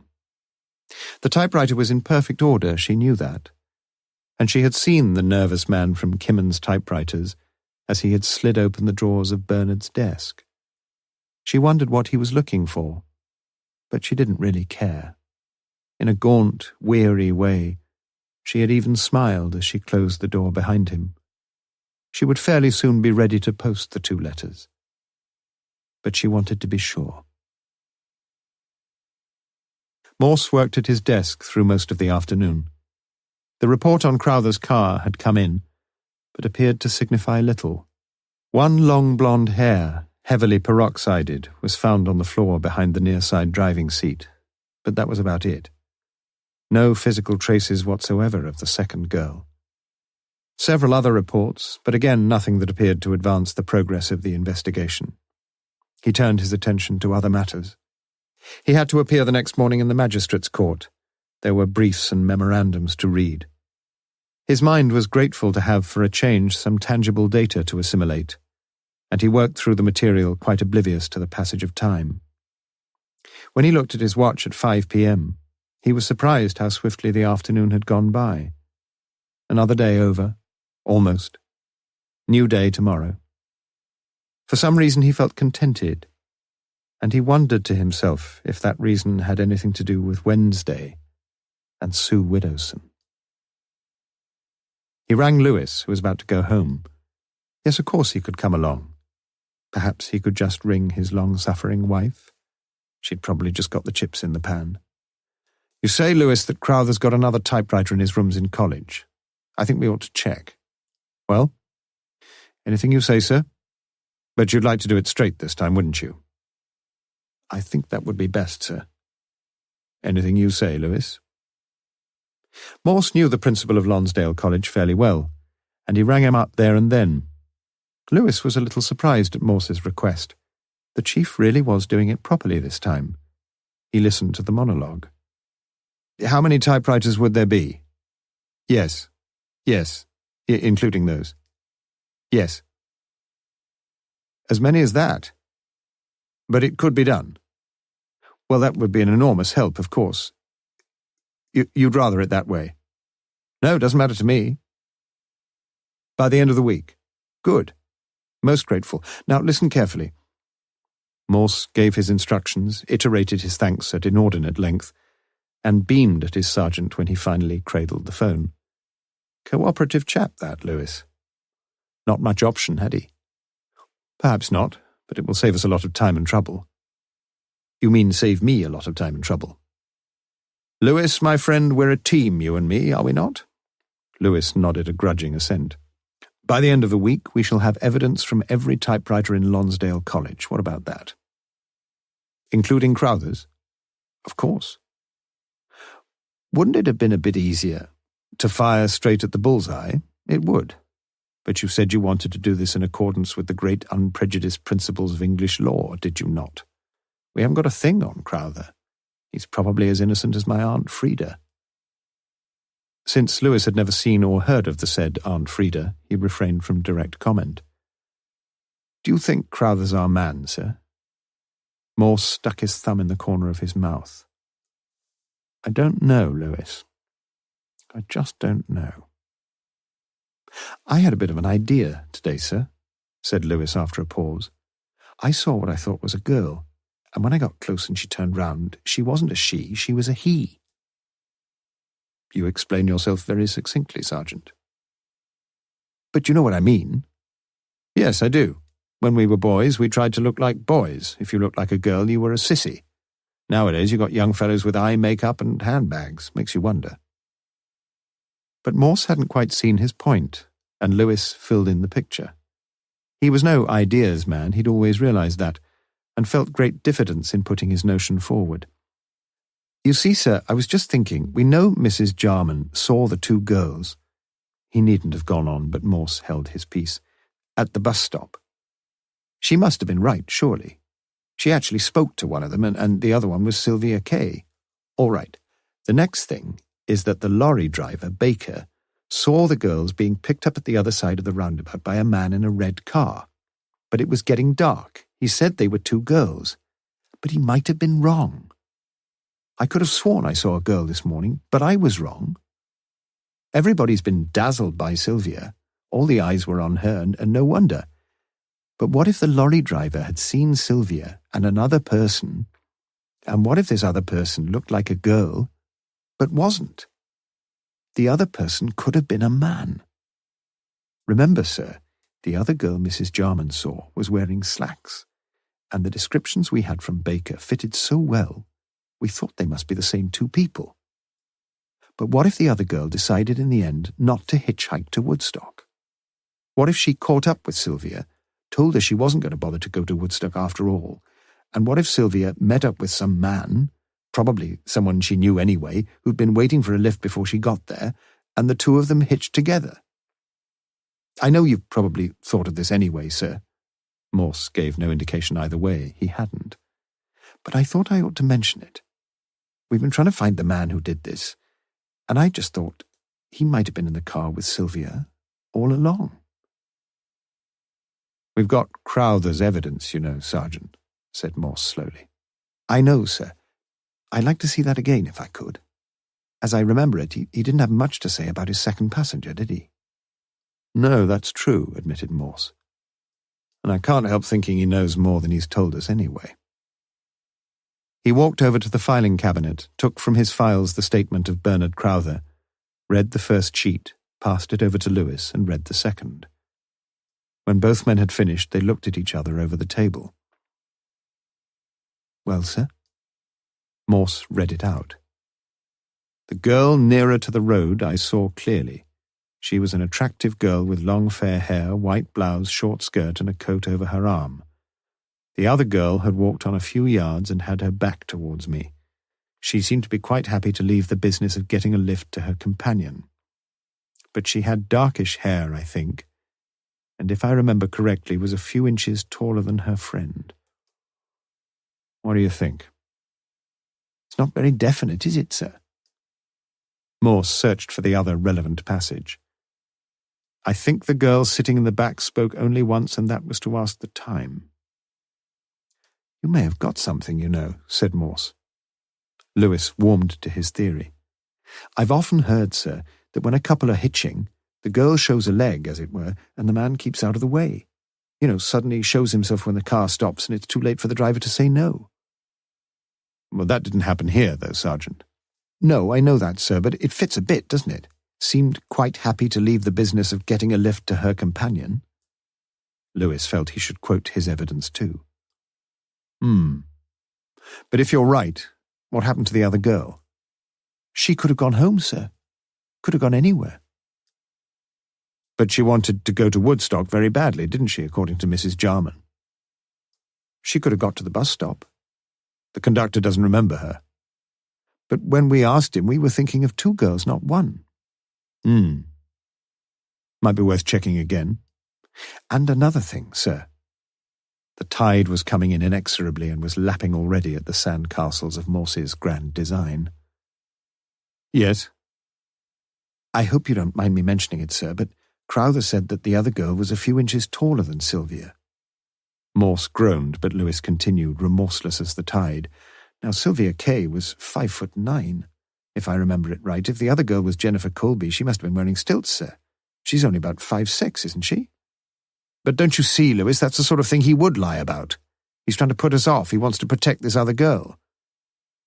I'm only trying to go on the evidence we've got, sir. Morse nodded. He thought seriously that he should take up school teaching. Primary school would be about his level. Spelling, he thought, the safest bet. Why hadn't he thought about that height business before? But he knew why. In the grand design, it was Crowther who had been the guilty man. And now the waves were curling perilously close to the last of the sandcastles, had already filled the moat and breached the rampart. It was 6 p.m., and Lewis's second batch of chips was getting cold. Morse limped out of the building with Lewis, and the two stood talking by the sergeant's car for several minutes. Lewis felt rather like a pupil in Morse's putative primary school who had caught his master out in the spelling of a simple word, and he hesitated to mention a little thing that had been on his mind for several days. Should he keep it for tomorrow? But he knew that Morse had a busy day in front of him at the courts. He plunged in. You know the letter, sir, addressed to Jennifer Colby? Morse knew it by heart. What about it? Could there have been some fingerprints on the original copy? Morse heard the question and stared blankly into the middle distance. At last he shook his head sadly. Too late now. The primary school became a distinctly firmer prospect as the minutes ticked by. The sandcastle lurched forward and prepared to topple headlong. It was time someone else took over. He would see the commissioner. A police car stopped a few yards from him. Want some help, sir? I'm all right, thanks. Morse shook off his gloom. I'll be back in training next week. You'll see me in the first team squad for the next home game.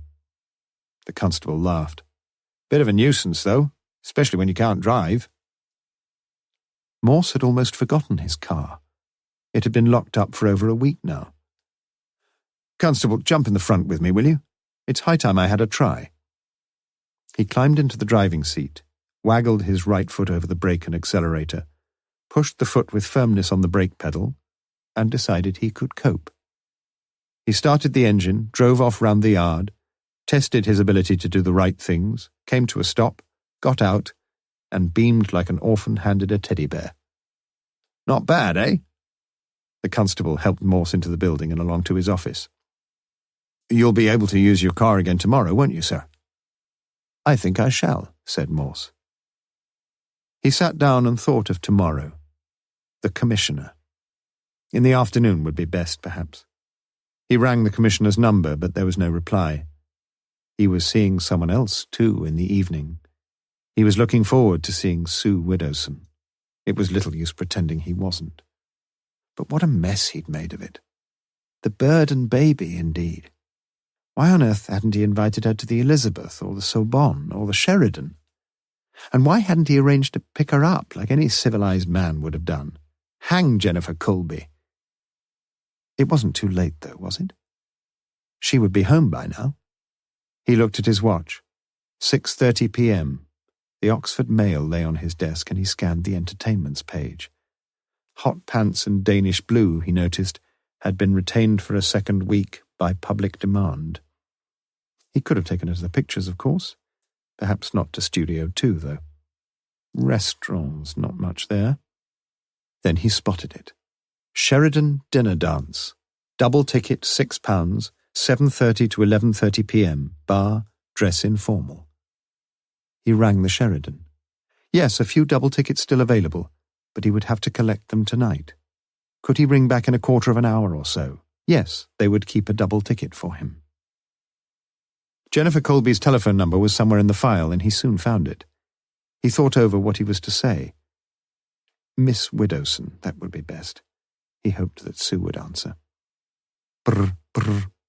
He felt excited. Fool. Yes? A young girl's voice, but whose? The line crackled. Is that Oxford 54385? Yes, it is. Can I help you? Morse's heart sank. It was unmistakably the cool, clear voice of Jennifer Colby. Morse tried in some inchoate way to speak as if he wasn't Morse. I want to speak to Miss Widdowson if she's there, please. Yes, she is. Who shall I say is calling? Oh, tell her it's one of her old school friends, replied the un-Morse-like voice. I'll get her straight away, Inspector Morse. Sue! Sue! He heard her shouting. One of your old school friends on the line. Hello? Sue Widdowson here? Hello? Morse didn't know what to call himself. Morse here. I just wondered if you'd like to make it the Sheridan tomorrow night instead of going for a drink. There's a dinner dance on and I've got tickets. What do you say? That'd be lovely. Morse thought he liked her voice. Absolutely lovely. Several of my friends are going. Should be great fun. Oh no, thought Morse. Not too many, I hope. I don't want to have to share you with a lot of others, you know. He said it lightly, with a heavy heart. Well, quite a few, admitted Sue.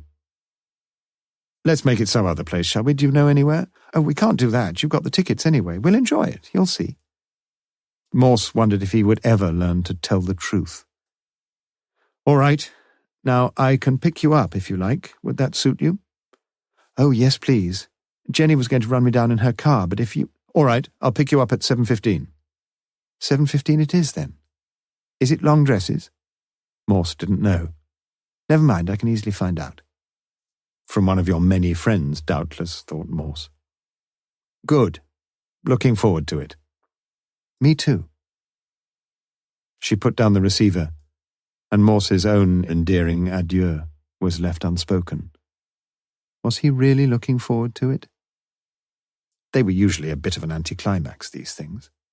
Still, it would do him good, or serve him right. He didn't much care. He'd have a decent meal anyway, and it would be good to hold a young girl in his arms again, tripping the light fantastic. Oh, hell. He'd forgotten all about that. He was going out of his mind, the stupid, senseless fool that he was. He could no more invite the fair Miss Widdowson to share the delights of a dreamy waltz than invite a rabbi to a plate of pork. He hobbled to the inquiry desk. Get me a car, Sergeant. There'll be one in a few minutes, sir. We've got to... Get me a car now, Sergeant. And I mean now. The last word resounded harshly through the open hall, and several heads turned round. The desk sergeant reached for the phone. I'll be waiting outside. You want some help, sir? The desk sergeant was a kindly man, and had known the inspector for several years. Morse waited by the desk. He was angry with himself, and he had many reasons for feeling so. But why he should think he had a right to take things out on one of his old friends he couldn't imagine. He cursed his own selfishness and discourtesy. Yes, Sergeant, I could do with some help. It had not been Morse's day. Chapter 17. Wednesday, 13th of October, a.m. A freak storm struck the Oxford area in the early hours of Wednesday morning, demolishing chimneys, blowing down television aerials and lifting roof tiles in its path. The 7 a.m. news reported a trail of devastation in Kidlington, Oxon, where a Mrs. Winifred Fisher had a narrow escape when the roof of a garage broke its moorings and crashed through an upstairs window. "I just can't describe it," she said. "Terrifying." The portable radio stood on the bedside table along with a telephone and an alarm clock, which at 6:50 a.m.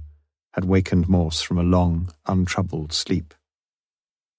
He got out of bed when the news had finished and peered through the curtains. At least his own garage seemed intact.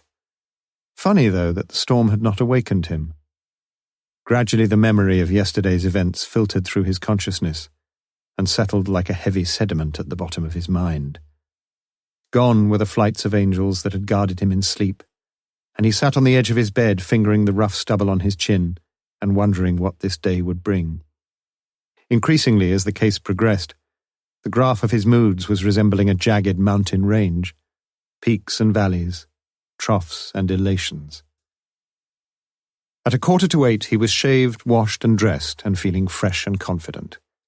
He swilled out the dregs from his late-night cup of Horlicks, rinsed his late-night whiskey glass, filled the kettle, and turned his attention to a major problem.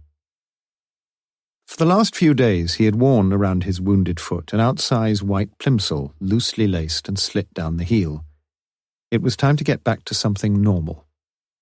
He was loath to appear in the court in such eccentric footwear, and he could hardly believe that Miss Widdowson would be overjoyed with a semi-plimsolled escort at the dance.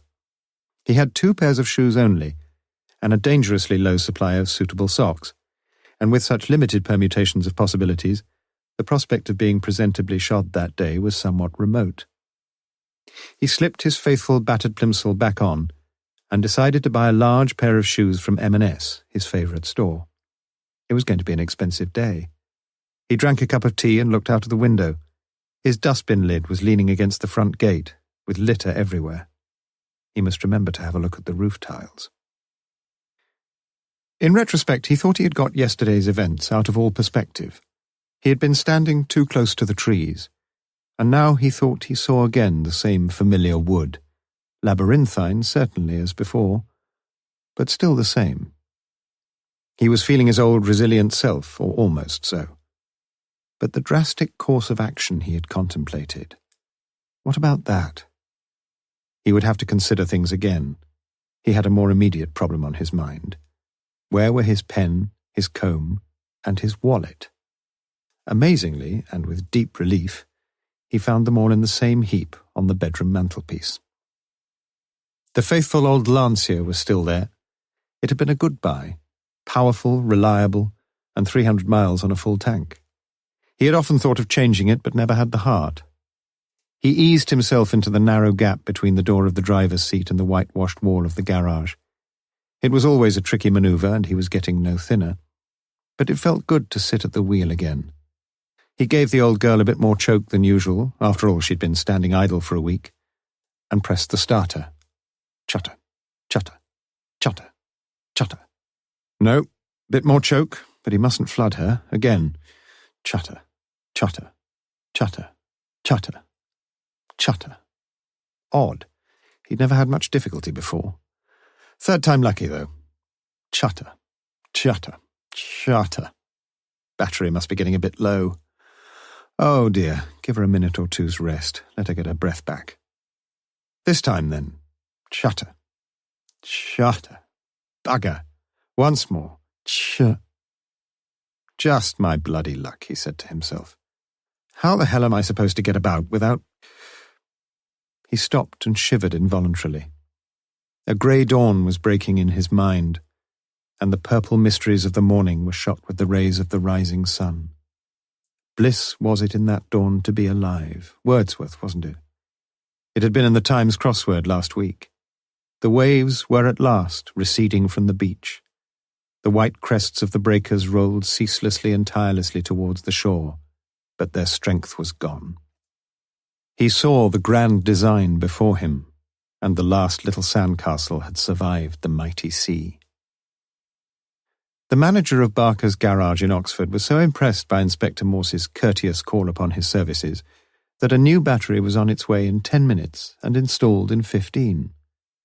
The clouds were high and white, and the sun shone brightly. Open weather, as Jane Austen would have called it. Morse retrieved the dustbin lid and meticulously gathered up all the litter from his garden.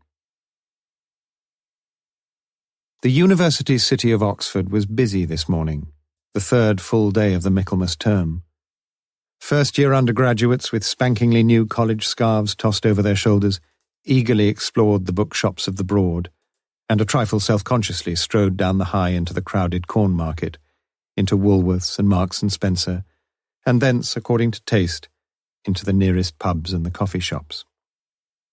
At 1 p.m, Morse was sitting on a chair in the self-service men's shoe department in the basement of M&S.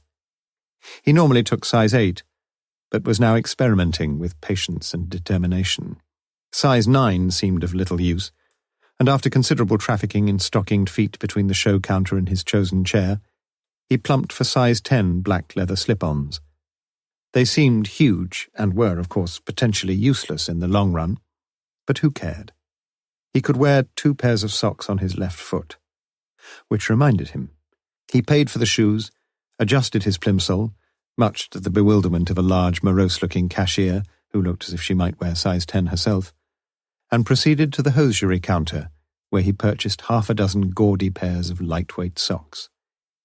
If he had been able, he would have walked out into Corn Market with a light step. The car was functioning, the courts were finished, the case was flourishing. Others, too, were making their purchases. Trade was thriving this morning, and not only in the large stores in the main streets in Oxford city centre. At about the same time that Morse, the megapode, tucked his purchases beneath his arm, one further swift, uncomplicated transaction was being effected in the run-down back street behind the Botley Road, and it could be argued that this time, at least, John Sanders had struck the better bargain. Chapter 18. Wednesday, 13th of October, p.m. At Lonsdale College, Wednesday 13th was the first full guest night of the Michaelmas term, and Bernard Crowther left home a little earlier than usual. At 6:15 p.m, he knocked on Peter Newlove's rooms and walked in, not waiting for a reply. "That you, Bernard?" "It's me. Pour yourself a drink, shan't be a minute." Bernard had passed the lodge as he came in, and had picked up 3 letters from his pigeonhole. 2 he opened raggedly and relegated cursorily to his jacket pocket. The 3rd was marked confidential and contained a card, "From the Principal." The police, in the course of their investigations into the recent murder at Woodstock, are anxious to trace the provenance of a typed letter which has come into their possession, and which they think may be material evidence in their inquiries. I have been asked by the police to see that every typewriter in the college is checked, and I am asking all my colleagues to comply with this request. The bursar has agreed to undertake this duty, and it is my view, and also that of the Vice-Principal, that we must readily accede to this proper request. I have therefore informed Chief Inspector Morse, who is heading the murder inquiries, that we, as a collegiate body, are most anxious to cooperate in any way possible. The bursar has an inventory of all college typewriters, but there may be private typewriters in the rooms of several fellows, and I ask that information concerning them should be given to the bursar immediately. Thank you for your help. What's up, Bernard? Don't you want a drink? Peter had come in from the bathroom and stood combing his thinning hair with a thinning comb. Have you had one of these? I have indeed received a communication from our revered and reverend principal, if that's what you mean. What's it all about? Don't know, dear boy. Mysterious, though, isn't it? When's the great investigation due? Due? It's done. At least mine is. Little girl came in this afternoon, with the bursar, of course, typed out some cryptic message, and then she was gone. Pity, really. Lovely little thing. I must try to spend a bit more time in the bursary. I shan't be able to help much myself, I'm afraid. That bloody thing of mine was manufactured in the Middle Ages and hasn't had a ribbon in it for 6 months. I think it's what they call seized up, anyway. Well, that's one suspect less, Bernard. Now, you going to have a drink or not? Don't you think we shall have enough booze tonight? No, dear boy, I don't. Peter sat down and pulled on an expensive pair of heavy brown brogues, size 10s, but not purchased from the self-service shoe department at Marks and Spencer. We've just got time for a quick one, I think. It was almost 7:30 p.m. What would you like? Dry sherry for me, please. I shan't be a minute. Must powder my nose. She went off to the cloakroom. There were only a few people in the lounge bar, and Morse, served without delay, took the drinks over to the corner of the room and sat down. The Sheridan was the most fashionable of the Oxford hotels, and most visiting stars of stage, screen, sport and television found themselves booked in at this well-appointed large stone building just off the bottom of St. Giles. A striped canopy stretched out over the pavement, and a flunky stood his station beside the gleaming nameplate on the shallow steps leading down to the street from the revolving doors. Morse suspected that the management kept a red carpet rolled up somewhere on the premises. Not that it had been rolled out this evening. In fact, he had been unable to find any parking space at all in the hotel's narrow yard, and had been forced to park his car along St. Giles. It wasn't perhaps the best of starts, and they had said little to each other. He watched her as she came back. She had parted with her coat, and walked with enviable elegance towards him, her long, deep red velvet dress gently affirming the lines of her graceful body. And suddenly, sweetly, his heart beat stronger, and their eyes met, and she smiled. She sat beside him, and he was aware again, as he had been as she sat beside him in the car, of the strange and subtle promise of her perfume. Cheers, Sue. Cheers, Inspector. He didn't know what to do about this name trouble. He felt like an aging schoolmaster meeting one of his old pupils and being rather embarrassed by the sirs in every other sentence, and yet feeling it phony to have it otherwise. He let the inspectors pass. Things could change, of course. Morse offered her a cigarette, but she declined. As she sipped her sherry, Morse noticed the long and delicately manicured fingers. No rings, no nail polish. He asked her about her day's work, and she told him. It was all a little strained. They finished their drinks and walked out of the lounge and up the stairs to the Evans room, Sue lifting her dress slightly as she negotiated the stairs, and Morse trying to forget the tightness in his right shoe, and frenziedly arching the left foot to prevent the shoe from falling off completely. The room was arranged with subdued and delicate decorum. Around a small, well-polished dance floor, tables were set at regular intervals, the silver cutlery gleaming on the white tablecloths and a red candle lit on each table, the blue and yellow flames tapering into a slimness almost as exquisite, thought Morse, as Sue Widdowson herself. Several couples were already seated, and it was sadly clear to Morse that some of her wretched friends were among them. A small band played some languorous melody that lingered in the mind, and as they were shown to their table, a young couple took the floor, blithely and obliviously, feeding deep upon each other's eyes. "You've been here before?" Sue nodded, and Morse followed the young couple with his eyes, and decided not to give too free a rein to his imagination. A waiter came to them with the menu, and Morse welcomed the diversion. "Do they throw in the wine?" "We get a bottle between us." "Is that all?" "Isn't that enough?" "Well, it's a special occasion, isn't it?" Sue was non-committal. "What about a bottle of champagne?" "You've got to drive me home, remember." "We could get a taxi." "What about your car?" "Perhaps the police will pick it up." Sue laughed, and Morse saw her white teeth and the fullness of her lips. "What do you say?" "I'm in your hands, Inspector." Would you were, he thought. Several other couples were now dancing, and Sue was watching them. "You enjoy dancing?" Sue kept her eyes on the dancers and nodded. A young Adonis waved a hand in their direction. "Hello, Sue. All right?" Sue raised a hand in greeting. "Who's that?" asked Morse aggressively. "Dr. Ayres. He's one of the housemen at the Radcliffe." She seemed almost hypnotized by the scene. But she turned back into Morse's orbit with the arrival of the champagne, and after a while the conversation took a freer course. Morse chattered as amiably and interestingly as he could, and Sue seemed pleasantly relaxed. They ordered their meal, and Morse poured another glass of champagne.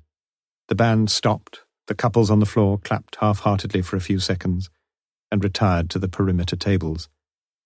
Dr. Ayres and his heavily mascaraed young brunette made their way towards Morse's table, and Sue seemed glad to see them. "Dr. Ayres, this is Inspector Morse." The two men shook hands. "And this is Sandra. Sandra, this is Inspector Morse." The leaden-eyed Sandra, it transpired, was also a nurse, and worked with Sue at the Radcliffe Infirmary. The band resumed its plangent strains. "Mind if I have this dance with Sue, Inspector?" "Of course not," smiled Morse. "You lousy, lecherous medico." Sandra sat down and looked at Morse with obvious interest in her eyes. "I'm awfully sorry not to be able to ask you to dance," he said. "But I've had an accident with my foot. Nearly better, though." Sandra was sympathy itself. "Oh dear, how did that happen?"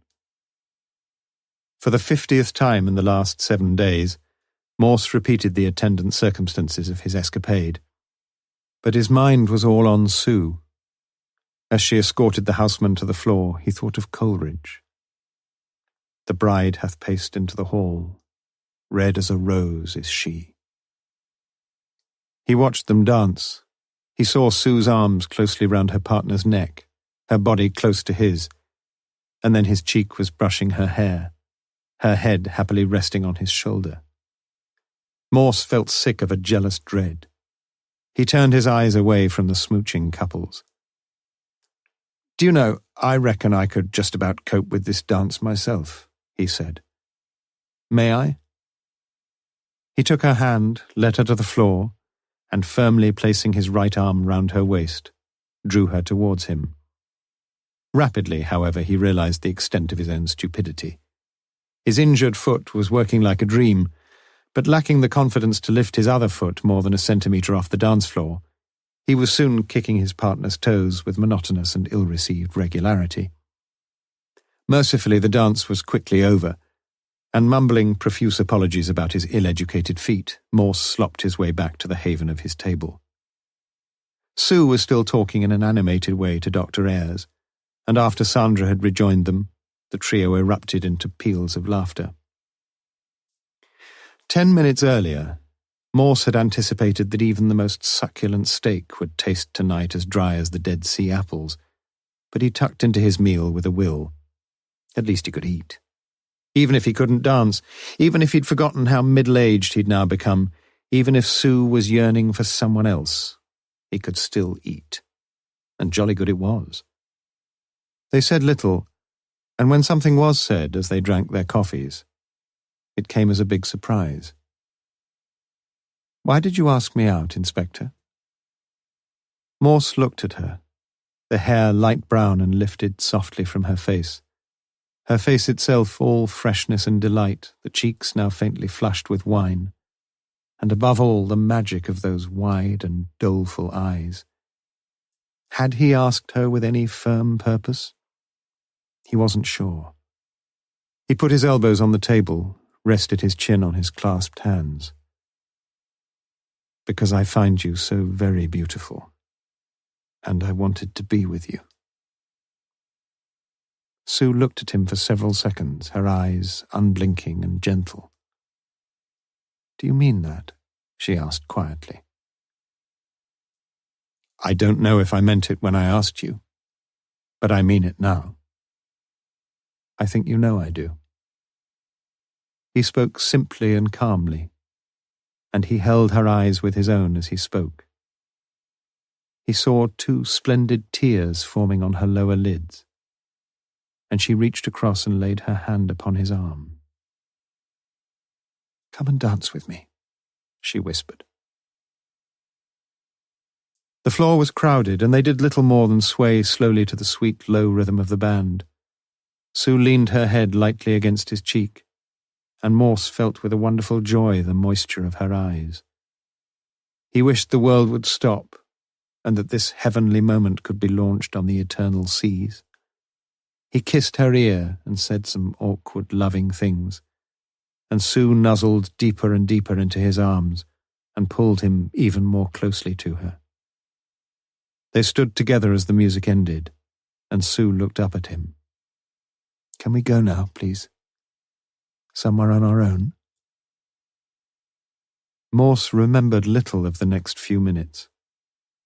He had waited in a dreamlike state beside the revolving doors, and arm in arm the two had slowly walked along St. Giles towards the car. "I want to talk to you," said Sue when they were sitting in the car. "I'm listening." "You know when you said that you might not have meant what you said? Oh, I'm getting all muddled. What I mean is, you did want to ask me something, didn't you?" "Did I?" asked Morse. "You know you did. About Jennifer. That's where we both came in, wasn't it? You thought she'd got something to do with the Woodstock murder." Morse nodded. "And you wanted to ask me about her boyfriends and that sort of thing." Morse sat silently in the darkness of his car. "I'm not going to ask you now, Sue. Don't worry." He put his arm around her and drew her towards him, and tenderly kissed the softest, heavenliest lips that ever the Almighty made. "When can we meet again, Sue?" As soon as he had spoken, he knew that something was wrong. He felt her body tauten. She moved away from him, felt for her handkerchief, and blew her nose. She was on the verge of tears. "No," she said. "We can't." Morse felt a hurt that he had never known before, and his voice was strained and unbelieving. "But why? Why? Of course we can meet again, Sue." "We can't." Her voice for the moment seemed matter-of-fact and final. "We can't meet again, Inspector, because I'm engaged to be married." She just managed to blurt out the last word before burying her head on Morse's shoulder and bursting into anguished tears.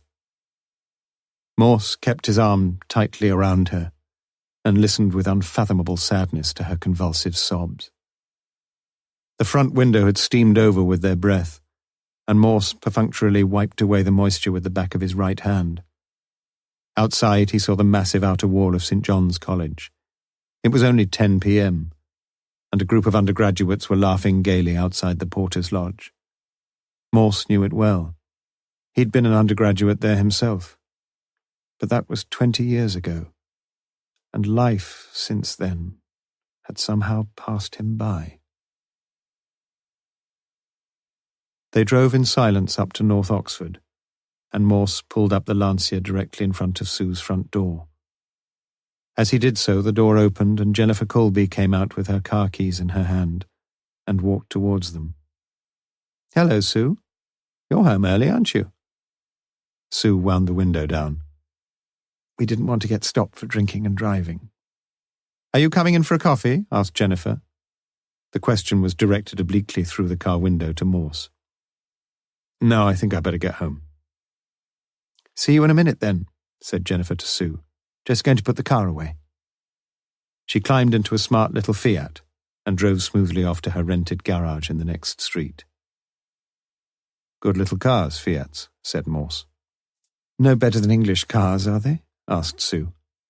She was bravely trying not to make a fool of herself again. "Very reliable, I'm told. And even if something does go wrong, there's a good agent pretty near, isn't there?" Morse hoped he sounded casual enough, but he didn't really care. "Yes, right on the doorstep, really." "I've always found Barker's pretty good myself." "She does too," said Sue. "Well, I suppose I'd better go." "Are you sure you won't come in for some coffee?" "Yes, I'm quite sure." Sue took his hand and held it lightly in her own. You know I shall cry myself to sleep, don't you? Don't say that. He didn't want to be hurt any more. I wish you were going to sleep with me, she whispered. I wish you were going to sleep with me forever, Sue. They said no more.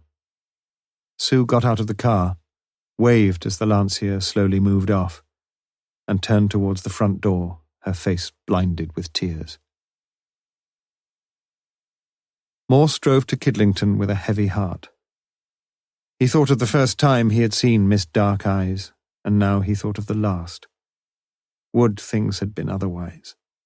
He thought of the saddest line of poetry he had ever read. Not a line of her writing have I, not a thread of her hair, and felt no better for the thought. He didn't want to go home. He had never realized before how lonely he had become. He stopped at the White Horse, ordered a double whiskey, and sat down in an empty corner. She hadn't even asked his name. He thought of Dr. Ayres and his dark-eyed Sandra, and supposed without a hint of envy that they were probably getting into bed by now.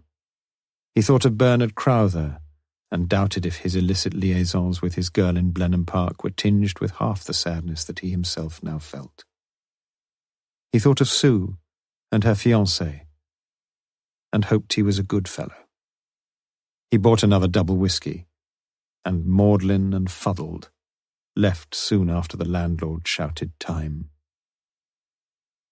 He put away the car with exaggerated care, and heard the phone ringing before he could open the door. His heart raced. He rushed into the hall just as the phone stopped. Was it her? Was it Sue? He could always ring back. What was the number?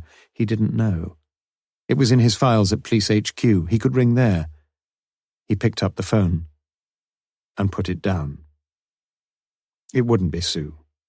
If it was, she could ring back. She'd probably been ringing all the time he'd been sitting in the White Horse. Blast it. Ring again, Sue.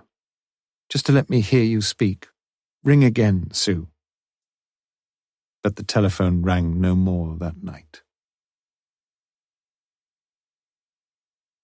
Chapter 19. Thursday, 14th of October. Bernard Crowther had a hangover on Thursday morning. He would be lecturing in the schools at 11 a.m., and he contemplated his notes on influences on Milton's poetical style with a growing sense of apprehension. Margaret had brought him a cup of hot black coffee at 9:15. She always knew, and usually said so.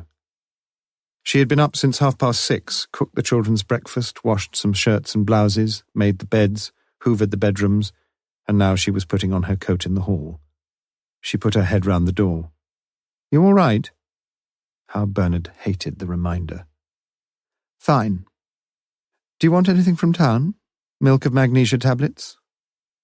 They seemed perpetually in a state of eruptive belligerence, staring at each other over a long-disputed frontier. Margaret. Margaret. He wished he could talk to her. No thanks. Look, Margaret, I've got to go down myself pretty soon. Can you wait a few minutes? No, must be off. You home for lunch? What was the point? No, I'll have a bite to eat in college. He heard the front door bang, and watched as she walked quickly to the end of the road and round the corner and out of sight. He went to the kitchen, filled a glass with cold water, and dropped in 2 tablets of soluble disprin. Morse and Lewis conferred from 9 to 10 that morning. There were several loose ends to tie up and several interesting trails to follow.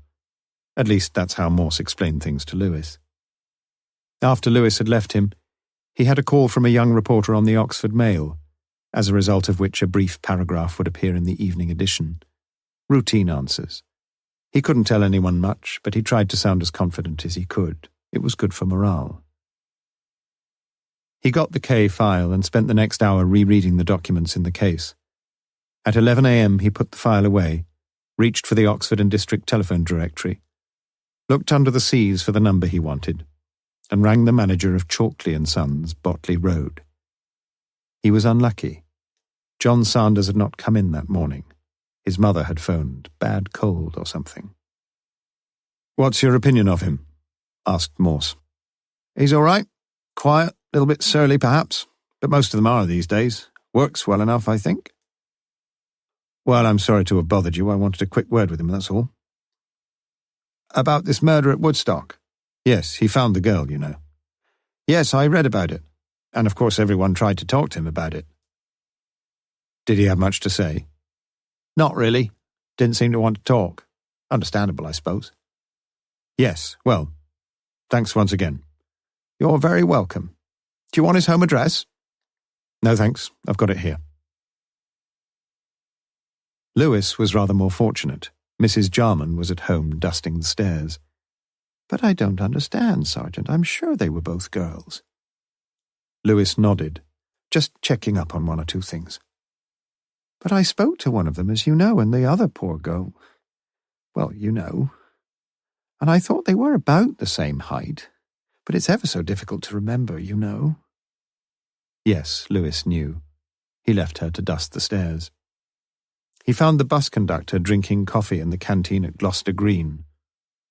"One girl getting on the bus, but you said two before." "Yes, I know, but we've got an idea that perhaps only one got on." "Sorry, can't remember. I am sorry, honest, but it's a long time ago now."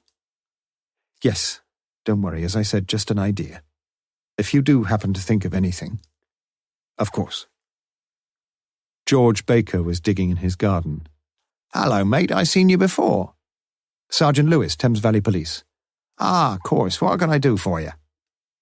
Lewis explained his visit, but George's answer was only marginally less discouraging than those of the others. "Well, I suppose it could have been a fella, but swipe me, mate, I could have sworn as both of them was women." Memories were fading, and the case was growing stale. Lewis went home for lunch. At 2 p.m. he was ushered into the office of the car service manager of Barker's garage on the Banbury Road, where he spent more than an hour working his way methodically through hundreds of carbon copies of worksheets, customers' invoices, booking ledgers and other sundry records of car repairs for the weeks beginning September the 22nd and 27th. He found nothing. He spent a further hour going back to the beginning of September, increasingly conscious that his task was futile. Miss Jennifer Colby, although she had an account with Barker's, had not brought in her car for any repairs or service since July. She had bought the car new from the garage over 3 years ago, HP nearly finished, no trouble with payments, no serious mechanical faults. 6,000 service on 14th July, with a few oddments put right, £13.55, bill paid July 30th. Lewis was disappointed, if not surprised. Morse seemed to have a bee in his bonnet about this Colby woman. Perhaps this would put him off for good. But he doubted it. He walked over to the road to the newsagents and bought the evening newspaper. A caption near the bottom right-hand corner of the front page caught his eye. Woodstock killing, breakthrough near. Following intensive activity, police are quietly confident that the killer of Sylvia Kay, found raped and murdered at the Black Prince Woodstock on the night of 29th September, will soon be found. Chief Inspector Morse of the Thames Valley HQ, who is heading the murder inquiry, said today that several key witnesses had already come forward, and he considered that it would only be a matter of time before the guilty party was brought to justice. Lewis thought it must be a hoax. The confident head of the murder inquiry, if ever invited to take his 8 discs to a desert island, would have answered committees to the inevitable question about what he would be most glad to have got away from. The meeting called for this Thursday afternoon to consider pensions, promotions, and appointments, stretched on and on like an arid desert. His only contribution throughout was a word of commendation for Constable Macpherson. It seemed a justifiable excuse for contravening his customary and caustic taciturnity. The meeting finally broke up at 5:05, when he yawned his way back to his office and found Lewis reading the prospects for Oxford United's visit to Blackpool the following Saturday. "Seen this, sir?" Lewis handed him the newspaper and pointed to the caption portending Judgment Day for the Woodstock killer. Morse read the item with weary composure. They do twist things a bit, these reporters, don't they? Sue Widdowson's day, too, dragged drearily by. She'd wanted desperately to talk to Morse again last night. Who knows what she might have said? Was his phone out of order? But in the cold light of morning she had realized how foolish it would have been. David was coming on Saturday for the weekend, and she would be meeting him at the station at the usual time. Dear David. She had received another letter that morning. He was so nice, and she liked him so very much. But no, she had just got to stop thinking of Morse. It had been almost impossible. Sandra had been full of questions, and Dr. Ayres had patted her bottom far too intimately, and she was lousily, hopelessly miserable. Mrs. Amy Sanders was worried about her son. He had seemed listless and off-colour for a week or so now. In the past he had taken the odd day or two off work, and more than once she had had to lay it on a bit thick in describing to Messrs. Chalkley the symptoms of some fictitious malady which had temporarily stricken her dear boy. But today she was genuinely concerned. John had been sick twice during the night, and was lying shivering and sweating when she had called him at 7 a.m. He had eaten nothing all day, and against her son's wishes she had rung the doctor's surgery at 5 p.m. No, she had not thought it urgent, but would be most grateful if the doctor could call some time. The bell rang at 7:30 p.m., and Mrs. Sanders opened the front door to find a man she had never seen before. Still, the doctors these days were always changing around. "Does Mr. John Sanders live here?" "Yes, come in, Doctor. I'm ever so glad you could call." "I'm not a doctor, I'm afraid. I'm a police inspector." The landlord of the Bell at Chipping Norton took the booking himself at 8:30 p.m. He consulted the register and picked up the phone again. "For tomorrow night and Saturday night, you said?" "Yes." "I think we can do that all right, sir. Double room? Do you want a private bathroom?" "Oh, that would be nice. And a double bed if you've got one. We never seem to sleep well in these twin beds." "Yes, we can do that." "I'm afraid I shan't have time to confirm it in writing." "Oh, don't worry about that, sir. If you could just let me have your name and address." "Mr. and Mrs. John Brown, Hilltop, Eaglesfield, all one word, Bristol." "I've got that." "Good. My wife and I look forward to seeing you. We should be there about 5. "We hope you'll enjoy your stay, sir." The landlord put down the phone and wrote the names of Mr. and Mrs. J. Brown in the booking register. His wife had once added up the number of John Browns booked into the Bell. In 1 month alone there were 7. But it wasn't his job to worry too much about that. Anyway, the man had sounded most polite and well-educated. Nice voice, too, West Country-ish, rather like his own. And there must be 1 or 2 quite genuine John Browns somewhere. Chapter 20. Friday, 15th of October, a.m. Morse woke up late on Friday morning. The Times was already on the floor in the hall, and 1 letter was protruding precariously through the letterbox. It was a bill from Barker's, £9.25. He stuck it, with several of its fellows, behind the clock on the mantelpiece. The car purred into life at the first gentle touch. He had the sticks in the back of the car, and decided to run down to the Radcliffe Infirmary before going to the office. As he joined the patiently crawling, never-ending line of traffic in the Woodstock Road, he debated his course of action. He could see her quite by chance, of course, as he had last time. Or he could ask for her. But would she want that? He longed just to see her again, and damn it, she would be there. What could be more natural? He had dreamed about Sue the previous night, but in a vague, elusive sort of way which had left her standing in the forecourt of his mind. Had it been her on the phone on Wednesday night? He turned off across the traffic into the yard of the Radcliffe, stopped on double yellow lines, collared the nearest porter, gave him the sticks and the promissory note of the bearer to return the same, and told him to see to it. Police. The road was clear as he left Oxford, and he cursed himself savagely every other minute. He should have gone in, stupid fool. He knew deep down he wasn't a stupid fool, but it didn't help much. Lewis was waiting for him. Well, what's the programme, sir? I thought we'd take a gentle bus ride a little later, Lewis. Ah, well, here's not to reason why. Yes, I thought we'd go to Woodstock on the bus together. What about that? Has the car conked out again? No, going like a dream. So it should. Had a bill for the bloody battery this morning. Guess how much? £6-7? £9.25. Lewis screwed up his nose. Cheaper if you'd gone to the tyre and battery people up in Headington. They don't charge for any labour. I've always found them very good. You sound as if you're always having car trouble. Not really. Had a few punctures lately, though. Can't you change a tyre yourself? Well, yes, of course I can. I'm not an old woman, you know, but you've got to have a spare. Morse wasn't listening. He felt the familiar tingle of the blood freezing in his arms. You're a genius, Sergeant. Pass me the telephone directory. Consult the yellow pages. Here we are. There are only 2 numbers. Which shall we try first? What about the first one, sir? A few seconds later, Morse was speaking to Cowley Tyre and Battery Services. I want to speak to the boss of the place. It's urgent. Police here. He winked at Lewis. Hello. Chief Inspector Morse here, Thames Valley... No, nothing like that.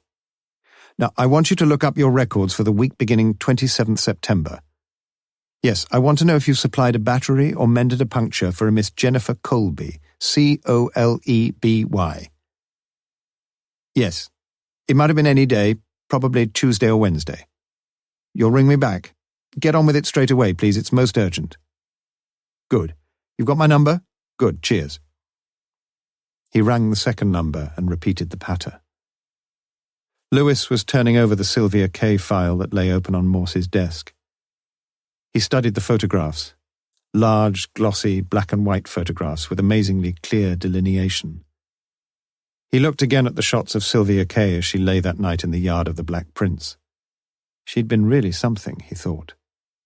The white blouse had been torn sharply on the left-hand side, and only the bottom of the 4 buttons remained fastened. The left breast was fully revealed, and Lewis was strongly reminded of the provocative poses of the models in the girly magazines. It could almost have been an erotic experience, looking through these pictures. But Lewis remembered the back of the blonde head and the cruelly shattered skull. He thought of his own darling daughter. 13 now, she was getting a nice little figure. God, what a world to bring up children in. He hoped and prayed that she would be all right, and he felt a deep and burning need to find the man who did all that to Sylvia Kay. Morse had finished. Can you put me in the picture, sir? Asked Lewis. Morse sat back and thought for a few minutes. I suppose I ought to have told you before, Lewis, but I couldn't be sure, well, I can't be sure now, about 1 or 2 things. Pretty well from the beginning, I thought I had a good idea of the general picture. I thought it was like this. 2 girls want a lift to Woodstock, and we've got some fairly substantial evidence that they were picked up, both of them. Lewis nodded. Now, neither the driver nor the other girl came forward. The question I asked myself was why? Why were both of these people anxious to keep quiet? There were pretty obvious reasons why one of them should keep his mouth shut, but why both? It seemed most improbable to me that the pair of them could be partners in crime. So, what are we left with? One very strong possibility, as I saw it, was that they knew each other. But that didn't seem quite good enough somehow. Most people don't withhold evidence, certainly don't tell complicated lies just because they know each other. But what if they have, between them, some guilty reason for wanting to keep things very quiet indeed? And what if such a guilty reason is the fact that they know each other rather too well? What if they are, not to put too fine a point on things, having an affair with each other? The situation's not so good for them, is it? With a murder in the background, not so good at all. Lewis wished he'd get on with it. But let's go back a bit. On the face of it, our evidence suggested from the word go that the encounter between the 2 girls and the driver of the car was pure chance. Mrs. Jarman's evidence is perfectly clear on that point. Now, we have discovered, after a good deal of unnecessary trouble, who the driver of the red car was, Crowther. In his evidence, he admits that he's having an affair with another woman and that the venue for these extramarital excursions is Blenheim Park. Furthermore, again on his own evidence, he was going to see his lady love on the night of Wednesday, 29th of September. Now at this point, I took a leap in the dark. What if the lady love was one of the girls he picked up? But, began Lewis. Don't interrupt, Lewis. Now, was the lady love Sylvia Kay? I don't think so. We know that Mr. John Sanders had a date, however vague, with Sylvia on the 29th. It doesn't prove things one way or the other, but Sylvia is the less likely choice of the two. So, we're left with our other passenger, Miss or Mrs. X. It's clear from Mrs. Jarman's evidence that Miss X seemed anxious and excited, and I think no one gets too anxious and excited about going to Woodstock unless that person has a date, and an important date at that, and not very much time to spare. Crowther said an hour or so at the most, remember? But he thought better of it.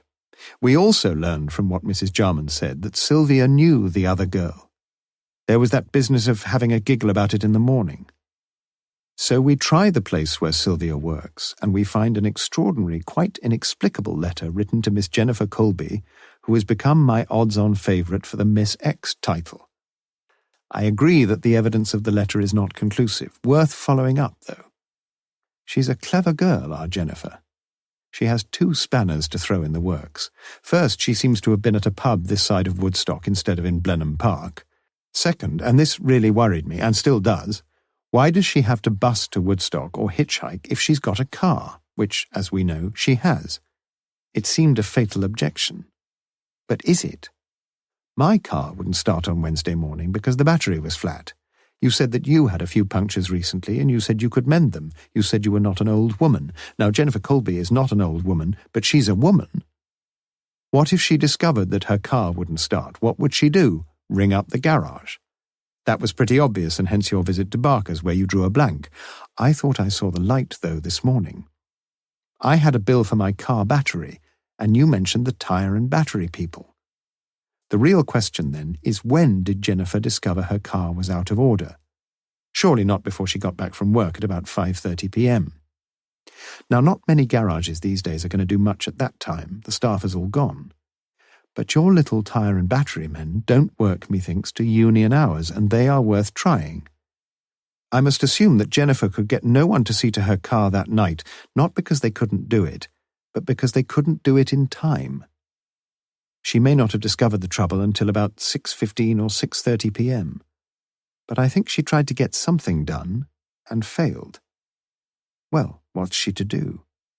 Naturally, she can get a bus. She's never had to bus before, but she's seen the Woodstock buses often enough, and that's why I believe it was Jennifer who was seen at Fair Stage 5 on the night Sylvia was murdered. She meets an impatient fellow traveller, Sylvia, and the two of them decide to hitchhike. They walk past the roundabout, and a car stops. Crowther's car. It's hardly a coincidence, is it? He's got to get to Woodstock too, and he's bound to be going there at roughly the same time as Jennifer. Whether he knew it was her, it was getting fairly dark, I just don't know. I suspect he did. Morse stopped. And what happened then, do you think, sir? Crowther has told us what happened for the next few miles. Do you believe him?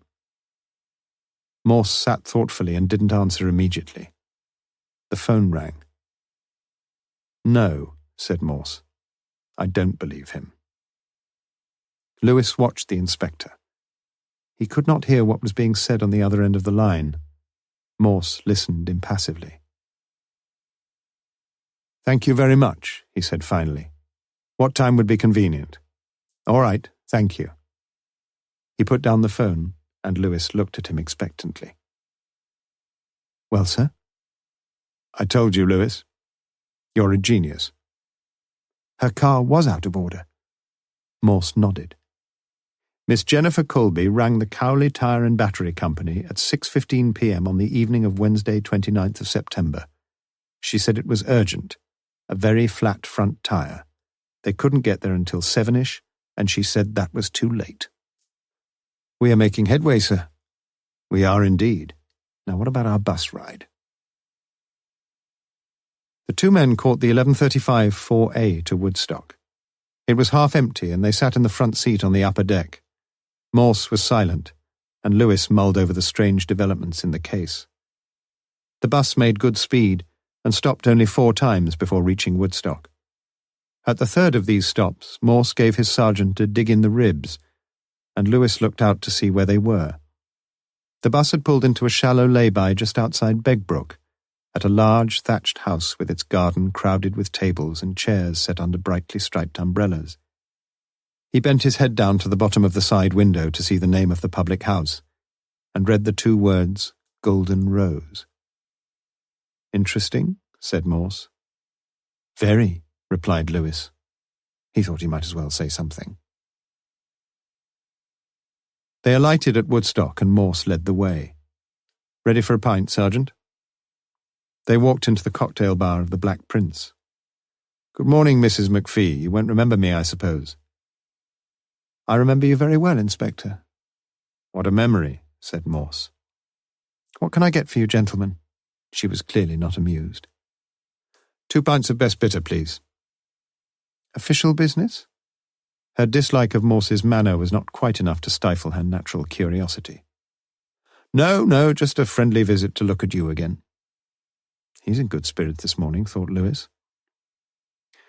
"I see from the paper that you're hoping—" She fumbled for the words. "We're making progress, aren't we, Sergeant?"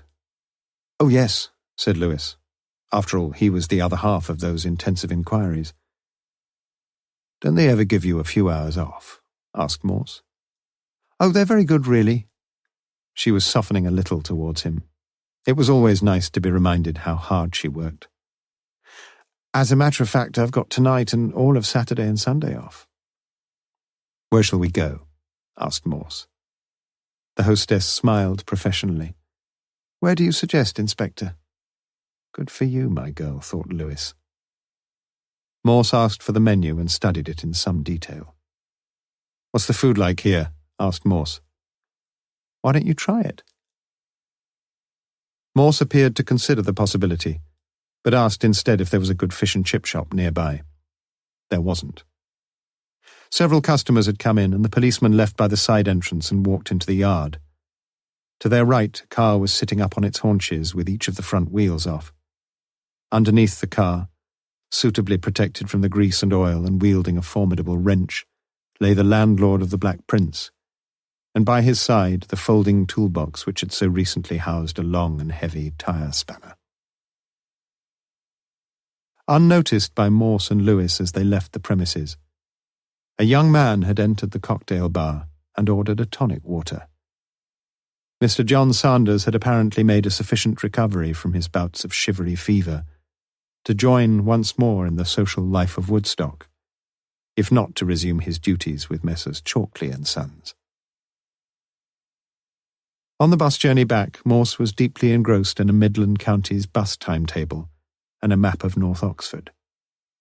Occasionally he looked at his watch and made a brief entry in a notebook. Lewis felt hungry. It had been a pity about the fish and chip shop. Chapter 21. Friday, 15th of October, p.m. A bulky envelope marked confidential arrived on Morse's desk at 3:30 that afternoon, from the principal. He had done a very careful and thorough job, that was quite clear. There were 93 typewriters, it appeared, in Lonsdale College. Most of them belonged to the college and had found their various ways into the rooms of the fellows. Over 20 were the personal property of members of the college. 93 sheets of paper, each numbered, were neatly arranged beneath a bulldog clip. 2 further sheets, stapled together, provided the key to the typewritten specimens, and appropriately enough the principal's typewriter was given the number 1 designation. Morse riffled the sheets. It was going to be a bigger job than he'd thought, and he rang the laboratory boys. He learned it would take an hour or so. Lewis had spent most of the afternoon typing his reports, and did not return to Morse's office until 4:15 p.m. "You hoping to have the weekend off, Lewis?" "Not if there's something you want me for, sir." "I'm afraid we have rather a lot to do. I think it's time we had a little confrontation, don't you?" "Confrontation?" Yes, a gentle little confrontation between a certain Miss Colby and a certain Mr. Crowther. What do you think? Might clear the air a bit. Yes. Do you think the old establishment could run to 4 clean cups of coffee in the morning? You want me to join you? Oh, we're a team, Lewis, my boy. I've told you that before. Morse rang Town and Gown and asked for Mr. Palmer. Who shall I say is calling? It was the prim little Judith. Mr. Plod, said Morse. Hold on, please, Mr. Plod. You're through? I didn't quite catch your name, sir. Palmer here. Morse, Inspector Morse. Oh, hello, Inspector. Stupid girl. I want to have a word with Miss Colby. Confidential. I wonder... Palmer interrupted him. I'm awfully sorry, Inspector. She's not here this afternoon. She wanted to spend a long weekend in London, and, well, we do occasionally show a little flexibility. You know, it sometimes helps the smooth-running... London, you say? Yes, she said she was going to spend the weekend with some friends. She caught the lunchtime train. Did she leave an address? I'm sorry, I don't think she did. I could try to... No, don't bother. Can I take a message? No, I'll get in touch with her when she comes back. Perhaps he could see Sue again. When will she be back, by the way? I don't really know. Sunday evening, I should think. All right, well, thank you. Sorry I couldn't be... Not your fault. Morse put the phone down with less than average courtesy. One of our birds has flown, Lewis. He turned his attention to Bernard Crowther and decided to try the college first. Porter's Lodge. Can you put me through to Mr. Crowther's rooms, please? Just a minute, sir. Morse drummed the table with the fingers of his left hand. Come on. Are you there, sir? Yes, I'm still here. No reply, I'm afraid, sir. Is he in college this afternoon? I saw him this morning, sir. Just a minute. 3 minutes later, Morse was wondering if the wretched porter had taken a gentle stroll around the quad. Are you there, sir? Yes, I'm still here. He's away somewhere, sir, for the weekend. It's a conference of some sort. Do you know when he's due back? Sorry, sir. Shall I put you through to the college office? No, don't bother. I'll ring again later. Thank you, sir. Morse held the phone in his hands for a few seconds and finally put it down with the greatest circumspection. I wonder. He was lost in thought. It seems both of our birds have flown, sir. I wonder if the conference is being held in London. You don't think... I don't know what to think, said Morse. Nor was he sure what to think when half an hour later the findings of the laboratory were phoned through. Lewis watched the inspector's curious reactions. Are you sure? You're quite sure? Yes. Well, many thanks. You'll bring them over. Good, thank you. Well, Lewis, you're in for a surprise. About the note? Yes, about the note. The note someone wrote to the young lady who is now visiting some friends in London. They say they know whose typewriter it was. And whose was it? That's what's puzzling me. We've never heard of him before. He's a Mr. Peter Newlove. And who's Mr. Peter Newlove? It's time we found out. He rang Lonsdale College for the second time that afternoon and found the same slow-motion porter presiding over the lodge. Mr. Newlove, sir? No, I'm afraid he's not in college. Just let me check in the book. No, sir, he's away till Monday. Can I take a message? No. All right, goodbye, sir. Well, that's that, said Morse. All our birds have flown. And I don't see much point in staying here, do you? Lewis didn't. Let's just tidy up all this mess, said Morse. Lewis gathered together the papers on his side of the table, the photographs of Sylvia Kay and the carefully drawn diagrams of the yard at the Black Prince, annotated in thin, spidery writing with details of everything found therein. He looked again at the close-ups of the murdered girl lying there, and felt a paternally protective urge to cover the harsh nakedness of her beautiful body. "I'd like to get the bastard who did this," he muttered. "What's that?" Morse took the photographs from him. "He must be a sex maniac, don't you think, sir? Tearing off her clothes like that and leaving her for anyone and everyone to see. God, I wish I knew who he was." "Oh, I don't think there's much difficulty about that," said Morse. Lewis looked at him incredulously. "You mean you know?" Morse nodded slowly and locked away the file on Sylvia Kay. Part 3. Search for a Killer. Chapter 22. Sunday, 17th of October. Sue saw David off on the Birmingham train at 7:13 on Sunday evening. She told him what a marvellous weekend it had been, and so it had. On Saturday they had gone to the cinema, had a delicious Chinese meal, and generally luxuriated in being together. Most of Sunday they had spent in Headington at the home of David's parents, pleasant, warm-hearted people, sensible enough to leave the two young lovebirds alone for the greater part of the day. They hoped to marry sometime next autumn, after David had finished his postgraduate year of research in metallurgy at the University of Warwick. He was hopeful, for he had taken a first, of getting a lectureship somewhere, and Sue encouraged him. She would rather be married to a lecturer than to an industrial chemist, or whatever metallurgists became. She thought that was the only thing about David of which she couldn't wholeheartedly approve, his choice of metallurgy. It had something to do with her own school days, and the distaste she'd always felt amid the smells and silver slivers of the metalwork shop. There was something, too, about the hands of people who worked with metal, a sort of ingrained griminess, however patiently they were scrubbed. The train lingered at Oxford Station for several minutes, and Sue kissed David fully and freely as he leaned from the window of an empty carriage. "It's been lovely seeing you again, darling," said David. "Super. You enjoyed it, didn't you?" "Of course I did," she laughed gaily. "Why on earth did you ask that?" David smiled. "It's just nice to know, that's all." They kissed again, and Sue walked along with him for a few yards as the train pulled out. "See you in a fortnight. Don't forget to write." "I won't," said Sue. "Bye."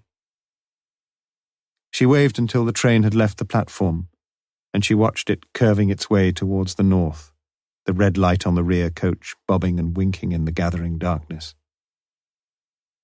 She walked slowly back down the platform, along the subway and up to the barrier on the other side. She gave in her platform ticket and made her way to Carfax. Here she had to wait for half an hour before a number 2 bus came along, and it was 8 o'clock before she got off in North Oxford. She crossed the road and with her head down walked along Charlton Road and thought about the last 2 days. She could never have told David about Wednesday night. There was nothing to tell anyway, was there? Just a minor peccadillo.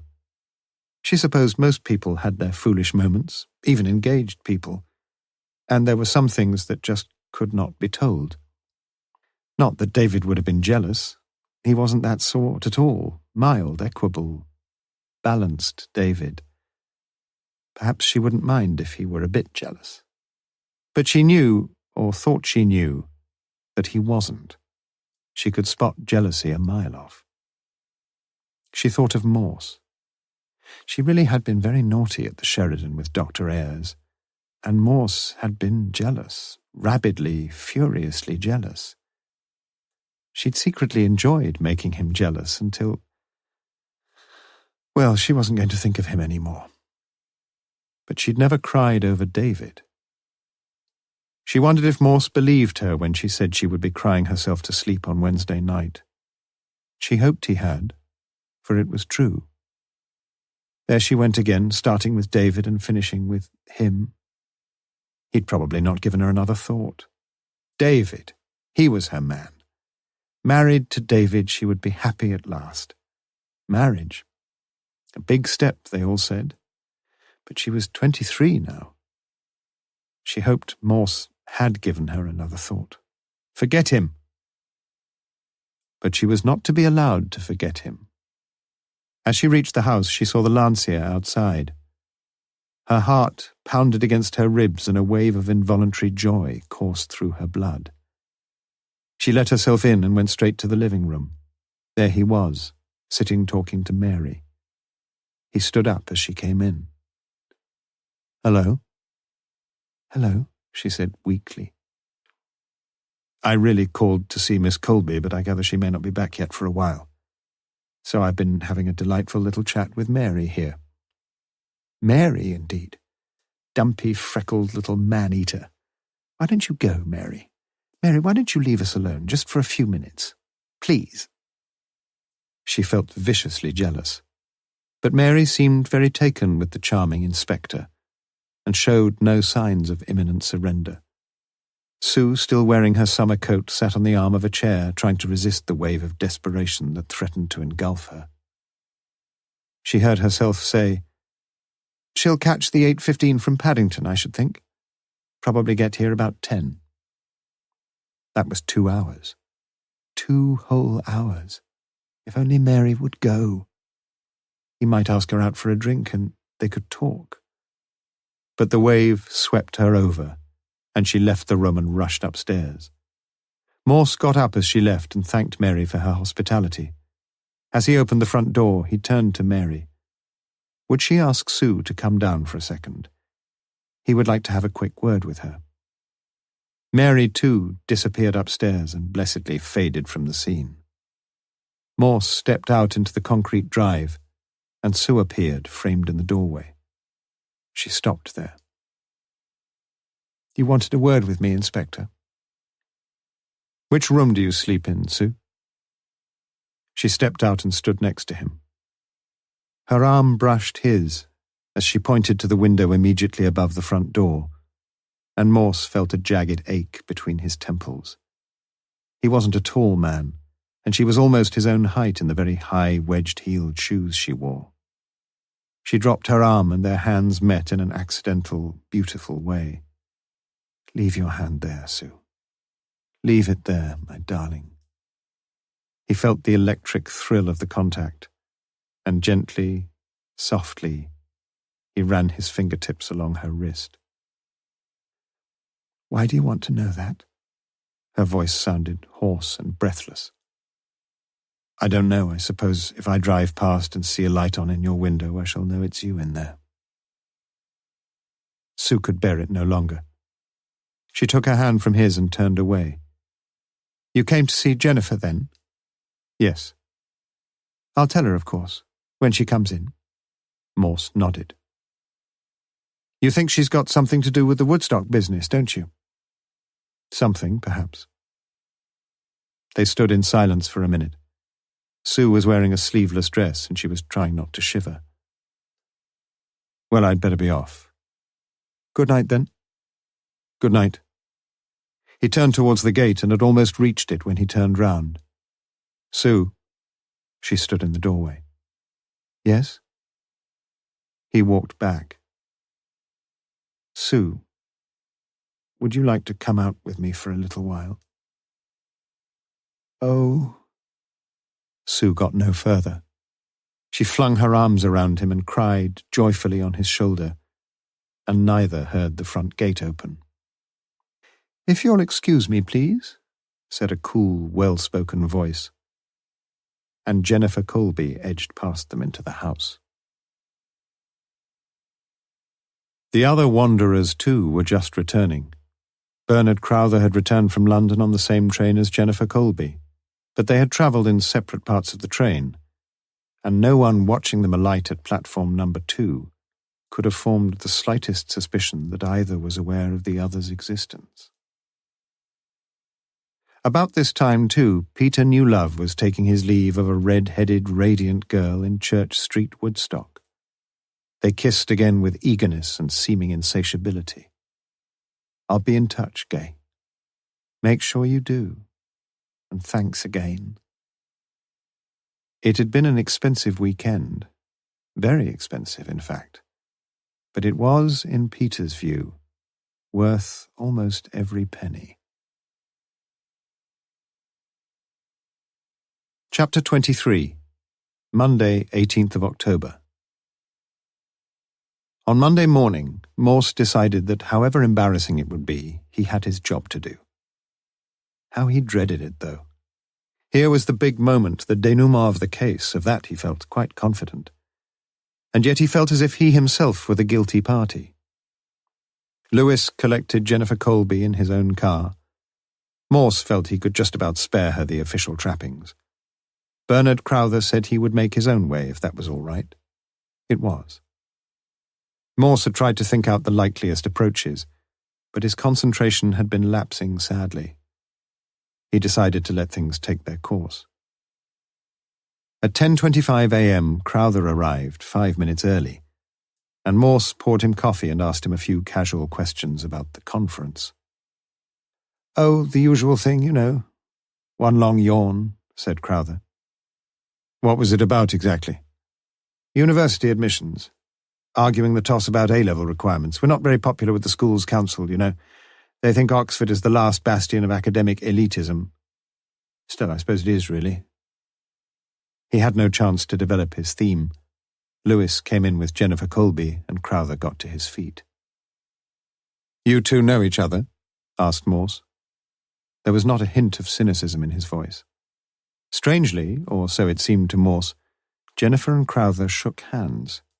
Good mornings were exchanged, and Morse, a trifle nonplussed, poured 2 more coffees. "You do know each other?" He sounded rather unsure of himself. "We live fairly near each other, don't we, Mr. Crowther?" "We do, yes. I've often seen you on the bus. It's Miss Colby, I think, isn't it? You come round for the SPCC." Jennifer nodded. Morse got up and passed the sugar basin round. He felt he couldn't sit still. During the next few minutes, Lewis was forced to wonder if the inspector had lost his grip completely. He ummed and ahed and said, "To be honest with you, and we have some reason to suppose," and finally managed to suggest to his pair of prime suspects, almost apologetically, that they might be having an affair with each other. Jennifer laughed almost aloud, and Bernard smiled shyly. It was Bernard who spoke first. "I'm sure I feel very flattered, Inspector, and I very much wish perhaps that I was having some secret affair with Miss Colby. But I'm afraid the answer's no. What else can I say?" "Miss Colby?" "I think I've spoken to Mr. Crowther twice in my life to ask him for a donation to the SPCC. I sometimes see him on the bus going into town. We get on and off at the same stops. But I think he always goes upstairs, and I never do. I hate the smell of cigarettes." Morse, who was smoking his 3rd cigarette, felt once more that he was getting the worst of things with Jennifer Colby. He turned to Crowther. "I must ask you this, sir. Please think very carefully before you answer, and remember that you are here in connection with a murder, the murder of the girl who was travelling in your car." Morse saw a look of surprise on Jennifer's face. "Was Miss Colby here, the other passenger you picked up that night?" Bernard replied with an immediacy and conviction that sorely troubled Morse. "No, Inspector, she wasn't. Of that you can be completely assured." "And you, Miss Colby, do you deny that you were the other passenger in Mr. Crowther's car?" "Yes, I do deny. Absolutely." Morse drained his coffee. "Do you want us to sign anything, Inspector?" There was a deep cynicism in Jennifer's face. Morse shook his head. "No. Sergeant Lewis has made notes on what you've both said. One more question, though, Miss Colby, if you don't mind. Can you give me the address of the friends you stayed with in London this weekend?" Jennifer took a plain envelope from her handbag and wrote down an address in Lancaster Gardens. As an afterthought, she added the telephone number and handed the envelope to Morse. "They're lying, both of them," said Morse when they had gone. Crowther had to get to the centre of Oxford and had gallantly offered a lift to his fellow suspect. Morse wondered what they would be talking about. Lewis had said nothing. "Did you hear me?" Morse was angry. "Yes, sir." "I said they're a pair of prize liars. Liars!" Lewis remained silent. He thought the inspector was wrong, terribly wrong. He himself was no stranger to interviewing liars, and he had the firm conviction that both Crowther and Colby were telling the plain truth. Morse looked hard at his sergeant. "Come on. Out with it." "What do you mean, sir?" "What do I mean? You know what I mean. You think I'm up the bloody pole, don't you? You think I'm going bonkers. You're willing to believe what everyone else says, but you don't believe me. Come on, tell me, I want to know." Lewis was upset. He didn't know what to say, and Morse was losing the last remnants of his self-control, his eyes blazing and his voice growing vicious and deadly. "Come on, you tell me. You heard what I said. I want to know." Lewis looked at him and saw the bitter failure in the inspector's eyes. He wished he could put things right, but he couldn't. It had been the quality in him that from the start had endeared him to Morse. It was his basic honesty and integrity. "I think you're wrong, sir." It took a lot of saying, but he said it, and he deserved better than Morse's cruel rejoinder. "You think I'm wrong? Well, let me tell you something, Lewis. If anyone's wrong here, it's not me, it's you. Do you understand that? You, not me. If you've not got the nous to see that those two slimy toads are lying to save their own necks, you shouldn't be on this case. Do you hear me? You shouldn't be on this case." Lewis felt a deep hurt, but not for himself. "Perhaps you ought to have someone else with you, sir. On the case, I mean." "You may be right." Morse was calming down a little, and Lewis sensed it. "There's this man Newlove, sir, shouldn't we—" "Newlove? Who the hell's he?" Lewis had said the wrong thing, and Morse's latent anger and frustration rose to fever pitch again. "Newlove? We've never heard of the bloody man before. All right, he's got a typewriter. That's not a sin, is it? He didn't write that letter. Crowther did. And if you don't see that, you must be blind as a bloody bat." "But don't you think—" "Oh, bugger off, Lewis, you're boring me." "Does that mean I'm off the case, sir?" "I don't know. I don't care. Just bugger off and leave me alone." Lewis went out and left him alone.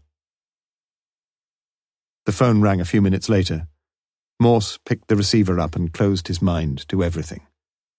"I'm not here," he snapped. "I've gone home." He slammed down the receiver and sat brooding savagely within himself. He even forgot Sue. The last castle had finally collapsed. Having stood the flood so long, it was now a flattened heap of formless sand. But even as it fell, a curious clarification was dawning across his mind. He got up from his leather chair, opened the cabinet and took out the file on Sylvia Kay. He opened it at the beginning, and was still reading it late into the afternoon, when the shadows crept across the room and he found it difficult to read. And a new and horrifying thought was taking birth in the depths of his tortured mind. The dramatic news broke at 7:15. Margaret Crowther had committed suicide. Chapter 24. Monday, 18th of October. Bernard Crowther, after dropping Jennifer Colby in the High, had been lucky in finding a parking space in Bear Lane. Not even the Dons were permitted to park outside the college now. He had lunched in the senior common room and spent the afternoon and early evening working. Both the children were away for a week on a school camping holiday in nearby Witham Woods. On such ventures, it was customary for the parents to visit their children on one evening during the week, but the young Crowthers had told their parents not to bother, and that was that. At least it would be a chance for Bernard and Margaret to have a few decent meals, instead of the inevitable chips and tomato sauce with everything. Bernard left college at about 6:20.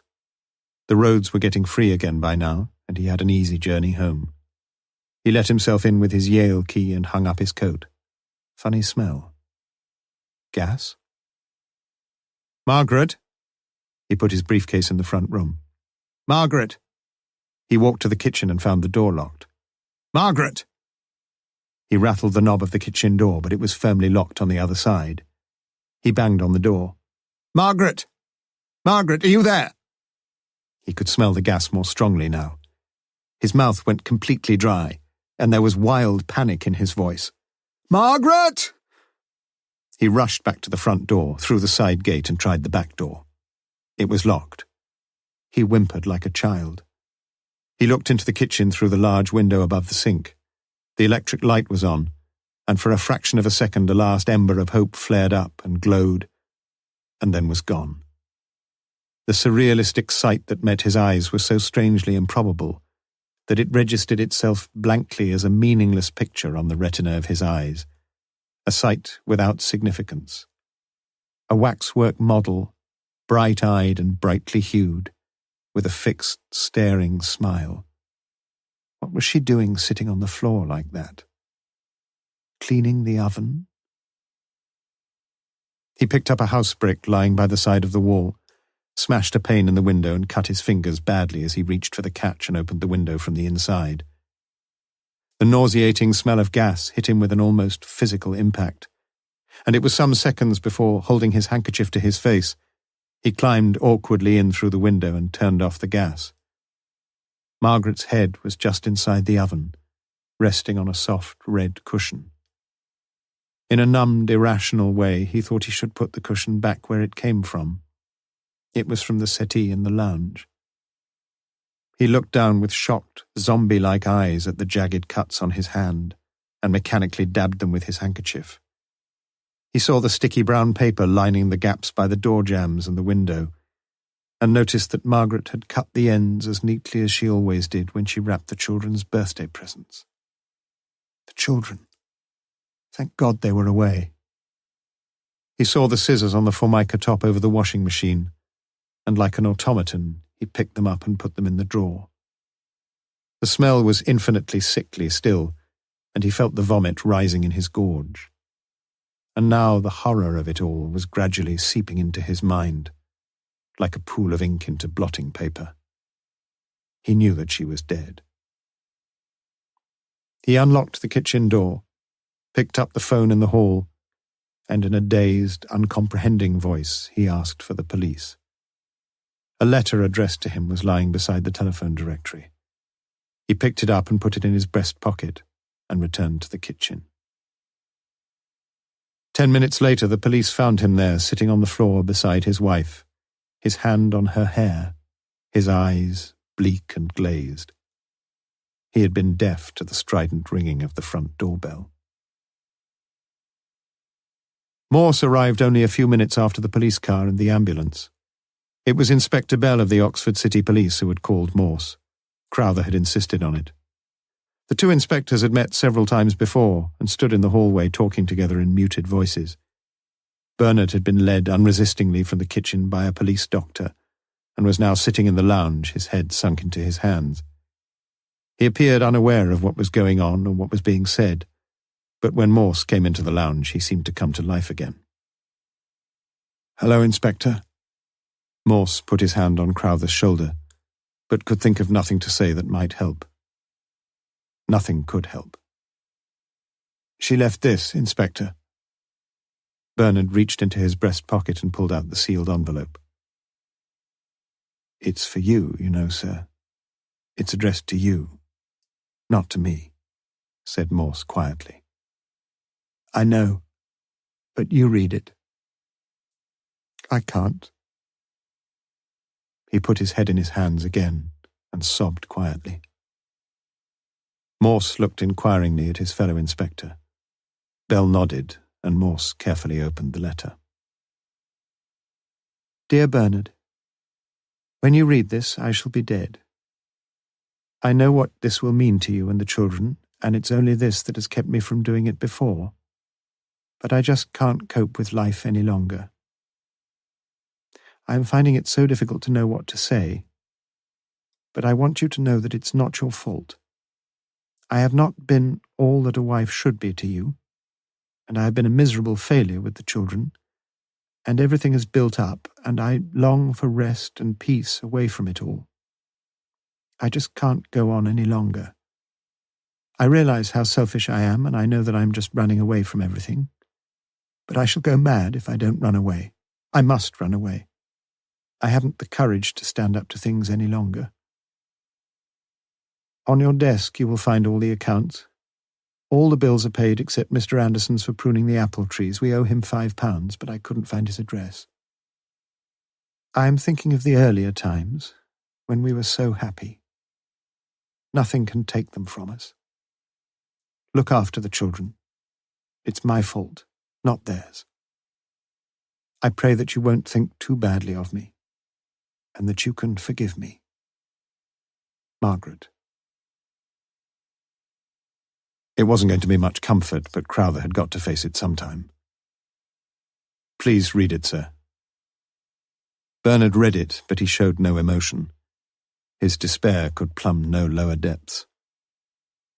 What about the children? He said at last. Don't worry yourself about that, sir. We'll look after everything. The police doctor's voice was brisk. He was no stranger to such situations, and he knew the procedure from this point on. It wasn't much that he could do, but it was something. Look, sir, I want you to take... What about the children? He was a shattered, broken man, and Morse left him to the ministrations of the doctor. He retired with Bell to the front room and noticed the list of the accounts, insurances, mortgage repayments and stock exchange holdings which Margaret had left so neatly ordered under a paperweight on the desk. But he didn't touch them. They were something between a husband and his wife, a wife who had been alive when he had interviewed Crowther earlier that day. "You know him, then?" asked Bell.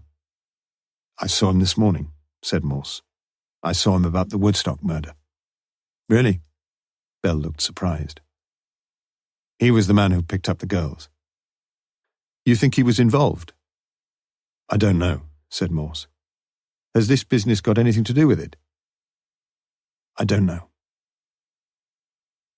The ambulance was still waiting outside, and curious eyes were peeping from all the curtains along the road. In the kitchen, Morse looked down at Margaret Crowther. He had never seen her before, and he was surprised to realize how attractive she must have been. 40-ish, hair greying a little, but a good, firm figure, and a finely featured face, twisted now and blue. "No point in keeping her here," said Bell. Morse shook his head. "No point at all. Takes a long time, you know, this North Sea gas." The two men talked in a desultory way for several minutes, and Morse prepared to leave. But as he walked out to his car, he was called back by the police doctor. "Can you come back a minute, Inspector?" Morse re-entered the house. "He says he must talk to you." Crowther sat with his head against the back of the chair. He was breathing heavily, and the sweat stood out upon his brow. He was in a state of deep shock, and was already under sedation. "Inspector," he opened his eyes wearily. "Inspector, I've got to talk to you." He had great difficulty in getting this far, and Morse looked to the doctor, who slowly shook his head. "Tomorrow, sir," said Morse. "I'll see you tomorrow." "Inspector, I've got to talk to you." "Yes, I know, but not now. We'll talk tomorrow. It'll be all right then." Morse put his hand to Crowther's forehead and felt the clammy wetness there. "Inspector!" But the top corner of the walls where Crowther was trying to focus was slowly disintegrating before his eyes. The angles melted and spiraled and faded away. Morse drove slowly out of Southdown Road and realized just how close Crowther lived to Jennifer Colby. It was a black night, and the moon was hidden away deep behind the lowering clouds. Rectangles of light shaded by curtains showed from most of the front room windows, and in many Morse could see the light blue phosphorescent glow of television screens. He looked at one house in particular, and looked up at one window in it, the window directly above the door. But it was dark, and he drove on. Chapter 25. Tuesday, 19th of October, a.m. Morse had slept very badly, and woke with a throbbing head. He hated suicides. Why had she done it? Was suicide just the coward's refuge from some black despair? Or was it in its way an act of courage that revealed a perverted sort of valour? Not that, though. So many other lives were intertwined. No burdens were shed. They were merely passed from the shoulders of one to those of another. Morse's mind would give itself no rest, but twirled around on some interminable funfair ride. It was past 9 o'clock before he was sitting in his leather chair, and his sombre mood draped itself over his sagging shoulders. He summoned Lewis, who knocked apprehensively on the door before going in, but Morse had seemingly lost all recollection of the nasty little episode the day before. He told Lewis the facts of Margaret Crowther's suicide. "Do you think he's got something important to tell us, sir?"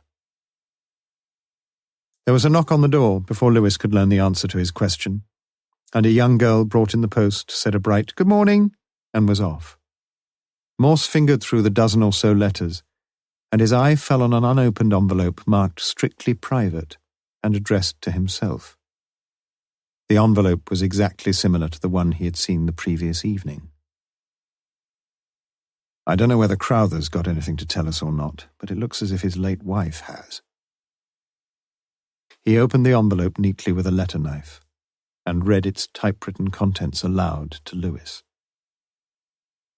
"Dear Inspector, I have never met you, but I have seen from the newspapers that you were in charge of the inquiry into the death of Sylvia Kay.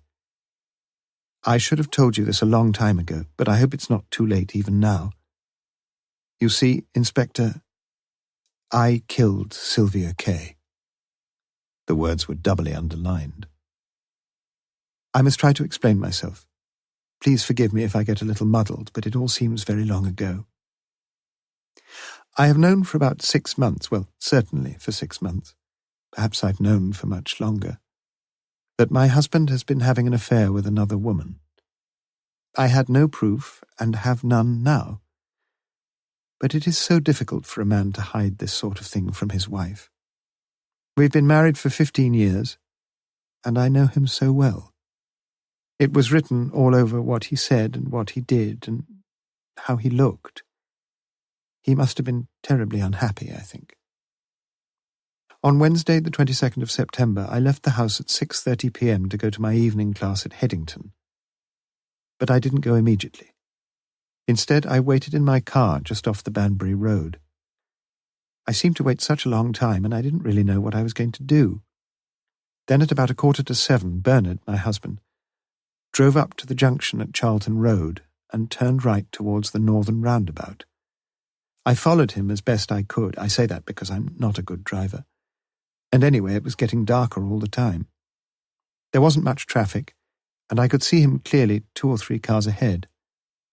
At the Woodstock Road roundabout, he turned along the A34.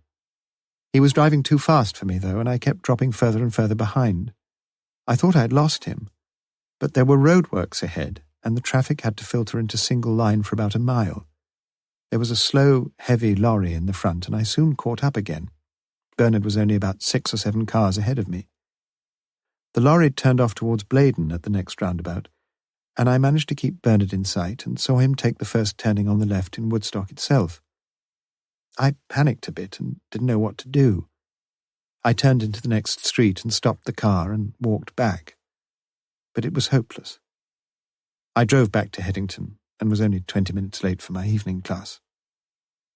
The next Wednesday, the 29th of September, I drove out to Woodstock again, leaving the house a good 10 minutes earlier than usual, parked my car further along the village, and walked back to the street into which Bernard had turned the previous week. I didn't know where to wait, and I felt silly and conspicuous, but I found a safe enough little spot on the left of the road. I was terrified that Bernard would see me, if he came, that was, and I waited there and watched every car that came round the corner. It was child's play to see the cars turning in, and the occupants as well. He came at 7:15, and I felt myself trembling frantically. He was not alone. A young girl with long fair hair in a white blouse was sitting next to him in the front seat. I thought they must see me because the car turned, only 6 or 7 yards ahead of me, into the car park of the Black Prince. My legs were shaking and the blood was pounding in my ears, but something made me go through with it. I walked cautiously up to the yard and peered in. There were several cars there already, and I couldn't see Bernard's for several minutes. I edged round the back of one car, just to the left of the yard, and then I saw them. The car was on the same side at the far end, with the boot towards the wall. He must have backed in. They were sitting in the front, talking for a while. I felt a cold anger inside me. Bernard and a blousy blonde, about 17 she looked. I saw them kissing. Then they got out of the front and into the back. I couldn't see any more. At least I was spared that. I can't really explain what I felt. As I write now, it all seems so flat and so unimportant somehow. I felt more anger than jealousy, I know that. Burning anger that Bernard had shamed me so. It was about 5 minutes later when they got out. They said something, but I couldn't hear what it was. There was a lever, a long tire lever. I found it on the floor of the yard, and I picked it up. I don't know why. I felt so frightened and so angry. And suddenly the engine of the car was switched on, and then the lights and the whole yard was lit up. The car moved off and out of the yard, and after it had gone, the darkness seemed even blacker than before. The girl stood where he had left her, and I crept behind the 3 or 4 cars between us, and came up behind her. I said nothing, and I'm sure she didn't hear me. I hit her across the back of the head with an easy strength. It seemed like a dream. I felt nothing. No remorse, no fear, nothing. I left her where she was, against the far wall. It was still very dark. I didn't know when or how she would be found, and I didn't care. Bernard knew all along that I had murdered Sylvia Kay.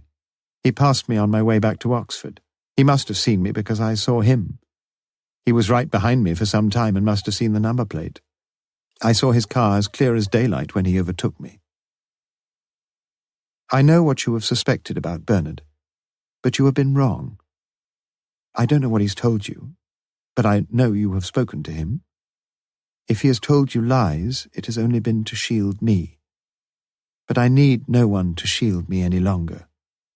Look after Bernard, and don't let him suffer too much because of me.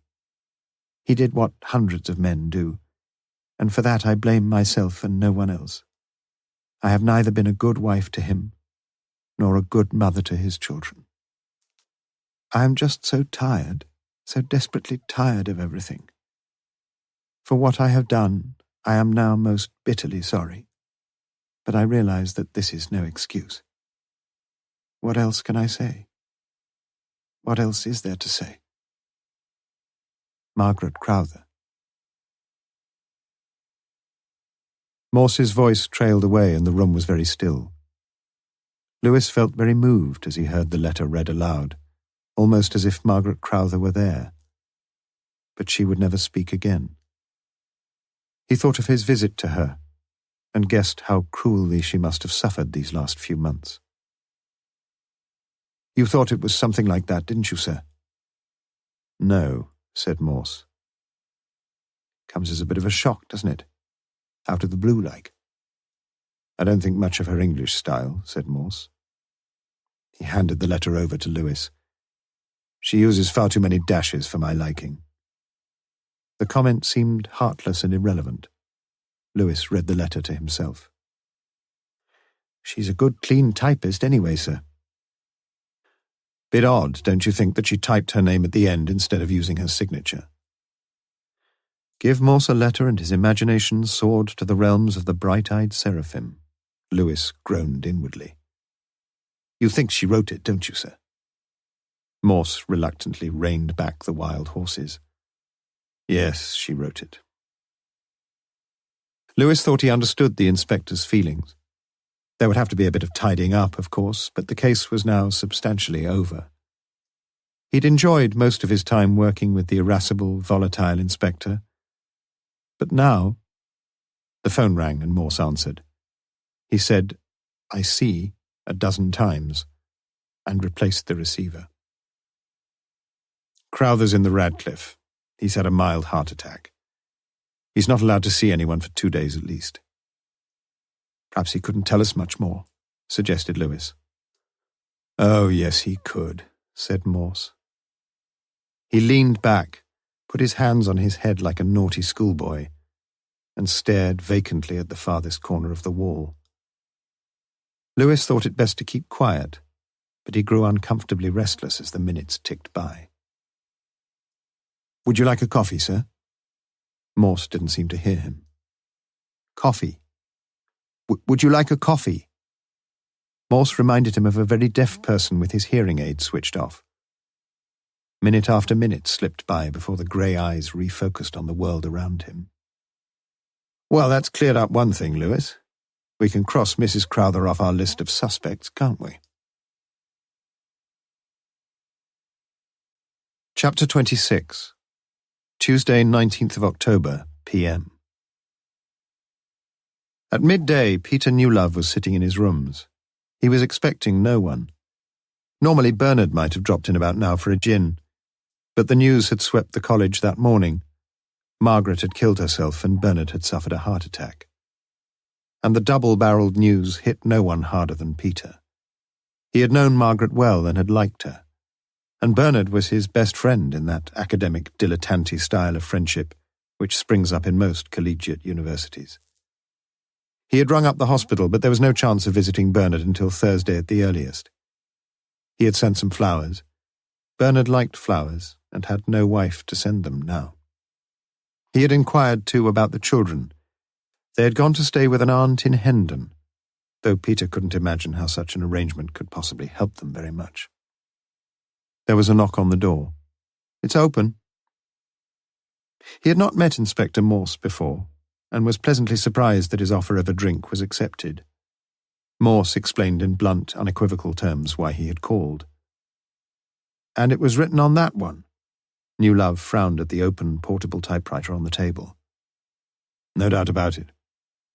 Newlove looked mildly perplexed, but said nothing. "Do you know a young lady named Jennifer Colby, Miss Jennifer Colby?" "I don't, I'm afraid." Newlove's frown grew deeper. "She works in the High, not far from here, Town and Gown, Assurance Place." Newlove shook his head. "I might have seen her, of course, but I don't know her. I've not heard the name before." "And you've never written to anyone of that name?" "No. How could I? As I say, I've never heard of the woman." Morse pursed his lips and continued. "Who else could have used your typewriter, sir?" "Well, I don't know, really. I suppose almost anyone in a way. I don't lock the place up very much unless there are question papers about." "You mean you leave your doors open and let anybody just walk in and help himself to your booze or your books or your typewriter?" "No, it's not like that, but quite a few of the fellows do drop in." "Who in particular, would you say?" "Well, there's a new young don here this term, Mel Hewish, for example. He's been in quite a few times recently." "And?" "And a dozen others." He sounded a little uneasy. "Have you ever seen any of these friends of yours using your typewriter?" "Well, no, I don't think I have." "They'd use their own, wouldn't they?" "Yes, I suppose they would." "Not much suppose about it, is there, sir?" said Morse. "No." "You've no idea, then?" "I'm not being very helpful, I know, but I've no idea at all." Morse abruptly switched his questioning. "Did you know Mrs. Crowther?" "Yes." "You've heard about her?" "Yes," said Newlove quietly. "And Bernard Crowther?" Newlove nodded. "I understand he's one of your best friends?" Again Newlove nodded. "I've been to his room this morning, sir. If you want to put it crudely, I've been snooping around. But you see, I often have to snoop around. I take no particular delight in it." "I understand," said Newlove. "I wonder if you do understand, sir." There was a clipped impatience in his voice now. "He often drops in to see you, is that right?" "Quite often." "And do you think he'd come to you if he wanted anything?" "You mean, rather than to somebody else?" "Yes. He'd come to me." "Did you know that his typewriter can't even cope with a comma?" No, I didn't, lied New Love. After dropping Morse at Lonsdale College, Lewis had his own duties to perform. For the life of him, he couldn't understand the point of this particular errand, but Morse had said it was of vital importance. Something had galvanized the inspector into new life, but it wasn't the gay, rumbustious Morse of the early days of the case. Something grim had come over him, and Lewis found him a little frightening sometimes. He only hoped they got no more letters upon which Morse could practice his misdirected ingenuity. He pulled the official police car into the small yard of the Summertown Health Centre, situated on the corner of the Banbury Road and Marston Ferry Road. It was a finely built, large red stone structure with steps up to a white porch before the front door, one of the many beautiful large houses built by the well-to-do along the Banbury Road in the latter half of the 19th century.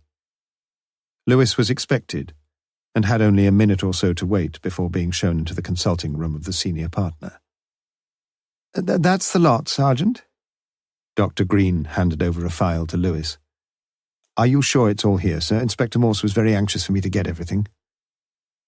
Dr. Green was silent for a moment. "The only thing that's not there is any record that we had may have had about any conversation we may have had with Miss Kay about her private sex life. You understand, I know, Sergeant, that there is the ethical side of the confidential nature of the doctor's relationship with the patient." "You mean she was on the pill, Doctor?" Lewis stepped boldly with his policeman's boots where the angelic Green had so delicately feared to tread. I didn't say that, did I, Sergeant? I said that it is improper, yes, improper, to betray the confidences that we hear in the consulting room." "Would you have told us if she wasn't on the pill?" asked Lewis innocently. "Now that's a very difficult question. You are putting words into my mouth a bit, aren't you, Sergeant? All I'm saying is, Lewis wondered what the senior partner would say to a patient who had malignant cancer. It would be, he was sure, a most protracted interview. He thanked the good doctor and left as quickly as he could, although he was halfway down the porch steps before he finally shook off the persistent Green. He'd have to tell his wife about Dr. Green. As they had agreed, Lewis picked up Morse outside Lonsdale College at 1 o'clock. He told the inspector about the troubled state of Dr. Green's conscience on the problem of professional confidentiality, but Morse was cynically unimpressed. "We know she was on the pill, remember?" Lewis should have remembered. He had read the reports. In fact, Morse had specially asked him to get to know them as well as he could. It hadn't seemed very important at the time. Perhaps even then Morse had seen its relevance. But he doubted it, and his doubts, as it happened, were well justified. As Lewis drove out of the city, Morse asked him to turn off to the motel at the Woodstock roundabout. "We'll have a pint and a sandwich, eh?" They sat in the Morris bar, Morse engrossed in the medical reports on Sylvia Kay. They covered, at intermittent stages, the whole of her pathetically brief little life, from the mild attack of jaundice at the age of 2 days to an awkward break of her arm in the August before she had died, measles, warts on fingers, middle ear infection, dysmenorrhea, headaches, myopia. A fairly uneventful medical history. Most of the notes were reasonably legible, and oddly enough the arch-apostle of indecision, the conscientious Green, had a beautifully clear and rounded hand. His only direct contacts with Sylvia had been over the last 2 afflictions, the headaches and the broken arm. Morse passed the file over to Lewis and went to refill the glasses. Some of the details had appeared in the post-mortem report anyway, but his memory wasn't Lewis's strongest asset. "Have you ever broken your arm?" asked Morse. "No." "They say it's very painful. Something to do with the neurological endings or something. Like when you hurt your foot, Lewis." Very, very painful. You should know, sir. Ah, but if you've got a basically strong constitution like me, you soon recover. Lewis let it go.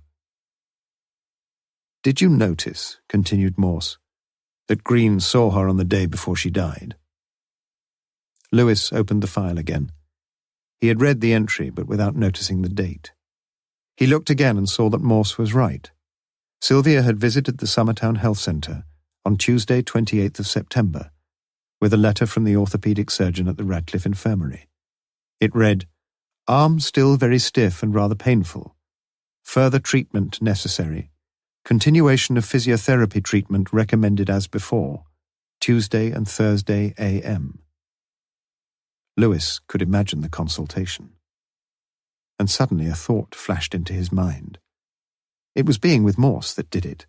His fanciful suspicions were getting as wild as the inspector's. You don't think, surely, that, he was getting as bad as Green. That what? Said Morse, his face strangely grave.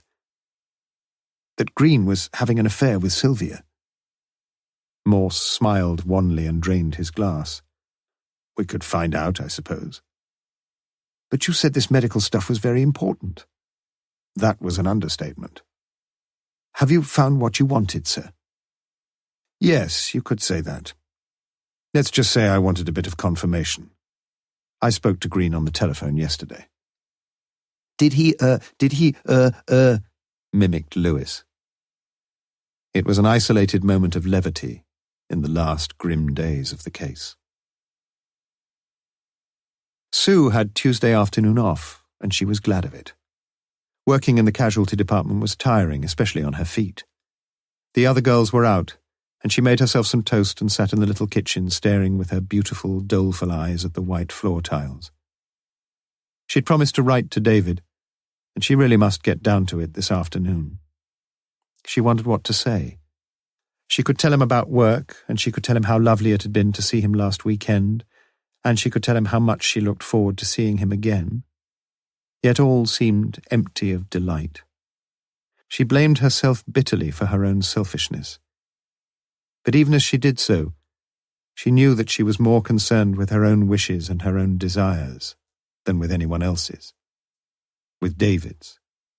Particularly David's. It was futile. It was quite impossible. It was utterly foolish. It was even dangerous to think of him. To think about Morse, that is. But she wanted him so badly. She longed for him to call. She longed just to see him. Anything. And as she sat there in the little kitchen staring at the white tiles still, she felt an overwhelming sense of self-reproach and loneliness and misery. Jennifer was busy on Tuesday afternoon. Palmer had sent her a draft letter and wanted her to look it through. Premiums on virtually everything were to be increased by 10% after Christmas, and all the company's clients had to be informed. The dear man, thought Jennifer, he's not so very bright, really. The first paragraph of his letter was reminiscent of the tortuous exercises she'd been set in Latin prose. Witch followed witch, which followed yet another witch. A coven of witches, she thought, and smiled at the conceit. She amended the paragraph with a bold confidence, a full stop here, a new paragraph there, a better word here, much clearer. Palmer knew she was by far the brightest girl in the office, and over important drafts he always consulted her. She wouldn't be staying there much longer, though. She had applied for 2 jobs in the last week. But she wouldn't dream of telling anybody, not even Mr. Palmer. Not that it was unpleasant working where she was, far from it. And she earned almost as much as Mary and Sue put together. Sue. She thought of Sunday evening when she had returned from London. How glad she had felt to find them like that. She visualized the scene again, and a cruel smile played over her lips. She took the amended drafts to Mr. Palmer's office, where Judith was trying to keep pace with the very moderate speed at which her employer was dictating a letter. She handed the draft to him. I've made a few suggestions. Oh, thank you very much. I just rushed it off, put down the first things that came into my head. I realized it was, a bit rough. Thanks very much. Jolly good." Jennifer said no more.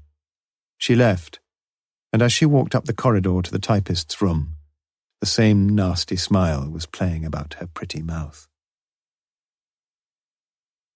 The third of the triad, the undaunted, dumpy, freckled little Mary, worked for Radio Oxon. In the BBC, she might have been accorded the distinguished title of Continuity Girl, but she was in a dead-end job with the local radio station. Like Jennifer, she had been thinking of a change, although, unlike Jennifer, she had few qualifications behind her. Jennifer had some A-levels and all her shorthand and typing certificates. She must have been clever at school, thought Mary. Cool, sort of knowing all the time. It worked well enough, the three of them living together, but she wouldn't mind a move. Sue was all right. She quite liked Sue, really, although she'd been a bit moody and broody just recently. Men trouble. Had she fallen for that inspector chap? She wouldn't blame her, though. At least Sue was human. She wasn't quite so sure about Jennifer. After lunch on Tuesday, one of the assistants came in to chat with her. He had a beard, a light-hearted manner, 5 young children, and a roving eye for the ladies. Mary did not positively strive to discourage his attentions. Chapter 27. Thursday, Friday, 21st, 22nd of October.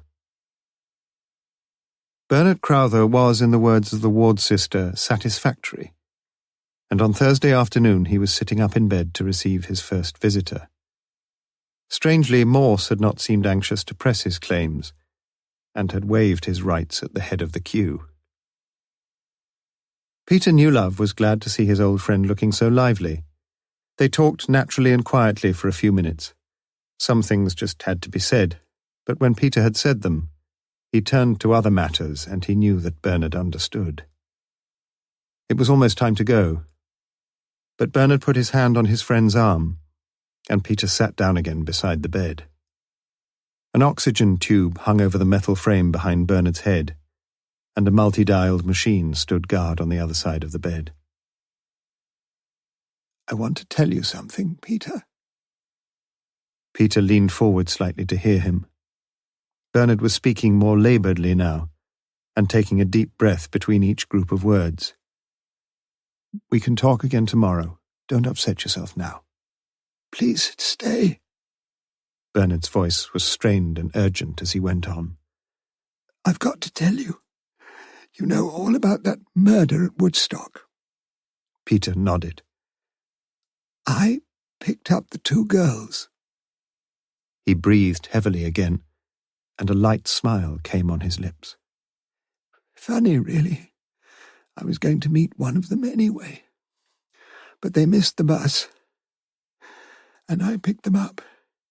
It ruined everything, of course. They knew each other, and, well, it scared me off."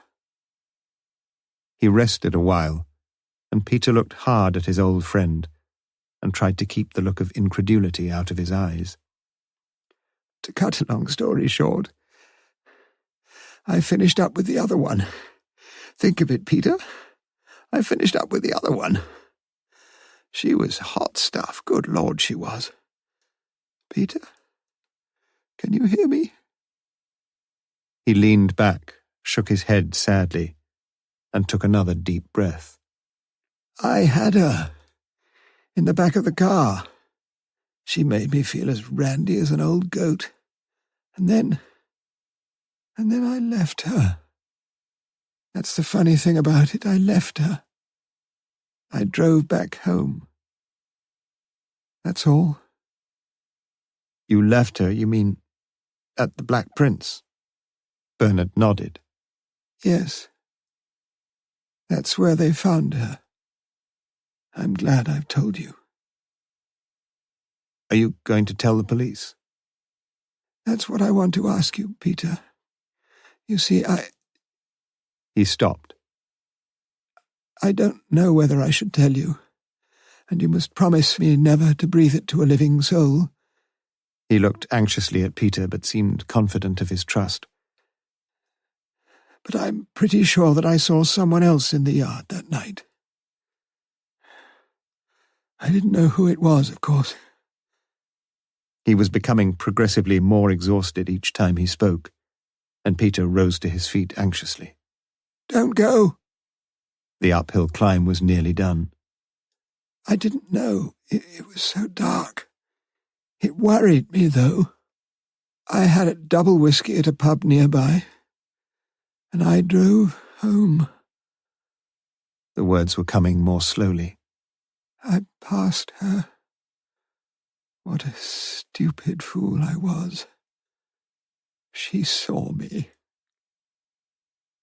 Who do you mean? Who did you pass, Bernard? Bernard's eyes were closed, and he appeared not to hear. I checked up. She didn't go to her night class.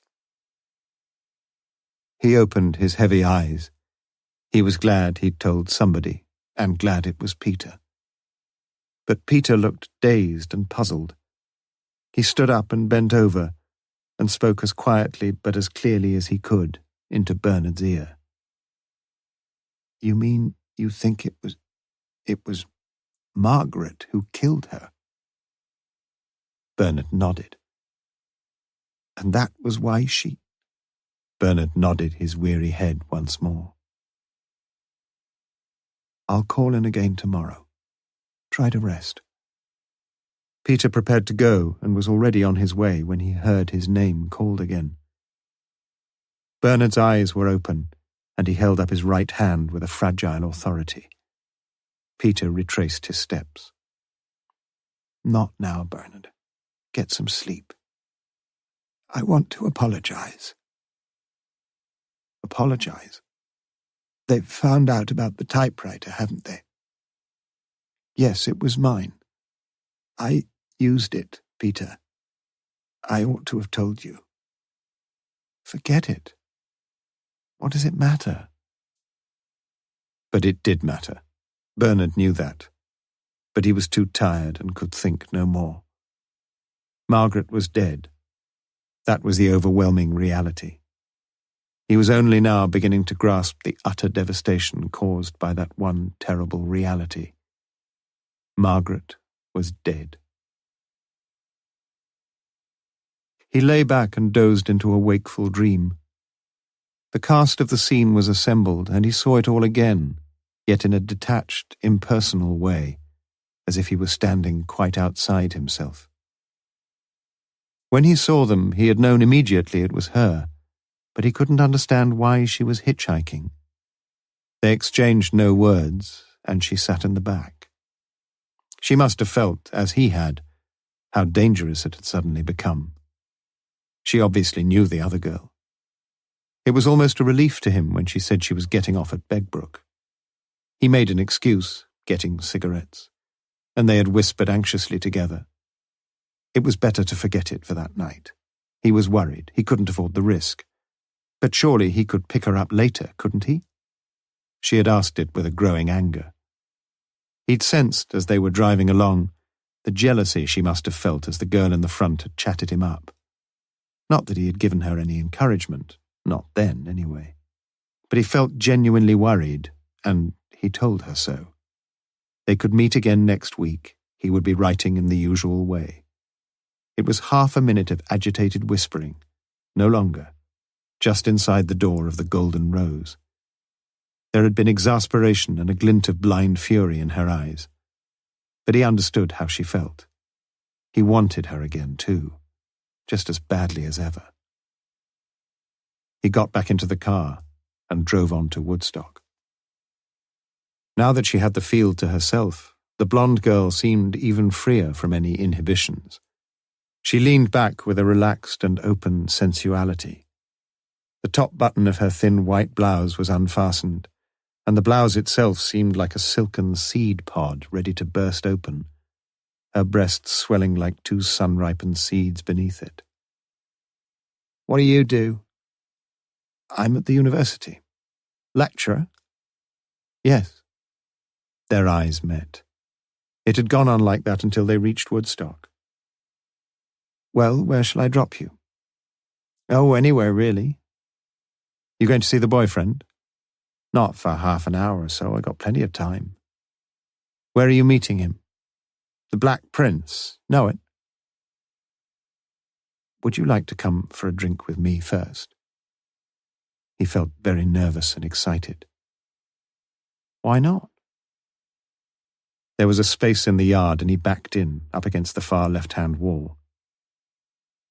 Perhaps it's not such a good idea to have a drink here, she said. No, perhaps not. She lay back again in the seat, her skirt rising up around her thighs. Her legs were stretched out, long, inviting, slightly parted. You married? She asked. He nodded. Her right hand played idly and irregularly with the gear lever, her fingers caressing the knob. The windows were gradually misting over with their breath, and he leaned over to the compartment on the near side of the dashboard. His arm brushed her as he did so, and he felt a gentle forward pressure from her body. He found the duster and half-heartedly cleaned her side window.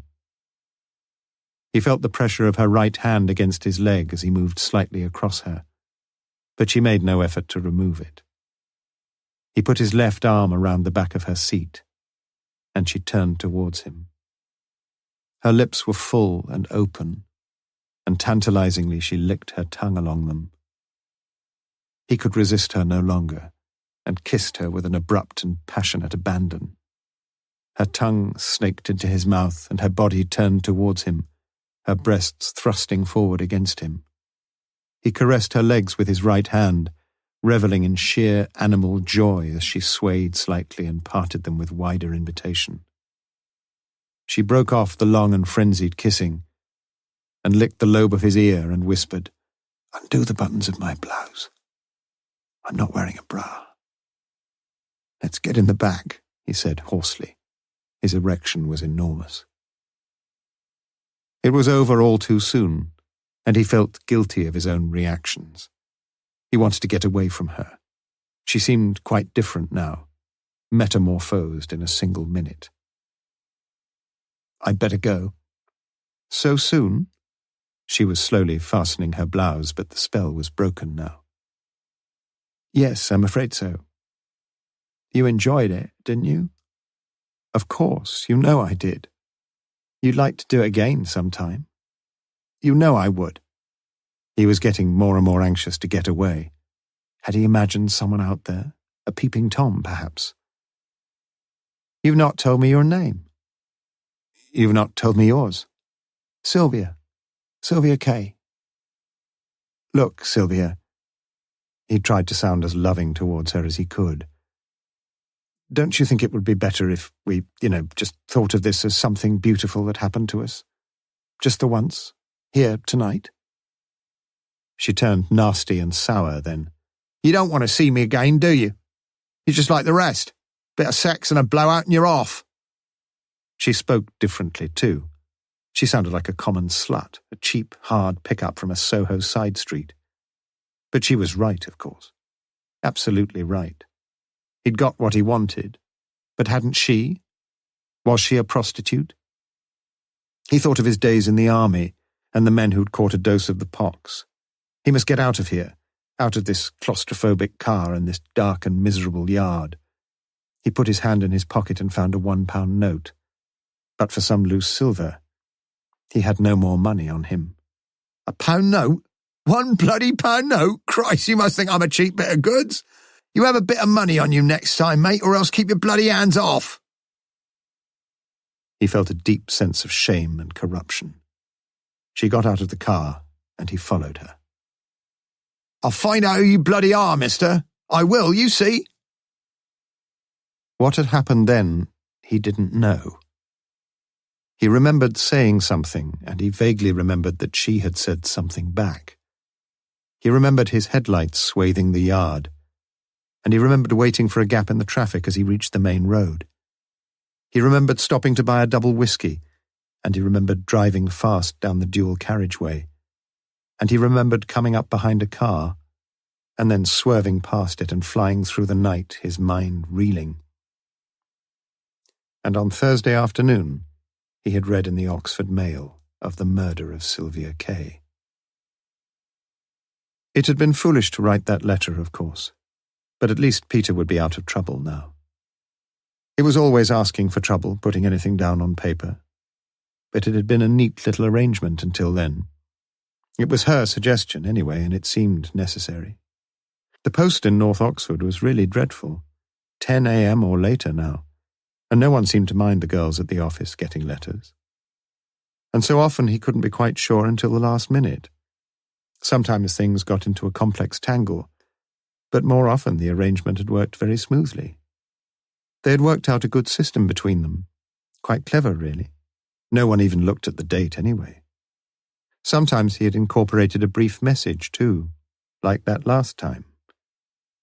That last time. Morse must have had his wits about him, but he hadn't been quite clever enough to see the whole picture. He couldn't have told Morse the whole truth, of course, but he hadn't deliberately meant to mislead him. A bit, certainly. That height business, for example. He'd like to see Morse. Perhaps under other circumstances they could have got to know each other, become friends.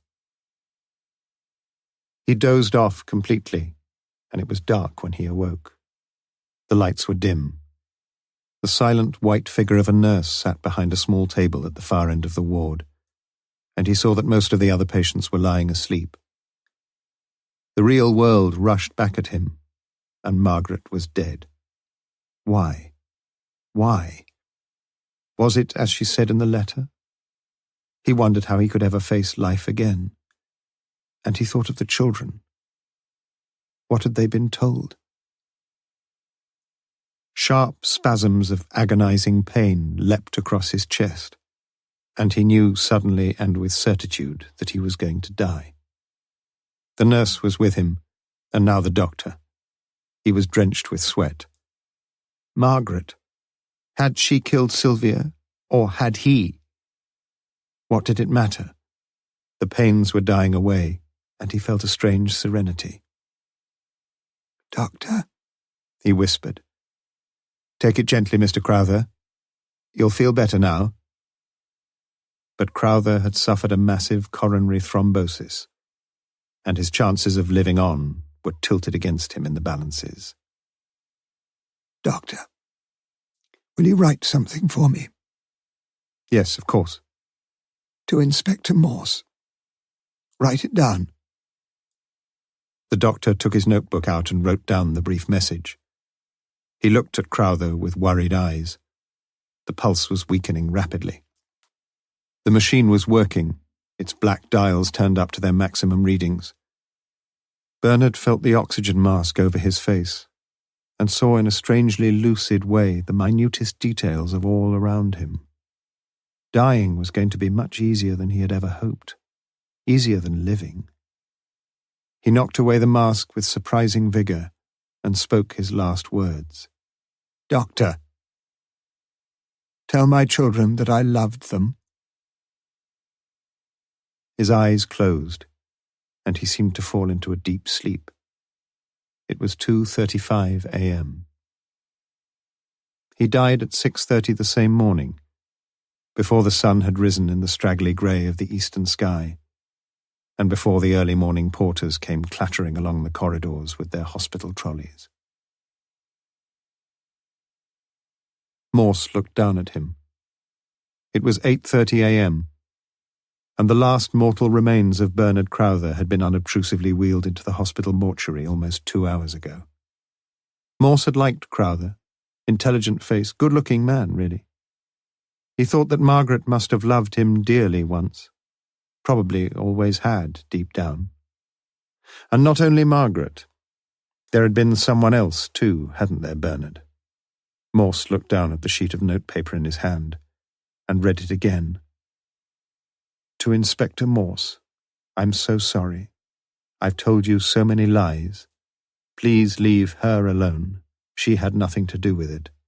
How could she? I killed Sylvia Kay." The pronouns were puzzling, or so they had seemed to the doctor as he wrote the brief message.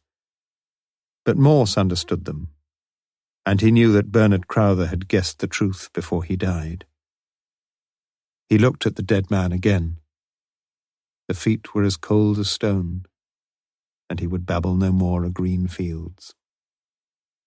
Morse turned slowly on his heel and left. Chapter 28. Friday, 22nd of October, a.m. Later that same Friday morning, Morse sat in his office bringing Lewis up to date with the morning's developments. You see, all along the trouble with this case has been not so much that they've told us downright lies, but that they've told us such a tricky combination of lies and the truth. But we're nearly at the end of the road, thank God. We're not finished yet, sir. Well, what do you think? It's not a very tidy way of leaving things, is it? It's always nice to have a confession, I know, but what do you do with two of them? Perhaps we shall never know, sir. I think that they were just trying to cover up for each other, you know, taking the blame for what the other had done. Who do you think did it, Sergeant?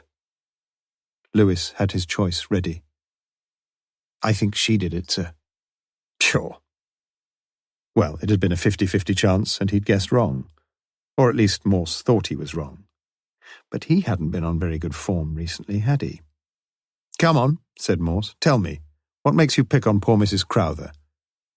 Well, I think she found out about Crowther going with this other woman, and I believe what she said about following him and seeing him at Woodstock.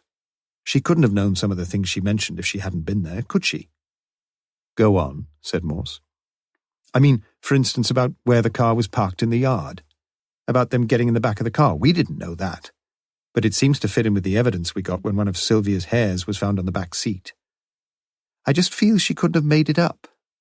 She couldn't have got those things from the newspapers because they were never printed. Morse nodded his agreement. And I'll tell you something else, Lewis. She wasn't at her Headington class on that Wednesday night. There's no tick for her in the register anyway. I've looked. Lewis was grateful for the corroborative evidence. But you don't believe it was her, sir? I know it wasn't, said Morse simply. You see, Lewis, I think that if Margaret Crowther had been in murderous mood that night, it would have been Bernard's skull on the other end of a tire lever, not a nonentity like Sylvia's. Lewis seemed far from convinced. I think you're wrong, sir. I know what you mean, but all women are different. You can't just say a woman would do this and wouldn't do that. Some women would do anything. She must have felt terribly jealous of this other girl taking her husband from her like that. She doesn't say she was jealous, though. She says she felt burning anger, remember? Lewis didn't, but he saw his opening. But why are you all of a sudden so anxious to believe what she says, sir? I thought you said you didn't believe her. Morse nodded his approval. That's exactly what I mean. It's all such a mixture of truth and falsehood. Our job is to sift the wheat from the chaff. And how do we do that? Well, we need a bit of psychological insight, for one thing. And I think she was telling the truth when she said she was angry. To me, it's got the right sort of ring about it. I'm pretty sure if she was making it up, she'd have said she was jealous rather than angry. And if she was angry, I think the object of her anger would be her husband, not Sylvia Kay. To Lewis, it all seemed thin and wishy-washy. I've never cared much for psychology, sir. You're not convinced? Not with that, sir, no. I don't blame you, said Morse. I'm not very convinced myself. But you'll be glad to know that we don't have to depend on my abilities as a psychologist. Just think a minute, Lewis. She said she entered the yard, keeping close in, that is, to her left, and edged her way behind the cars. She saw Crowther at the far end of the yard, also on the left. Agreed? Agreed. But the tire lever, if we can believe the evidence, and I can see no possible reason for not doing so, was either in or beside the toolbox at the farthest right-hand corner of the yard. The weapon with which Mrs. Crowther claims she killed Sylvia Kay was at least 20 yards away from where she stood. She mentions in her statement that she was not only angry but frightened too, and I can well believe her. Who wouldn't be frightened? Frightened of what was going on, frightened of the dark, perhaps, but above all, frightened of being seen. And yet you ask me to believe that she crossed the yard and picked up a tire lever that was almost certainly no more than 4 or 5 yards from where Bernard stood with his bottled blonde? Rubbish.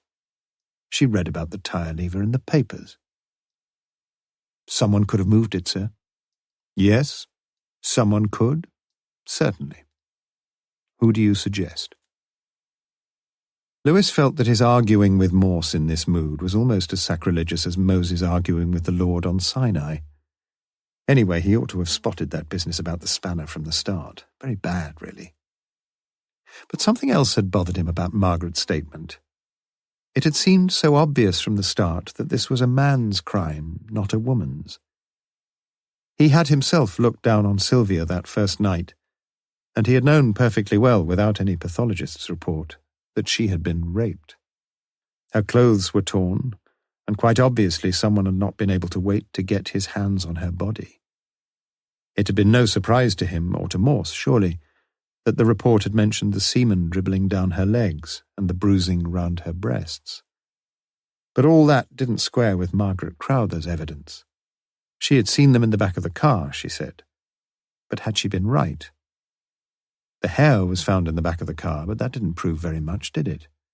It could have got there in 100 different ways. No, things didn't add up either way. It beat him. He put his thoughts into words, and Morse listened carefully. You're right. It's a problem that caused me a great deal of anxiety. But it's not a problem now, sir. Oh, no. If that were our only problem, we'd have some plain sailing ahead of us. And you don't think we have? I'm afraid we've got some very stormy seas to face. Morse's face was drawn and grey, and his voice was strained as he continued. There's one more thing I should have told you, Lewis. After I left the Radcliffe this morning, I called to see New Love. He'd been to see Bernard yesterday afternoon and was quite willing to talk about him. Anything new, sir? Yes, I suppose you can say there is, in a way. New Love didn't want to talk about the personal side of things. But he told me that Crowther had spoken to him about the night of the murder. Very much what we already knew, or what we've pieced together. Except for one thing, Lewis. Crowther said he thought there was someone else in the yard that night. Well, we knew that, didn't we, sir? Just a minute, Lewis. Let's just picture the scene, if we can. Crowther gets out of the front seat and into the back, right? Sylvia Kay does the same. Now, there was precious little room where the car was, and this was certainly not the place or the occasion for old-world gallantry. And I reckon it's odds on that she got out the front near side and into the back near side, and that he did the same on his side. In other words, they sat on the same sides in the back of the car as they did in the front, he on the right, she on the left. Now, whatever peculiar posture Crowther got himself into, I think that for most of the time he had his back to where his wife was standing. In other words, she was almost directly behind him. But Bernard hadn't got eyes in the back of his head, and Margaret, as we've said, was probably scared stiff of being seen. And it tends to lead to one conclusion, as I see it, and one conclusion only. Crowther did not see his wife that night. I'm sure she was there, but I don't think he saw her. But he did see somebody else. In other words, there was yet another person in the yard that night, another person much nearer to him than Margaret ever got, someone standing very near to the toolkit, and someone Crowther caught a shadowy glimpse of as he sat in the back of his car. And I think it may have been that person, Lewis, who murdered Sylvia Kay. You don't think it was Bernard either, then? For the first time, Morse seemed oddly hesitant. He could have done it, of course. But I just don't see a motive, do you, sir? No, said Morse flatly. I don't. He looked around the room dejectedly. Did you get anything else from Mr. Newlove, sir? Yes, Crowther told him he'd used his typewriter. Newlove's typewriter, you mean? You sound surprised. You mean Crowther did write that letter after all? Morse gave him a look of pained disappointment. You've never doubted that, surely. He opened a drawer in his desk and took out a sealed white envelope which he handed across to Lewis. It was addressed to Jennifer Colby. I want you to go to see her, Lewis, and give her this. and stay with her while she opens it. Inside, there's one sheet of paper and a return envelope addressed to me. Tell her to answer the question I've asked, and then to seal up her answer in the return envelope. Is that clear? Wouldn't it be easier to ring her up, sir? Morse's eyes suddenly blazed with anger, although when he spoke his words were quiet and controlled. As I was saying, Lewis, you will stay with her, and when she has written her answer, you will make sure that the envelope is sealed tight. You see, I don't want you to see the question I've asked, nor the answer that she gives. The voice was icy now, and Lewis quickly nodded his understanding. He had never realized quite how frightening the inspector could be, and he was glad to get away. Chapter 29, Friday, 22nd of October, p.m. After Lewis had gone, Morse sat and thought of Sue. So much had happened since Monday, but Sue had remained uppermost in his thoughts for almost all the time. He had to see her again. He looked at his watch. Midday. He wondered what she was doing and suddenly spurred himself into action. "Is that the Radcliffe?" "Yes." "Accident department, please." "Putting you through, sir." "Hello, accident department." It wasn't Sue. "I want to have a quick word with Miss Widdowson, please." "You mean Staff Nurse Widdowson?" He hadn't known that. "Susan, I think her Christian name is." "I'm sorry, sir, we're not allowed to take outside telephone calls except—" "It might be an emergency," interrupted Morse hopefully. "Is it an emergency, sir?" "Not really, no." "I'm sorry, sir." "Look, this is the police. I'm sorry, sir." Obviously she had heard that one before. Slowly Morse was getting angry again. "Is the matron there?" "You want me to put you through to matron?" "Yes, I do." He had to wait a good 2 minutes. "Hello? Matron here?" "Matron, I'm speaking from Thames Valley Police Station, Chief Inspector Morse. I want to speak to Staff Nurse Widdowson. I understand you have your rules about this, and of course I wouldn't in the normal way wish to break them." "Is it urgent?" Vox auctoritatis. "Well, let's say it's important." For the next few minutes, Matron coolly and lucidly explained the regulations governing the delivery of personal mail to and the acceptance of incoming telephone calls by members of my nursing staff. She spelled out the rules and the reasons for the rules, and Morse fidgeted at his table, the fingers on his left hand drumming the top of his desk in characteristic fashion. "You see, you have no idea of the volume of official letters and telephone calls that all my departments receive every day. And if we had the additional complication of all personal letters and calls, where would it all end? I have tried, and I think I have succeeded." Morse heard her out. As she had been talking, a wildly improbable thought had taken root in his mind. He almost wanted to hear her repeat the tedious catalogue of constraints. "I'm most grateful to you, Matron. I do want to apologize." "Oh, not at all. I've enjoyed talking to you. Now, please let me help in any way I can." She would do anything for him now, he knew that. But the situation had changed. There was just the wildest, slimmest chance now, where before there had been none at all. He rang off as soon as he could, the matron almost begging for the chance of doing him some favour. But he wanted none. His course was now clear. Sue was having lunch while Morse was finishing his lengthy call to her immediate superior. She was thinking of him too. Would she had known him earlier? She knew with a passionate certainty that he could have changed her life. Was it too late even now? Dr. Ayres sat next to her, taking every opportunity he decently could of effecting the closest physical contact with the lovely staff nurse. But Sue loathed his proximity and his insinuations, and not worrying about a sweet, she left the table as quickly as she could. "Oh, Morse, why didn't I meet you before?" She walked back to the outpatients' room at the casualty clinic and sat down on one of the hard benches. Absently, she picked up a long outdated copy of Punch and flicked mechanically through the faded pages. What was she to do? He hadn't been anywhere near since that wretched night when Jennifer had come home.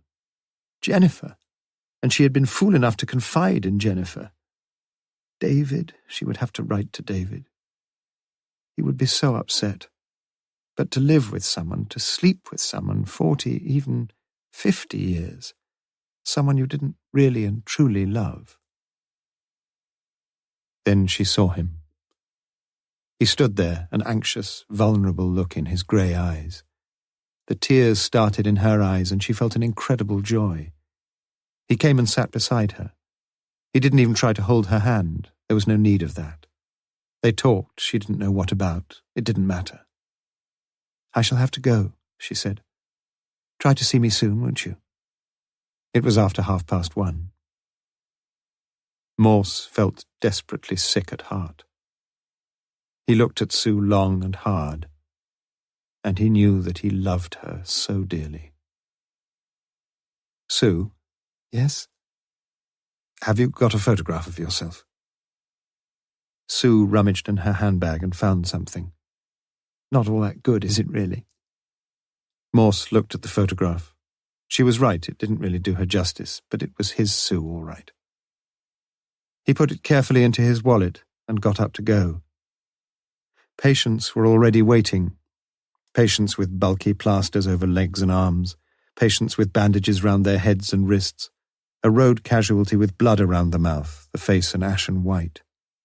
It was time to go. He touched her hand lightly, and their fingers met in a tender, sweet farewell. Sue watched him go, limping slightly, through the flappy celluloid doors. It was almost 1:45 as Morse walked down from the Radcliffe Infirmary to the broad, tree-lined avenue of St. Giles. He thought of postponing his next task, but it had to be done sometime, and he was on the spot now anyway.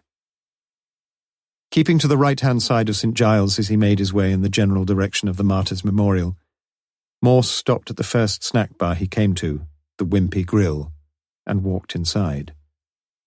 On his own admission, the small, swarthy Italian turning beef burgers on a hot plate, "No speak, signor, the English so good," and promptly summoned his slatternly young waitress into the consultation. Morse left amid a general shaking of heads and a flurry of gesticulation. It wasn't going to be easy. A few yards further down, he stopped and entered the Bird and Baby, where he ordered a pint of bitter and engaged in earnest, quiet conversation for several minutes with the barman, who also, as it happened, was the landlord, and who always stood lunchtime duty behind his bar. Sorry, no. Oh yes, he'd have noticed, but no. Sorry. It was going to be a long, dispiriting business, but one which only Morse himself could do. He worked his way methodically along the dozen likely places in the corn market below the ABC cinema, crossed the road at Carfax and started up the other side. It was at a little snacks-served cake shop, nestling alongside the giant pile of Marks and Spencer that he found the person he was searching for. She was a grey-haired, plumpish woman, with a kindly face and a friendly manner.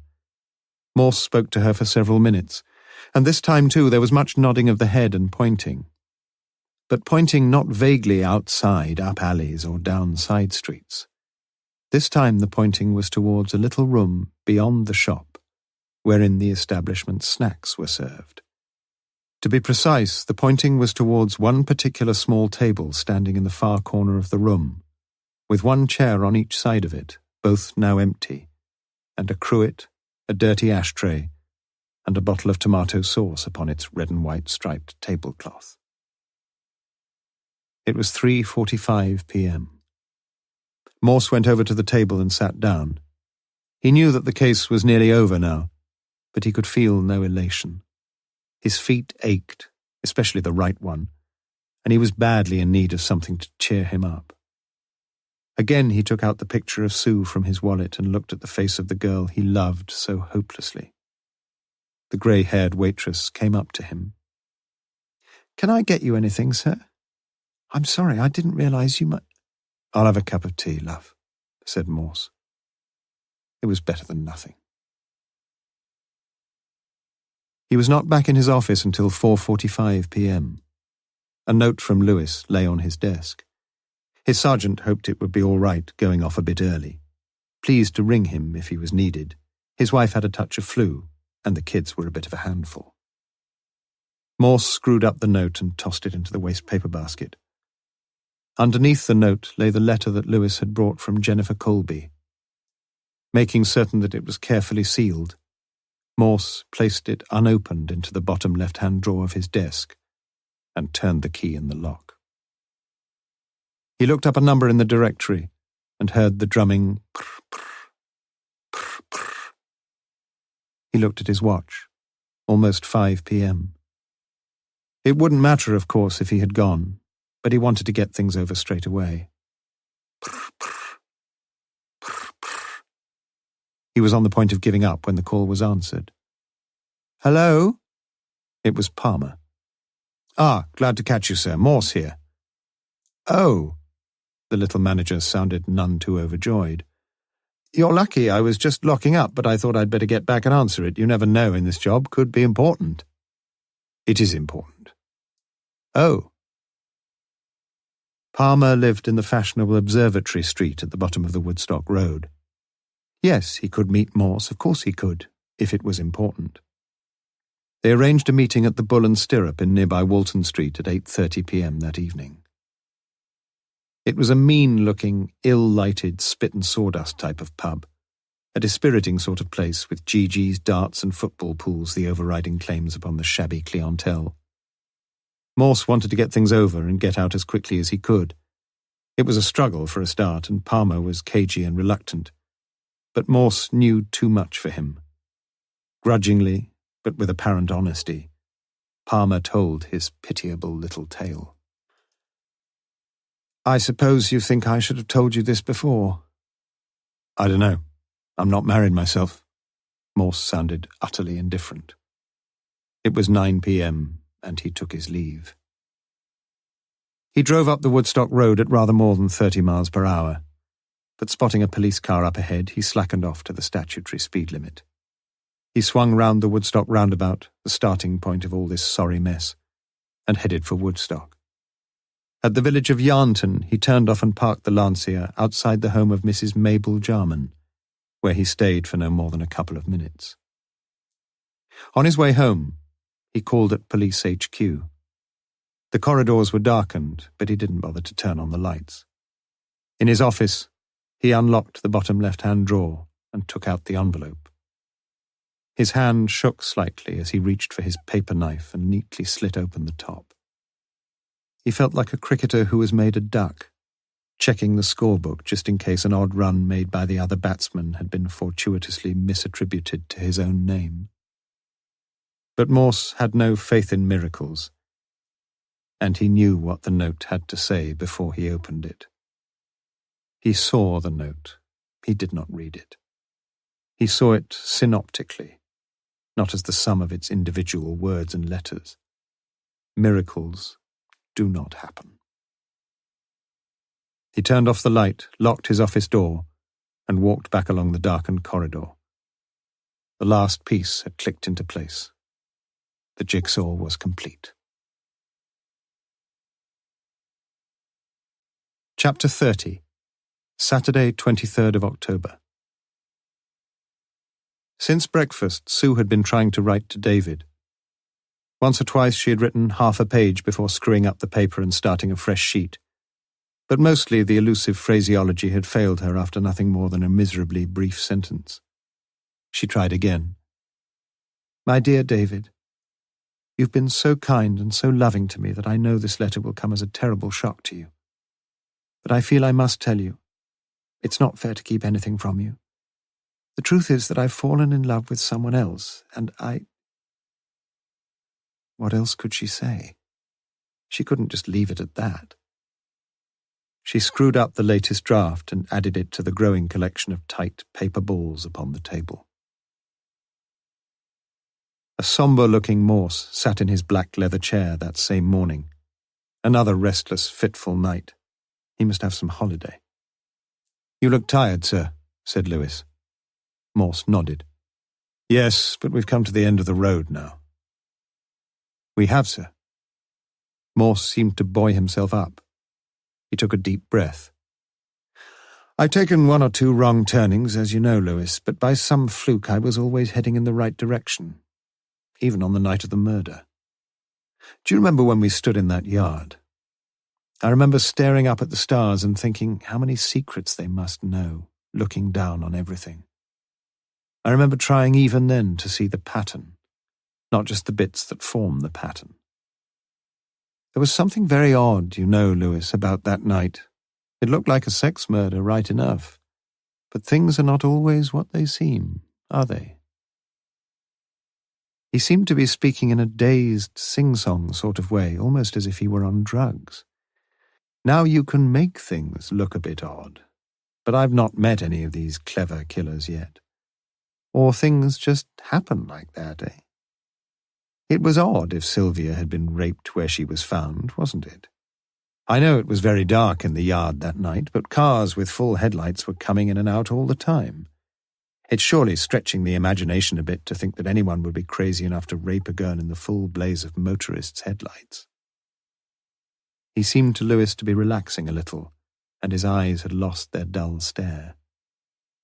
"Well?" That was more like the chief. "I suppose you're right, sir.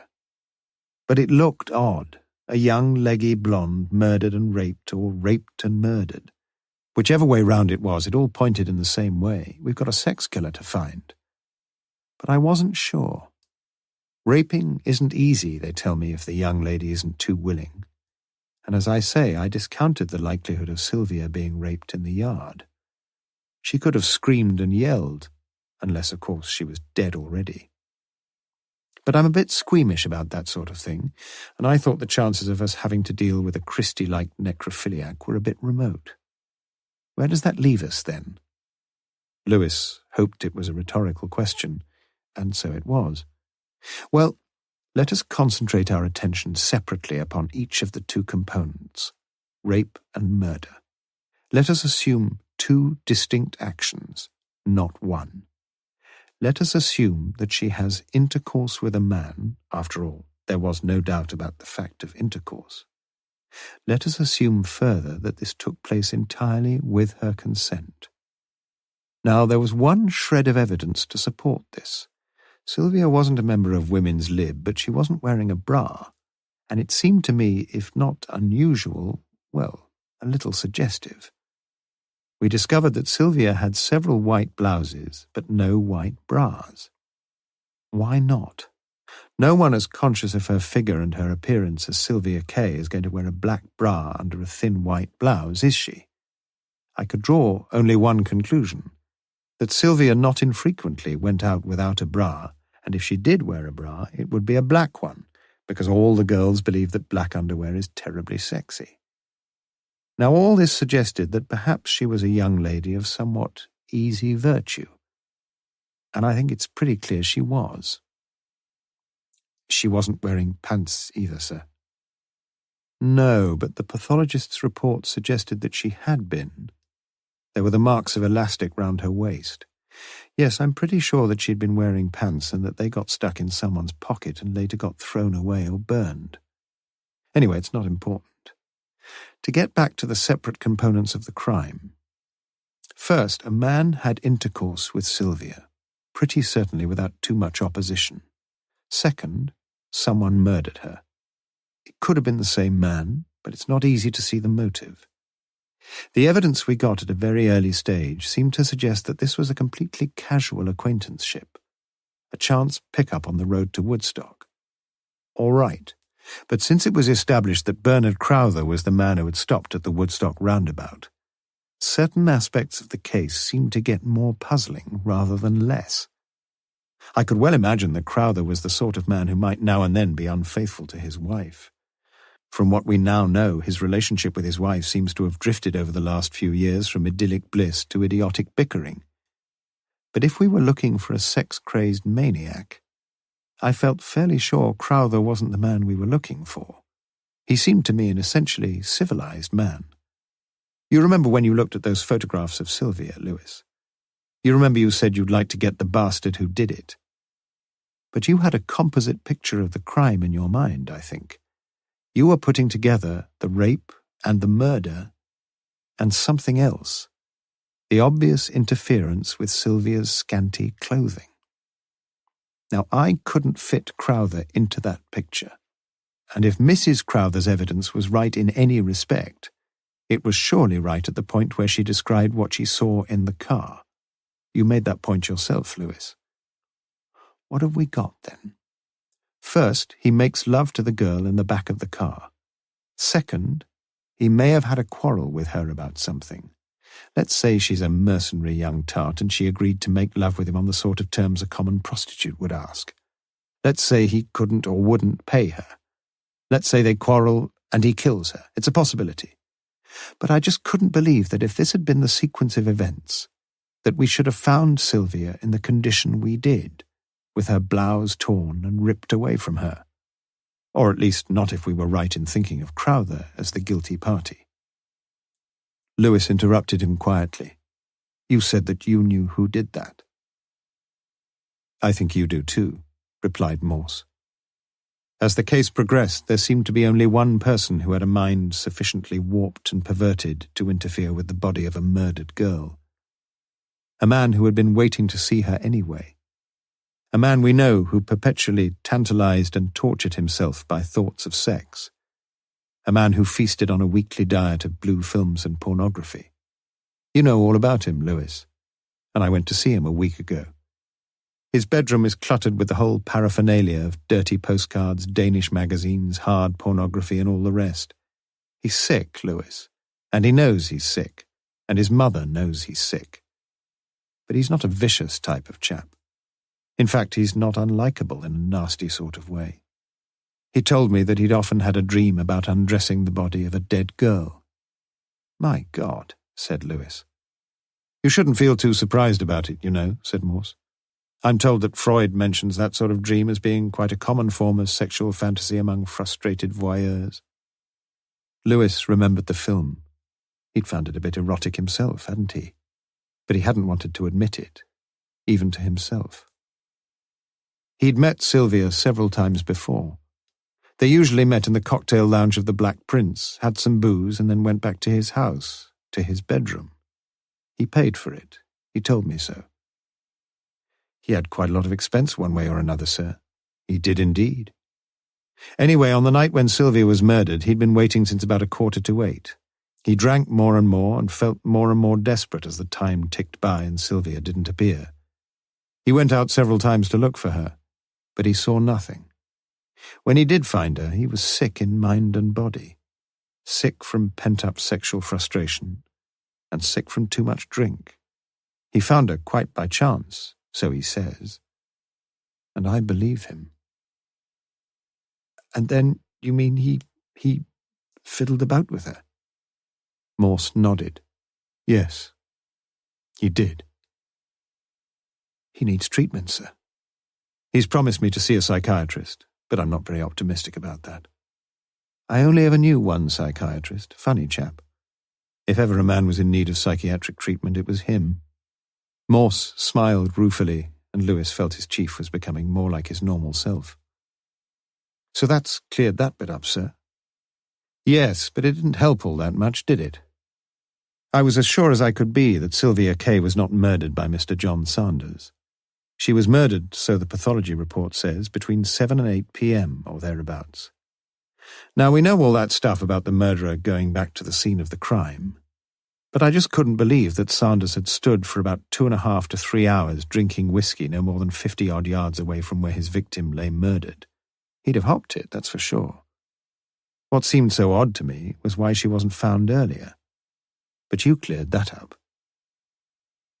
Lewis was glad to know that he'd been of value somewhere along the line, and he knew what Morse was referring to, for he had himself interviewed all the drivers of vehicles parked in the yard that night.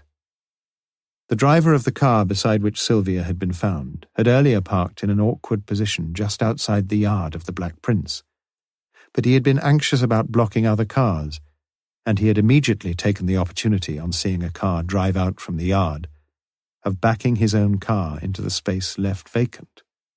His light, of course, could not possibly have picked up Sylvia's body, and when he got out of the driving seat, The body was against the wall on the other side of the car. Well, continued Morse, by this time, for one reason or another, we managed to get on to Crowther, or rather, the Crowthers. Perhaps we shall never know the exact part each of them played that night. But one thing I think we can confidently suggest, that as a result of what happened, Margaret thought that Bernard had murdered Sylvia. Whether she killed herself just because of what she suspected, I don't know, though it was surely one of the factors that drove her to it. But that's only half the matter. I think, too, that Bernard thought that Margaret had murdered Sylvia. If I'm right about this, it seems to me to explain a lot of things. Bernard had two overwhelming reasons for keeping quiet. First, his love affair would almost certainly be brought out into the open, with all the consequences that would entail. But second, and even more important, his evidence might well help us to find the murderer, who, as Bernard saw things, was probably his own wife, Margaret. Oh, dear Lewis, if only they had spoken to each other about it. You don't suspect someone else of a crime if you've done it yourself. And I think each of them was quite genuine in suspecting the other. So we can say with every confidence that neither of them did it. And if Bernard had shown any intelligence, he would have known how improbable it was that Margaret was actually involved in the murder. He passed his wife on the way back to Oxford. Now we know from Margaret's evidence that she's a slowish driver, and perhaps most cars would pass her anyway. But if he left for Oxford before her, it is a physical impossibility for him to have overtaken her. Agreed? Unless he called for a drink or something, sir. I hadn't thought of that, said Morse slowly. But it isn't a vital point. Let's go on. Now, the key person in the case from the beginning has been Miss X. The Miss X who was with Sylvia in Bernard Crowther's car.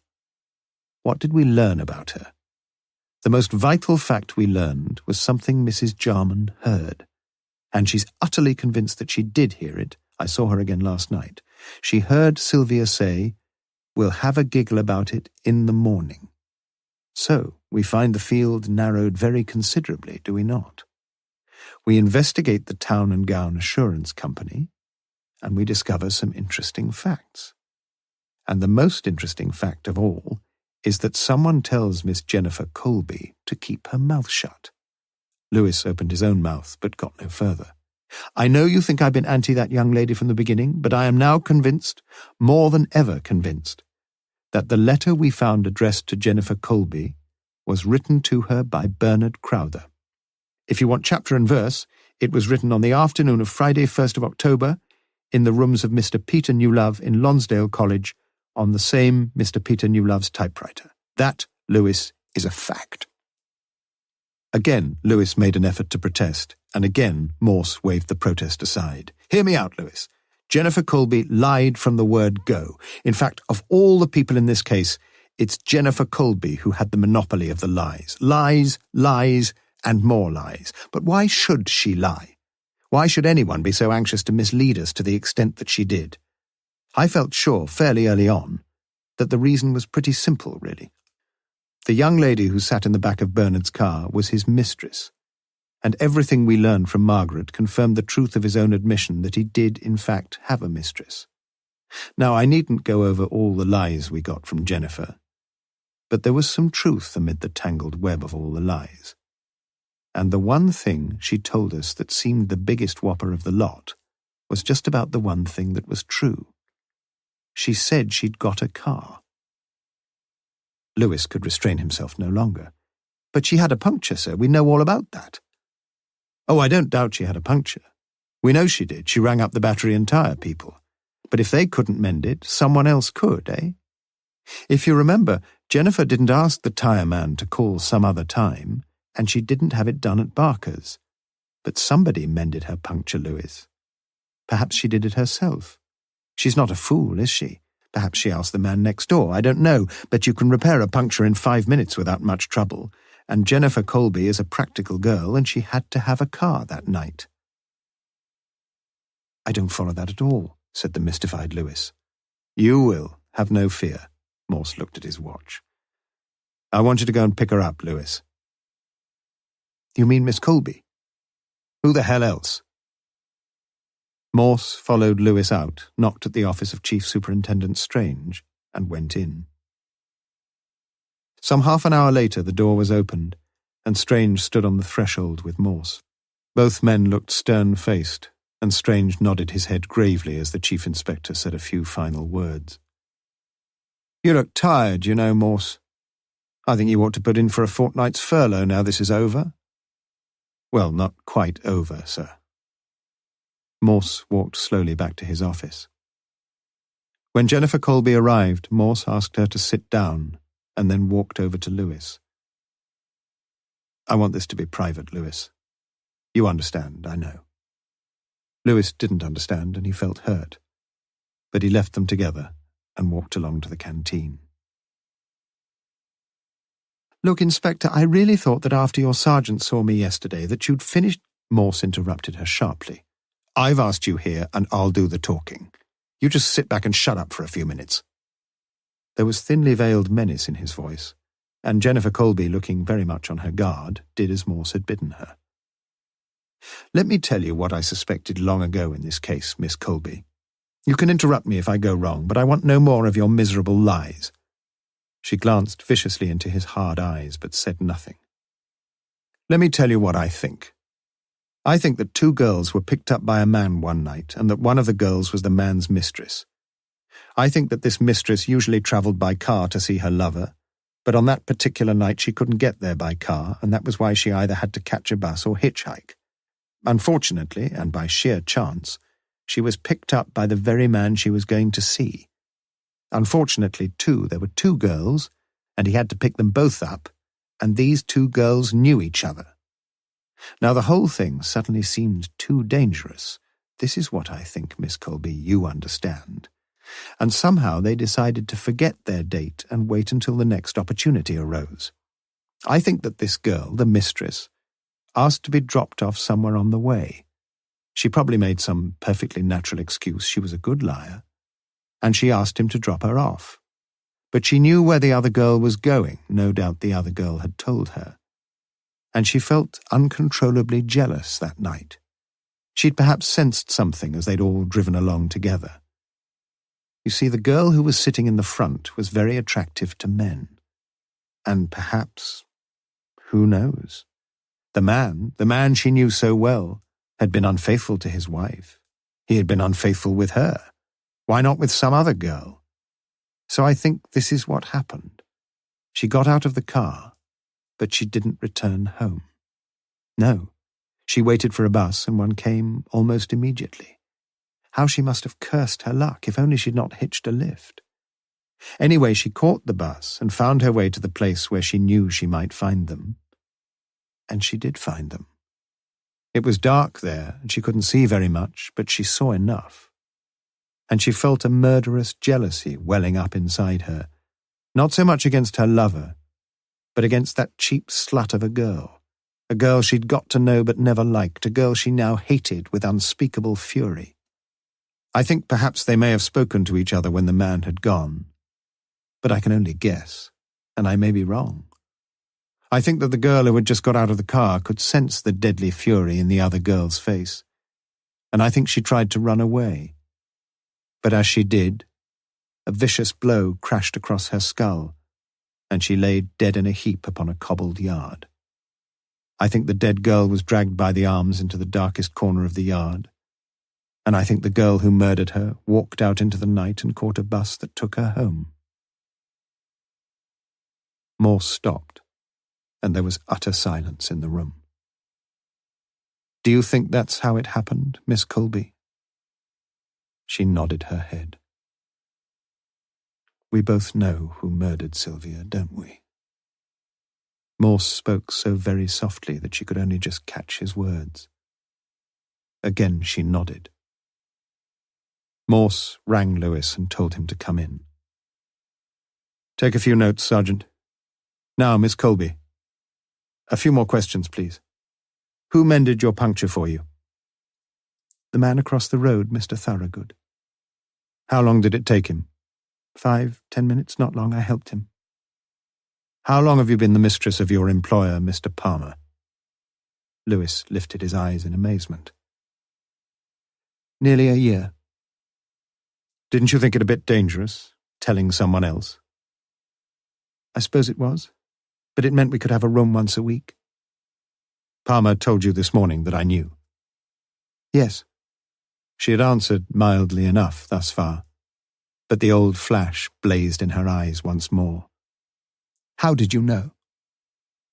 I had to guess, but there had to be some reason. It was accidental, really.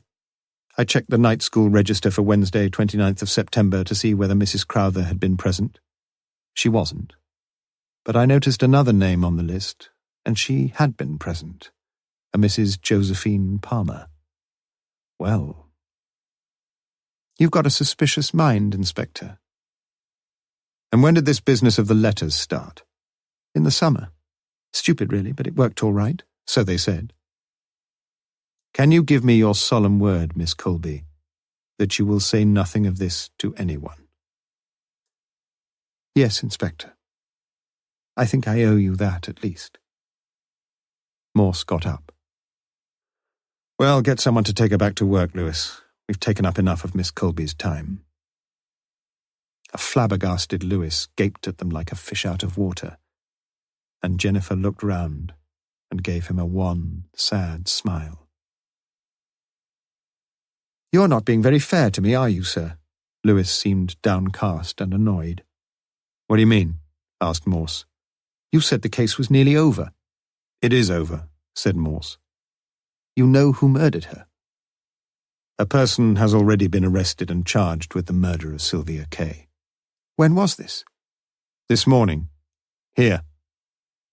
Morse took out the letter which Lewis himself had brought from Jennifer Colby and passed it over.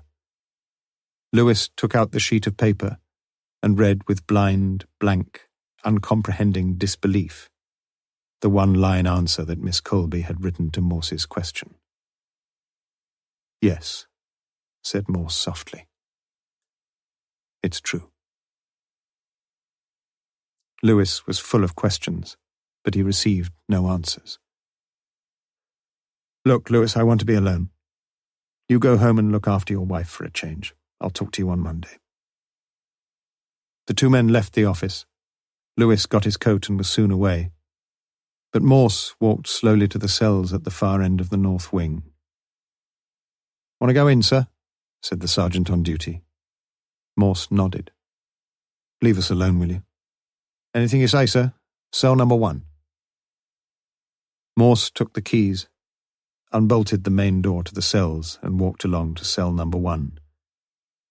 He put his hands on the bars and stood staring sadly through. "Hello, Sue," he said. Chapter 31. Monday, 25th of October. The day had broken bright and clear, but by mid-morning a melancholy army of heavy grey cloud had massed overhead, and flurries of light rain were already sprinkling the window panes of Morse's office, as for the last time on the case of Sylvia Kay, the two detectives faced each other across the desk. "What did we know about Miss X?" asked Morse, and proceeded to answer the question himself. "We knew roughly what she looked like, we knew roughly what she was wearing, and we knew roughly what age she was. It was a start, but it could never have got us very far. But we also knew that the two girls waiting at the bus stop not only knew each other, but that they would be seeing each other again the following morning. Now this, without a doubt, was by far the most important single piece of evidence we ever got, and we acted upon it immediately. Naturally, we assumed that we could narrow down the field of our inquiries, and quite properly we concentrated our attentions on the office girls who worked with Sylvia Kay. Of course, it could have been a friend of Sylvia's, someone she would be meeting at lunchtime perhaps, or someone she would be meeting on the bus.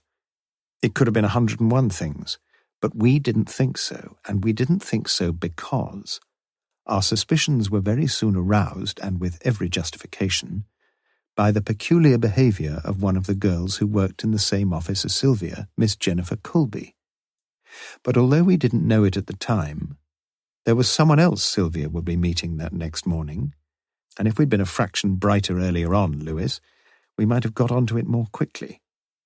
Sylvia was undergoing physiotherapy treatment at the Radcliffe Infirmary for her broken arm, and she was going for this treatment regularly on Tuesday and Thursday mornings. That is, she would be reporting for physiotherapy to the staff nurse in charge of the accident outpatients department on the morning of Thursday the 30th of September. In other words, she would be reporting to staff nurse Widowson. Lewis got up to close the windows upon which the rain was splattering more heavily now. This, of course, continued Morse, meant nothing very much by itself. But we learned that Sylvia didn't have many close girlfriends, didn't we? It was interesting. Yes, at the very least, it was interesting. Morse's attention wandered momentarily, and he stared, as Lewis had done, through the windows to the concrete yard outside, now gleaming under the lowering sky. But let's return to Jennifer Colby. Crowther wrote to her, that's established now beyond any question of doubt. But Crowther didn't write the note for Jennifer. She was merely the messenger boy. She's admitted that, and she had no option, really. When I wrote to her, I didn't ask her to accuse anyone of murder, but I did ask her if the letter was meant for Sue Widowson, and she confirmed that it was. You'll never know, Lewis, how much I dreaded the truth of all this. The rain plashed across the yard, and the room was sombre and dark. Electric lights flashed on in several adjoining rooms, but not in Morse's office. Just consider a minute, Lewis. Jennifer had a car. That was a central fact in the case. And in spite of the temporary trouble she had with a puncture, she used her car on the night of the 29th. She said she did, remember? And she did. I didn't believe her at the time, but I was wrong. She met someone that night who saw her car and saw Jennifer Colby in it. Someone who had nothing whatsoever to do with Sylvia's murder. And that was someone with whom Jennifer was having an affair. Her employer, Mr. Palmer. So although the evidence had pointed at almost every stage to Jennifer Colby, she suddenly acquired for herself a wholly incontrovertible alibi. Up to that point I had felt utterly convinced that the other girl in this affair was Jennifer. But I now had to face the undoubted, unchallengeable fact that whoever it was who sat behind Sylvia Kay that night in Bernard Crowther's car, it was not, quite definitely not, Jennifer Colby. Who was it then? Although I was forced to abandon Jennifer as suspect number one, indeed forced to abandon her as a suspect at all, I stuck stubbornly to my original idea that whoever the girl was, she was Crowther's mistress, and that it was to her that Crowther had sent his message. So let us look at things from Crowther's angle for a few minutes. I think that without a shadow of doubt he must have been a very frightened man. Just put yourself in his shoes, Lewis. He had left Sylvia Kay alive and well, he knew that, on the Wednesday night. And the next day, what does he discover? He reads in the press that this same girl has been found murdered. But not murdered anywhere. Murdered on the very spot where he had last seen her, in the courtyard of the Black Prince. Who knew that he'd been there? Just himself and Sylvia, and she could never again say anything to anyone. But Sue Widowson would have guessed, because Sylvia would have told her where she was going. He must have been worried out of his wits. And certainly, for an intelligent man, he doesn't seem to have been very sensible in what he did. Again and again the thought must have flashed across his mind, would Sue realize how dangerous it would be to say one single word to a living soul? He must have thought she would surely realize this, but still the doubts must have nagged away at his mind. She was the one person who could upset the whole apple cart. Not only bring him under suspicion for Sylvia's murder, but throw the whole of his family life into a turmoil he felt he couldn't face. He just had to make sure, or at least he had to do something. He daren't see her. So he wrote. Lewis showed the familiar signs of unease, and Morse nodded his understanding. I know, Lewis, why does he write to Jennifer? Why did he write at all, sir? Why not just ring? Yes, I'm coming to that. But first, let's be absolutely certain about the fact of the matter, and the fact is that Crowther did write to Jennifer Colby. For if we fully recognize the significance of that, we can begin to answer the perfectly valid question you raise. Why not ring her? Why not? The answer is fairly straightforward, I think. Who was he to ring, and where? Let's assume for the minute that he wants to ring up Jennifer, the faithful messenger girl. At work? No. It was too dangerous. All the girls in the office knew Palmer's views on using his company's phones, and they played it fair because he turned a blind eye to personal correspondence coming in. But more than that, it was also far too dangerous because all incoming telephone calls, except to the private phone in Palmer's office which his personal secretary handled, came through the switchboard. And as you well know, anyone on the switchboard can listen in with complete impunity to whatever's being said. No, that was out. Well, why not ring Sue Widdowson herself? Why not ring his mistress and speak to her direct, either at her home or at the hospital? Again, it's not difficult to see why he didn't.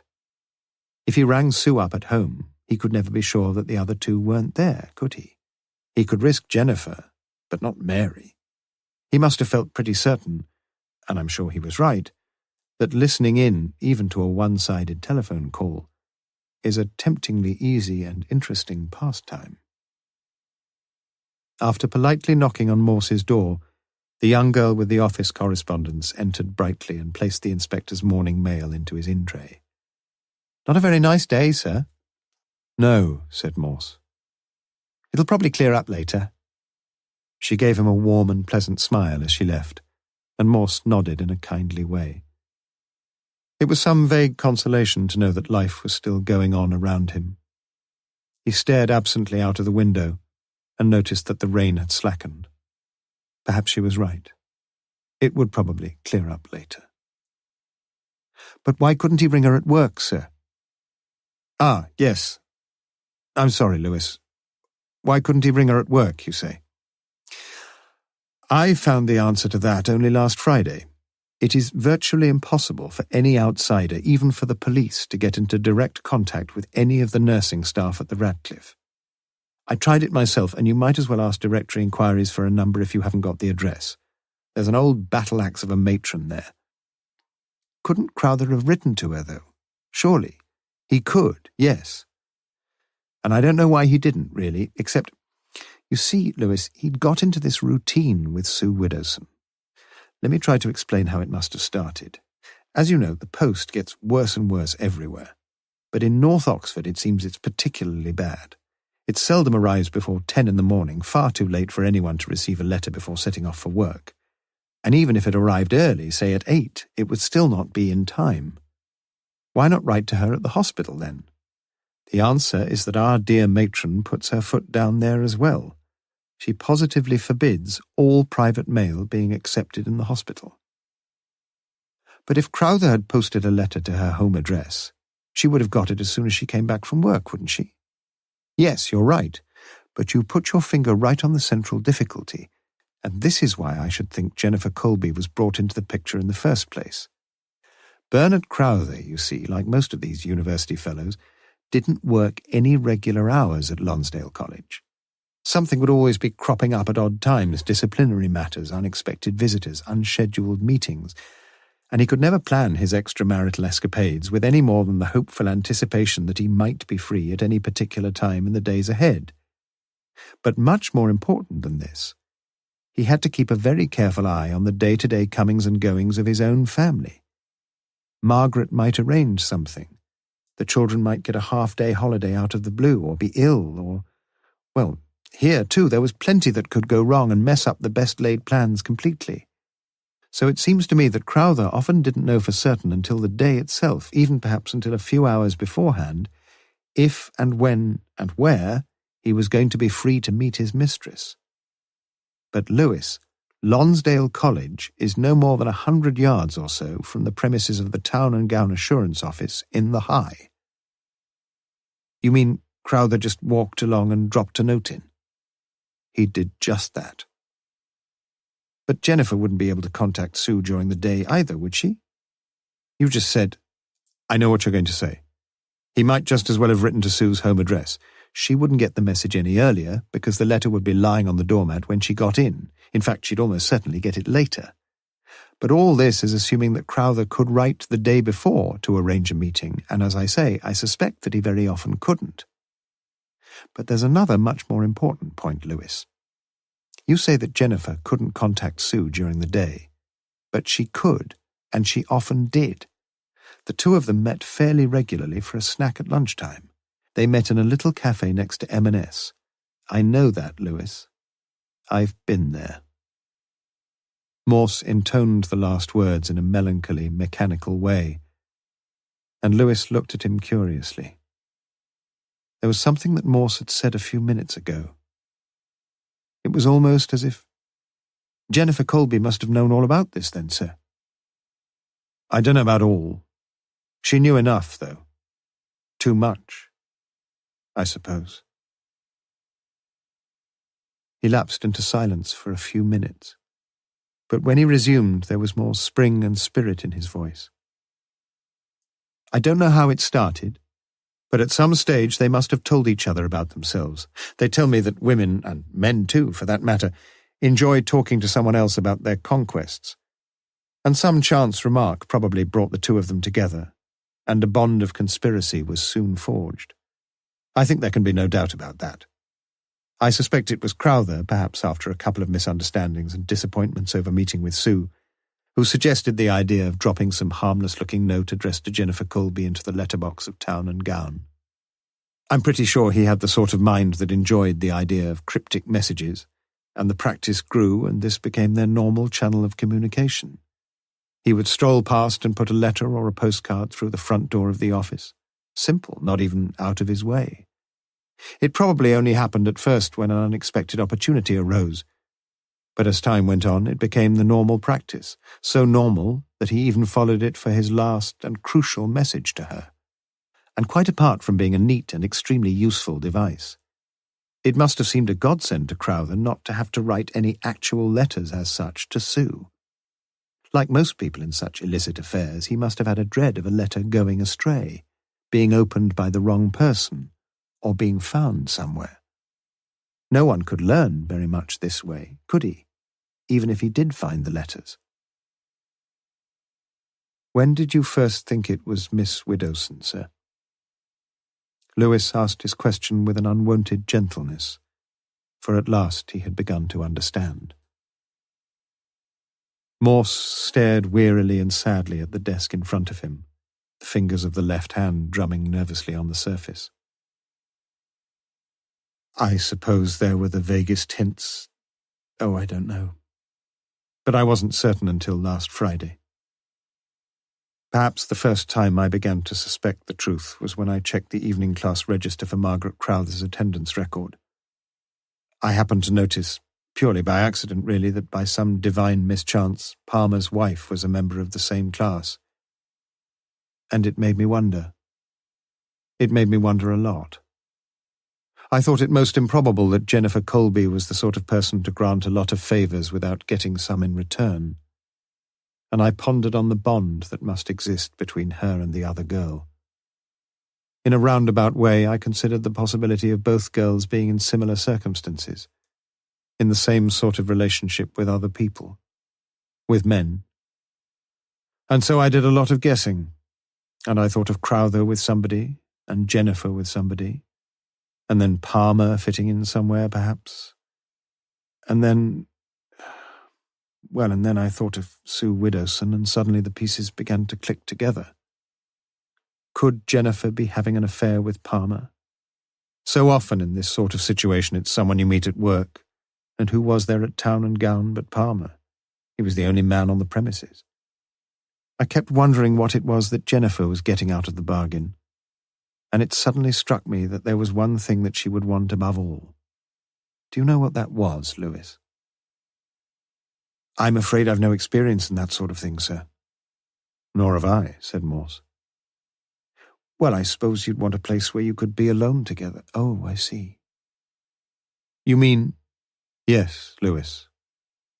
Someone could offer Jennifer a room where she could be alone with Palmer. Mary wasn't out all that much. But whenever she was, the coast was clear, because the other member of the trio could also arrange to be conveniently absent at the same time. And that's what she did. Just a minute, sir. Some worry was nagging away at the back of Lewis's mind. He was thinking back to the night of Wednesday, 29th of September. Then he had it. But the house would have been free, wouldn't it, on that Wednesday night? I thought you said that Mary had gone to the pictures or something. We'll make a detective of you yet, Lewis. Morse got up from his leather chair, clapped his hand on his sergeant's shoulder, and stood watching the threatening clouds roll slowly westward. It had stopped raining now, and the shallow puddles in the yard lay undisturbed. That was another of Jennifer's lies, I'm afraid. Mary was at home that night. She told me so. But even if Mary had been out, I don't think it would have made any difference. I'm pretty sure that Jennifer's job was to drive Sue to meet Crowther. That was her part of the bargain. And on Wednesday, 29th of September, they both had their dates, as we know. But why didn't they... Lewis appeared reluctant to continue the sentence, and Morse did it for him. Why didn't the four of them take the opportunity of using the house whenever Mary was out? Is that what you mean? Yes. Well, it was a pretty safe bet for Palmer, of course. He lives a good way off, and very few people would be likely to know him in North Oxford. Anyway, it was a reasonable risk. In fact, I know he's been there. I had the house watched all last week, and on Wednesday night Palmer's car was parked in the next road. Macpherson found it. I'd put him on special duty. A slightly pained expression crossed Lewis's face, but Morse ignored it. He didn't actually see Palmer go in, but he saw him come out. And I saw Palmer myself on Friday night when I had it all out with him. But it was too risky for Crowther. What do you think? He lived only a stone's throw from the place. No, it would be the stupidest thing imaginable for him to do. He'd lived there for years. Virtually everyone knew him, and he walked along the same street almost every night when he went for a drink at the Fletcher's Arms. People would have started talking immediately. No, that was not on from the start. So when they both had dates, it was Jennifer's job to give Sue a lift, yes. So if Jennifer hadn't suddenly found a puncture in her tyre that night, Sylvia might never have been murdered. No, she wouldn't. Morse crossed the room and sat down again in his chair. He had almost finished. On the night of the murder, Sue Widdowson was impatient and probably a bit annoyed with Jennifer, I don't know. Anyway, she felt she couldn't wait while Jennifer was ringing up about the puncture and finally finding some decent old boy across the way who might take ages. She thought she'd be late, and so she decided to catch a bus. She walked over to the Woodstock Road and she stood at Fair Stage 5 and, well, you know the rest. She found someone else waiting. She found Miss Sylvia Kay. If only she'd waited. Morse nodded. If only she'd waited, yes. Jennifer got the puncture mended in no more than 5 or 10 minutes, so she said. She'd arranged to meet Palmer at the Golden Rose that night. You see, she always took Sue to Woodstock, and it was convenient for her and Palmer to meet at some pub nearby, Begbrook, Blaydon, or Woodstock itself. And they met that night, we know that. In fact, in spite of all her troubles, Jennifer was there before Palmer. She bought herself a lager and lime and went out to sit in the garden to watch out for him coming. Funny, isn't it, sir? If Sue Widdowson... You're full of ifs, Lewis. Life is full of ifs, sir. Yes, that's true. But you were still guessing, weren't you? I mean, you had no solid evidence to go on. Perhaps not then. But everything was adding up. Sue and Jennifer were about the same height, same sort of colouring, except... Except what, sir? It doesn't matter. Forget it. Dress? I saw the coat that Mrs. Jarman described. I saw the same sort of slacks, and Sue Widdowson was wearing them. On Friday night, I showed Mrs. Jarman a photograph of Sue, and she recognised her immediately. No wonder the poor woman couldn't pick anybody out at the identity parade. The girl she had seen at the bus stop just wasn't there. People do make mistakes, sir. If only they did, Lewis. If only they did. But it's still not proof. No, I suppose it isn't. But I found something else. When I called at the Radcliffe to see Crowther's body, I got his keys from the ward sister. They'd been in his trouser pocket. I asked her if anyone from the nursing staff had been along to see him, and she said that no one had. But she said that staff nurse Widdowson had asked her how he was getting along, and that she had stood at the top of the ward and looked for a long time at the bed where Crowther lay. Morse's voice was growing agitated, but he pulled himself together as quickly as he could.